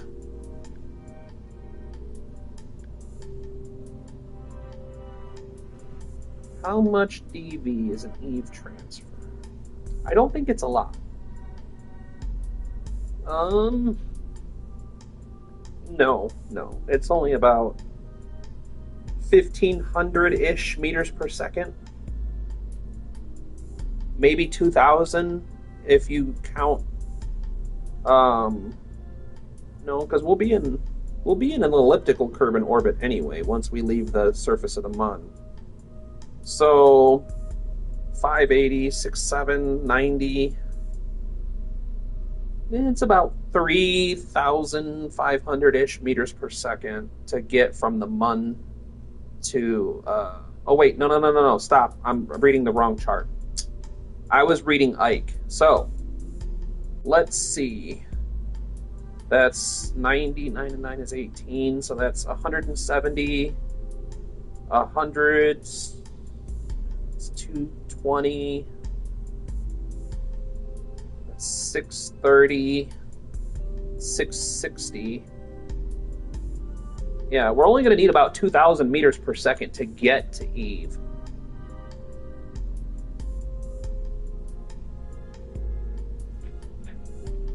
I mean, you're not wrong.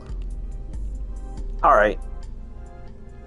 Just for the sake of making sure it gets there.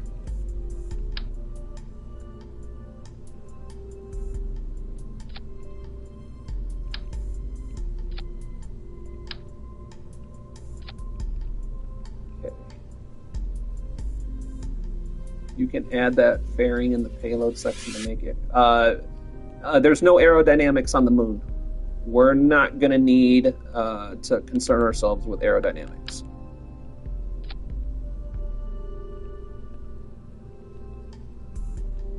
So let me see. That's 1.28. We could leave these on separate stages, really. What's the burn rating? 83 seconds? One time I was landing on the Mun Apollo style and I was docking back to the main module in orbit, but the lander ran out of battery. I've had that happen so many times. So I span out of control because I didn't have solar panels. Yep, on my first playthrough, I'm telling you, man, I've made all the rookie mistakes you could possibly think of. Tenfold. Easily. I like these. Hold on. This one. And then this one? No, that looks weird. This one? Nope, that looks weird. This one? Nope, that looks weird. My goodness, where's the one that I normally use? This one? Nope, that's the same one I already got on there. Will shiss. This one? Oh, that looks weird. Which one do I normally use? I thought it was this one. It is this one. But I thought this fit on top of this one.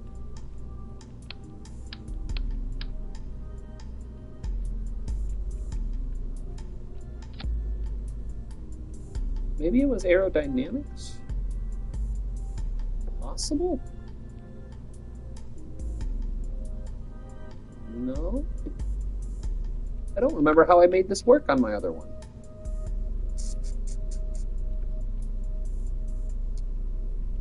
It's gotta be this one. Yeah, it was this one. It was that one.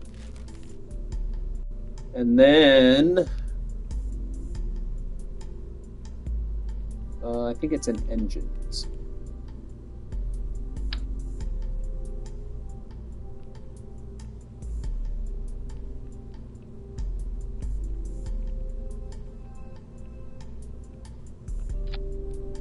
Number one. Now the question is should we even bother with asparagus staging? I mean, it is more efficient. Probably better to do it than not to do it, right? Oh, well, one time I was flying a plane and put it on 4x speed, and so I glitched out and Jeb went flung out into the Kerbal system. The worst one I ever had was, I don't remember where exactly I was. I was somewhere out past Minmus. And I went and had Jeb do a EVA, and as soon as I got out of the crap, oh my goodness, I hate this system. I hate the fact that it reverts back. Yes, lights will be the next thing. But as soon as Jeb got out of the capsule, it just exploded. There was no rhyme or reason. It didn't hit anything. He got out, and everything exploded into nothing. It was actually pretty tragic. All the Kerbals died.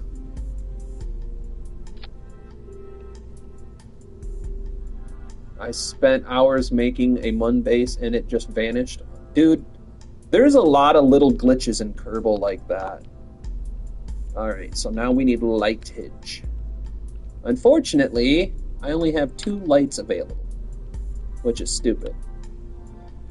But it's the console life.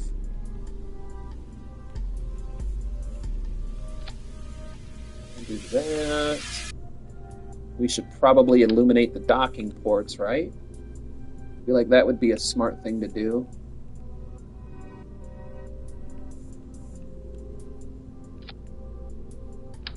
How do these...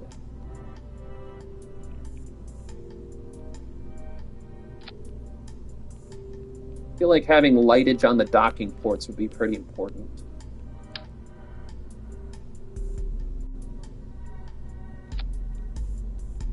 Now the question is what color should we make the lights?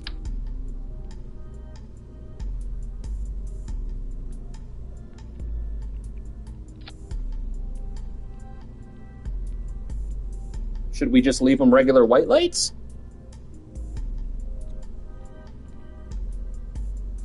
And you know what? Just for the sake of roleplay,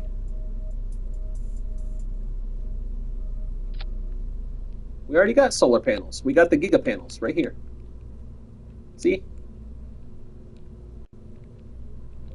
Big old boys.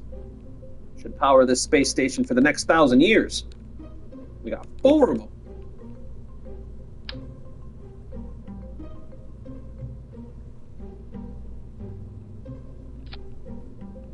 Whoops. I didn't want to do that.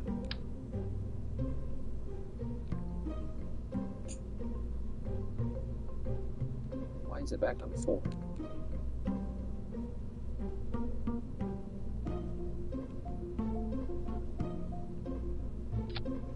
There. Now the Kerbals have something to grab onto in my save, but I forgot about it since I fully scienced out a ladder. Yeah, so that way if they have to do any kind of extravehicular activities, they can grab on. They can put tethers on there if they need to. They'll be okay. All right. Back down tiny bit. Tiny bit more. A little tiny bit more.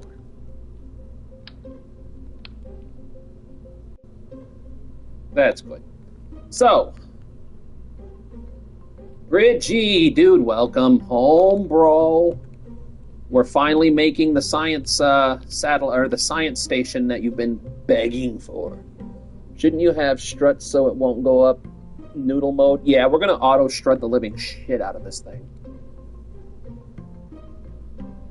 Built-in escape pod? There is no escape. This is a one-way ticket. If anything goes wrong, there ain't no coming back from it.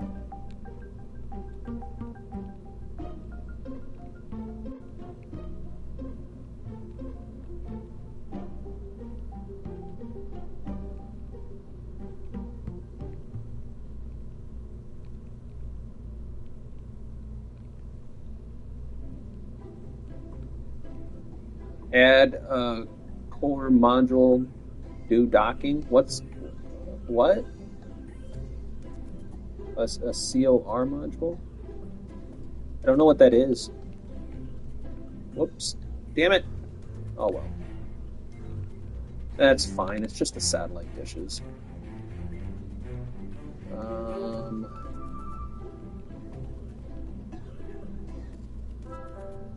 A core module is one with a load of docking ports. What would it be under?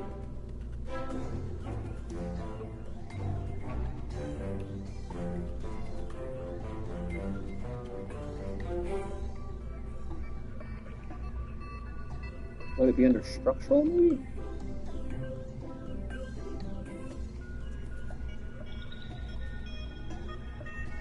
Oh, but we do need these. I don't want it falling over on the mun.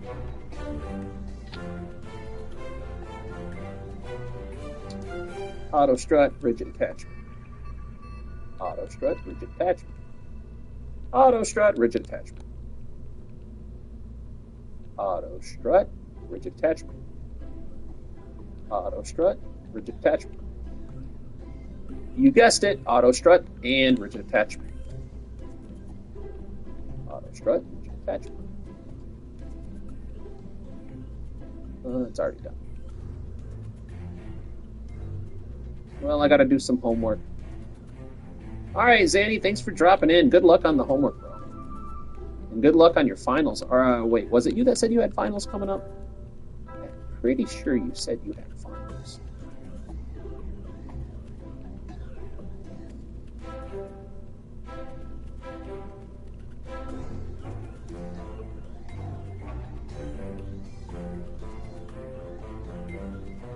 On the central burn.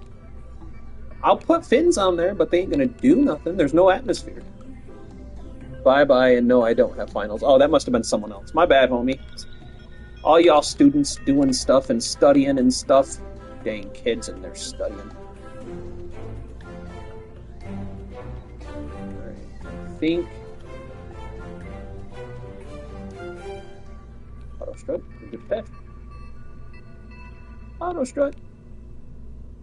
Rigid attachment. Auto strut, rigid attachment. Bye, good luck. Good studying. Make sure you drink lots of clear liquids. Keep your brain working right. Auto strut, rigid attachment. Oh my goodness, I think we're good.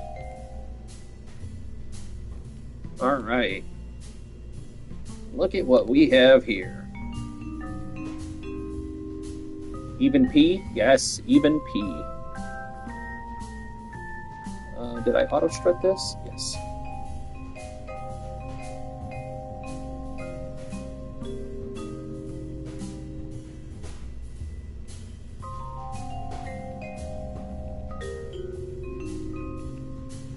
There we go.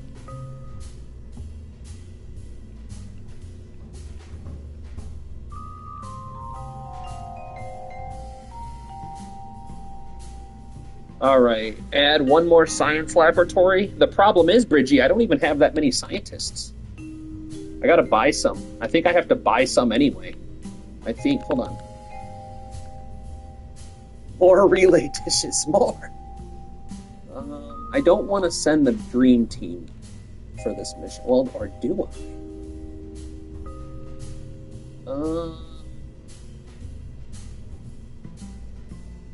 No, I don't. Because we're going to send a different mission later with the Dream Team. So we'll put scientist and scientist in there. Can I move them? Yes, I can. Global processing. Yep, she's finally going on an important mission.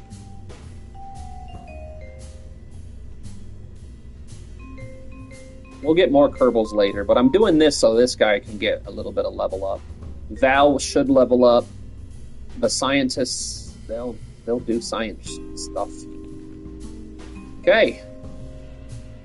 Jeb is going to come later. So what we're going to do, Bridgie, is we're going to send this to Eve just for you. We're getting ready to start our Eve prep.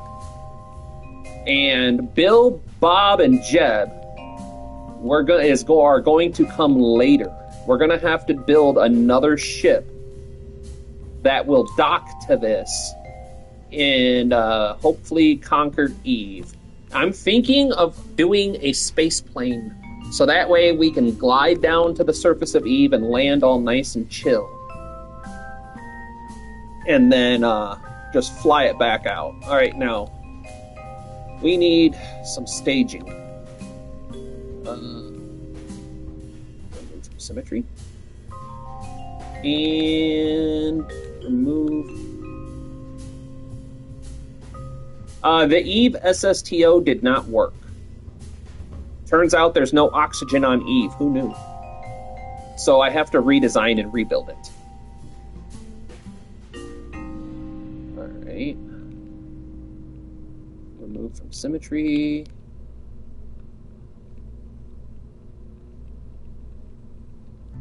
Symmetry. Man, I feel like this would be way easier on a PC. Mouse and keyboard would make this a lot easier.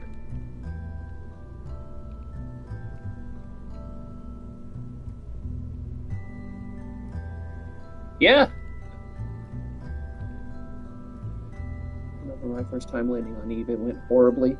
Yeah, my first 5 attempts on Eve have gone. I don't want to talk about it. Bad things happen. I didn't know there was no oxygen on Eve. I should have done my homework. I should have done my prep work, but I didn't. And I blowed up. Come on, give me that. Alright, I think everybody's off of symmetry now. So now the task of... So, we'll take this and move it down to here. We'll take this and move it down to here. Where is...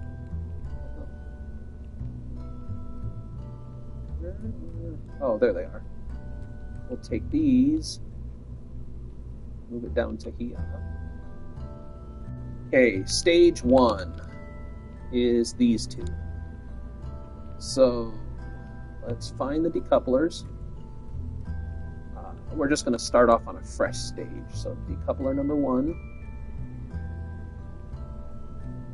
decoupler number 2, and then number 1, number 2. Where's this?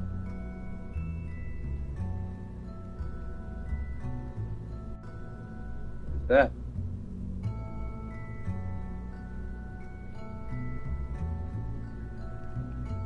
Hold on, that's not going to work. There we go.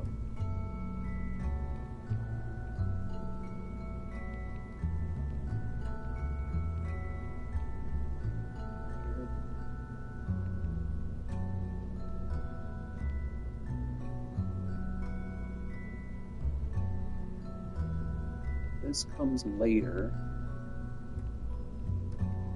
That's right. That's right. Okay, that's the problem.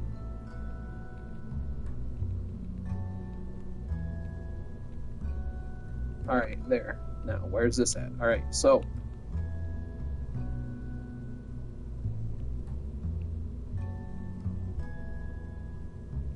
Coupler, decoupler, rocket, rocket.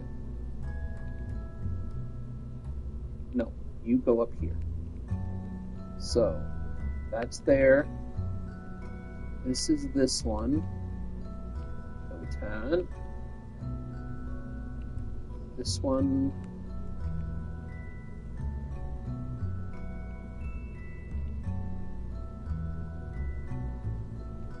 And this one. All right.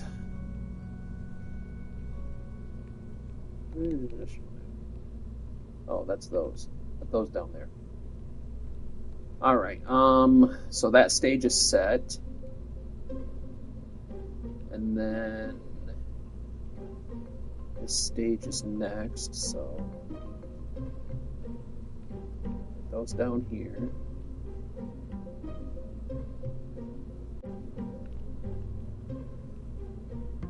That's that one. That's that one. That's that one. Yep, that's correct. That's correct. That's correct. So where's this one? You can see this one. Okay, it's on there. Alright. That looks good. So what's this? So we fire stage 1, stage 2, stage 3. Then our atomic engines fire. That's that one. We need to remove this from staging. Question: who did you start, or when did you start playing KSP? January, February, March, April, May, June of 2025. Jeb doesn't have land. Oh, Joel doesn't have land. Yes, you are correct. Joel is a gas giant. Mammoth engine is ugly. Yes, but it works very well. We need to do a Joel landing. We can't land. This is the Apollo tank. Yes. Sorry, I'm catching up on... okay, check it from its top down. One last checklist. Question... Okay, yeah. All right, so we're caught up. All right, so we have command module. We have basic comms. We have science or hitchhiker for extra people.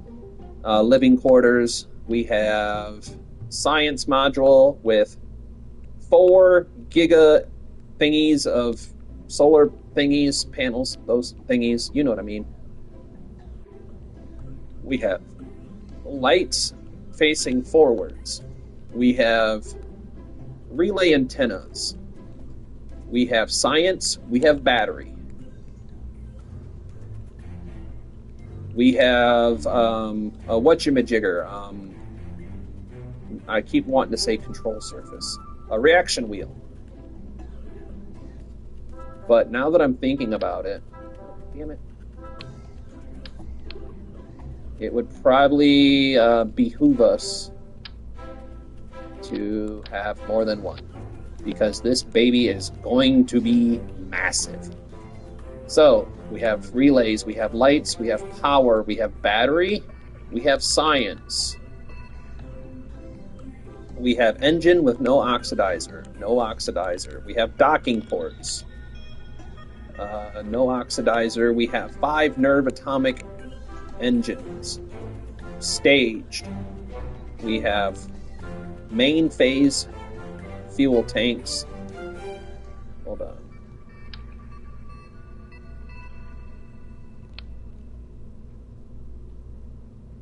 We have main phase fuel tanks. We have 1, 2, 3, 4, 5, 6 vector liquid fuel engines. We have 4 mammoth engines. So 8 engine nozzles total. Everything is strutted. Everything is rigid.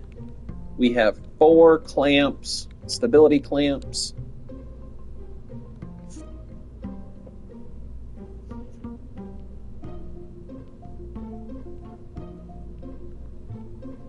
Now, the only other thing is since we're going to be staging this weight and thrust, we have a thrust-to-weight ratio of 1.62 in a vacuum, which is where we're going to launch. We have a total mass of 1,383.53 tons. A total height of 62.1 meters, a total width of 13.7 meters, and a total length of 13.7 meters.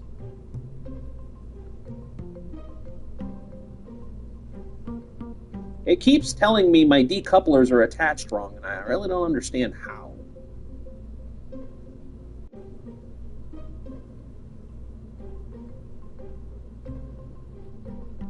Well, there's one more thing.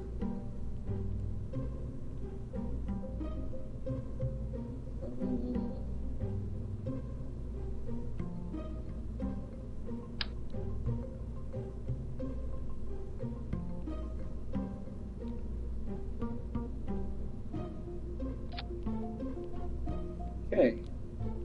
Let's double check our crew assignments. Yeah, this didn't work.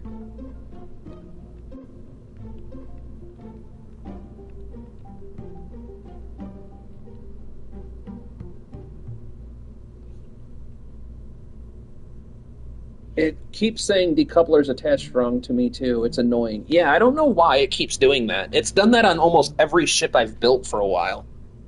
It's really confusing. It makes me uncomfortable. All right, choose launch site.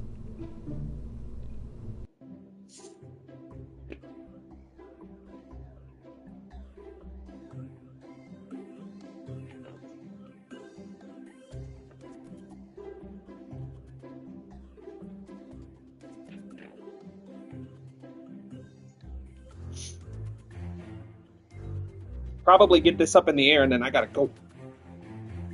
I got about 15 minutes till I gotta go get the kids from the bush.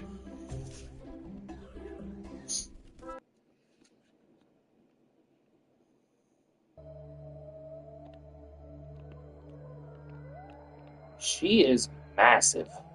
I'm surprised we don't break this launch pad as it sits. Throttle up. Wait, hold on.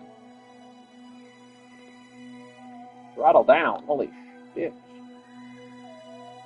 So we'll do throttle up.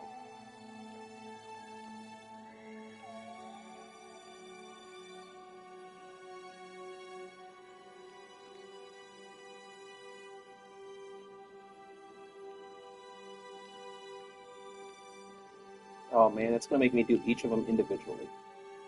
Alright, so the better way to do this would be click here.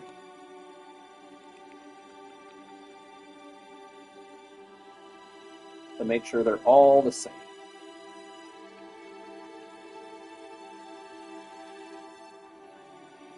Because we need these all to be the same.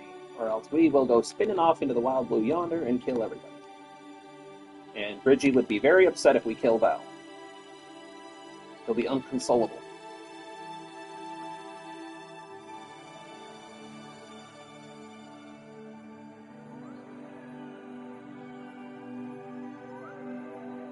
I mean, we could save on fuel. Oh, come on. Why would you do this to me? There we go.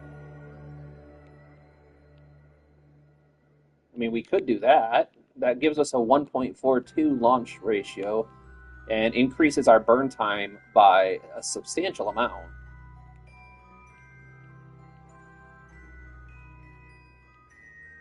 Alright, so then this would have to go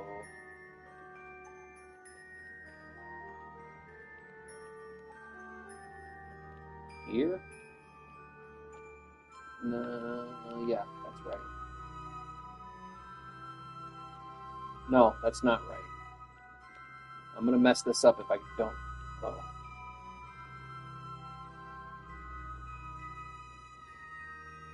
I don't know, Max. I've never played on PC before, so I'm not 100% sure what is exclusively for the PC.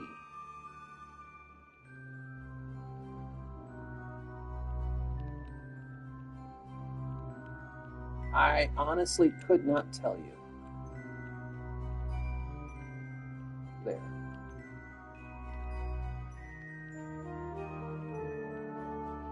All right. We're going to try this out. So throttle is up. We have 11,515 total meters per second. She's a beast. Throttle is up. SAS is engaged.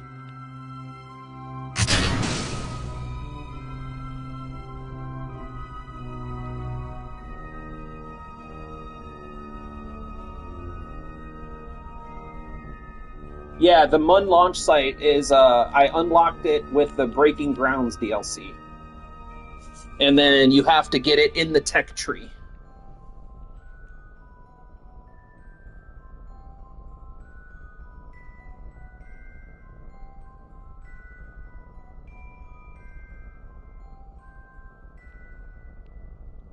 I googled it and it's console basically for PS5, so damn.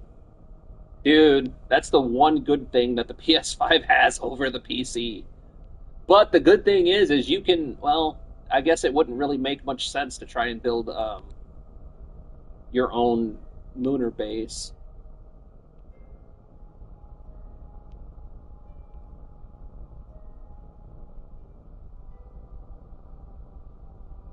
Look at the size of her. Yeah, let's just appreciate this for a second.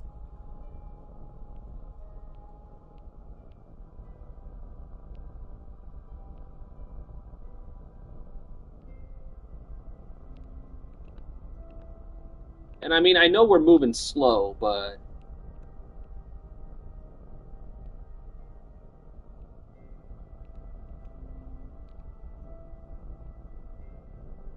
it'll get faster as we drop fuel because our TWR is going to go up. So I think in this case, slow and steady is the key.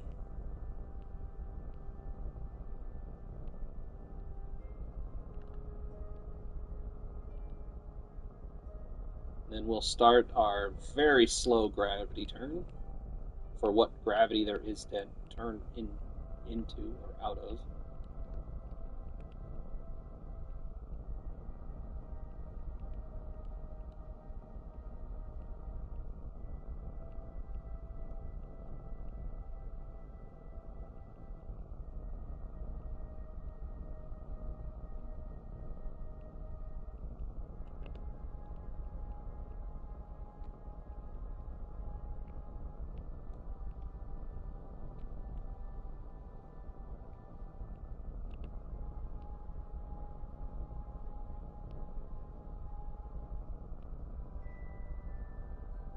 I think this rocket turned a bit expensive at 600K.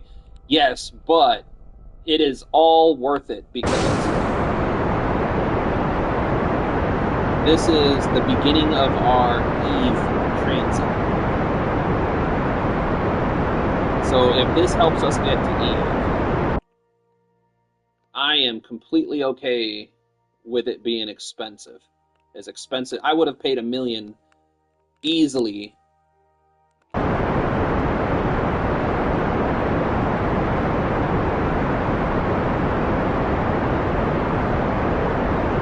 Hard to control. She got a booty on. Alright, let's see what this looks like.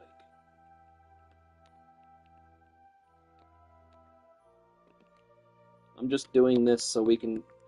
Oh, I really want to play this game on mouse and keyboard. I feel like I could move faster. Okay.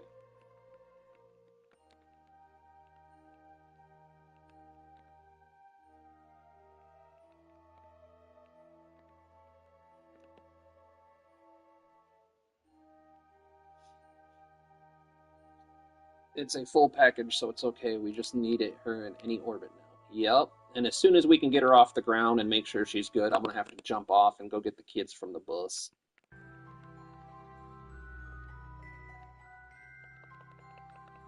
About 17 seconds, I think.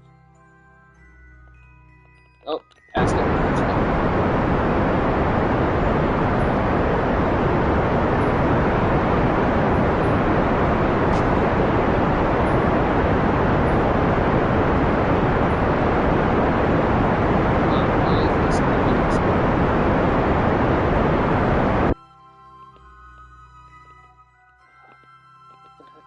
wrong with the staging?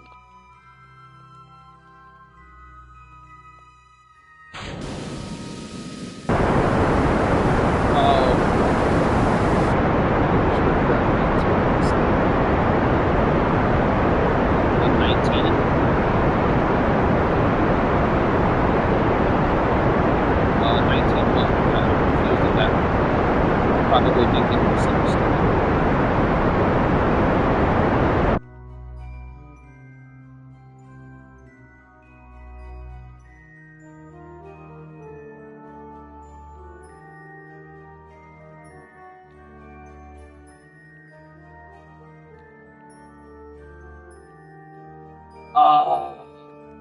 You know what we do need to do?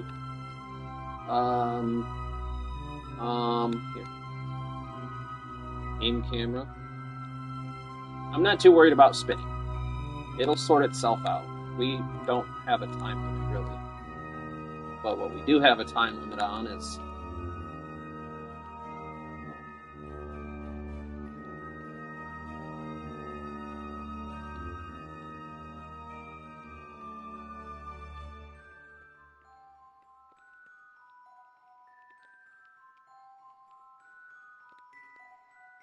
We're going to confuse the living hell out of these solar panels. We don't know which way to turn!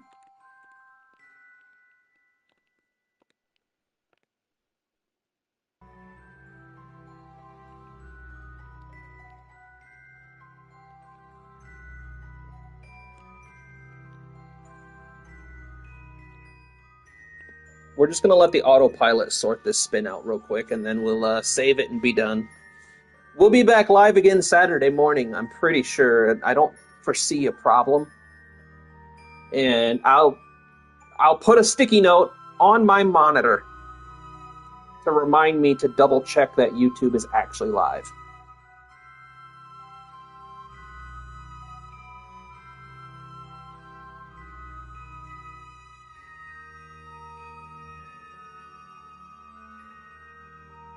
Yep, Max, I gotta go get the kids from off the school bus. Can't let them walk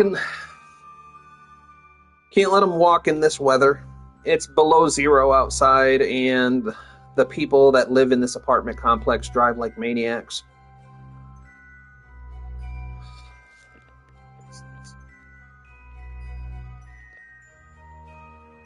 Oh, that's what caused the spin.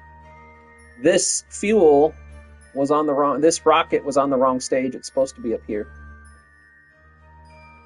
That's what caused the spin so bad.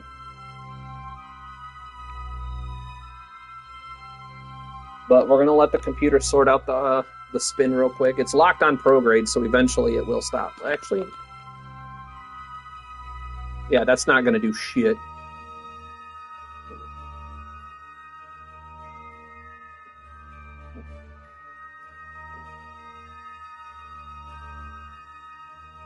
I could pulse the engines to help with this too. Oh, dude, absolutely. We'll definitely be live Saturday and Sunday. Although we might be playing... I think we might be getting back into Cyberpunk on at least one of those days.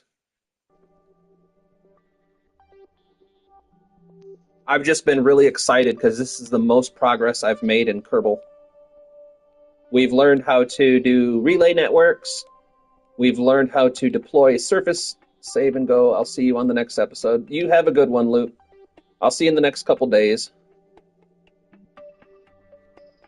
I just want the spin to stop before I save it, so that way I can come back in and we don't have an artificial gravity spin going. Bye-bye, Max. Be easy, bro. Like I said, I could potentially pulse the engines to stop the spin.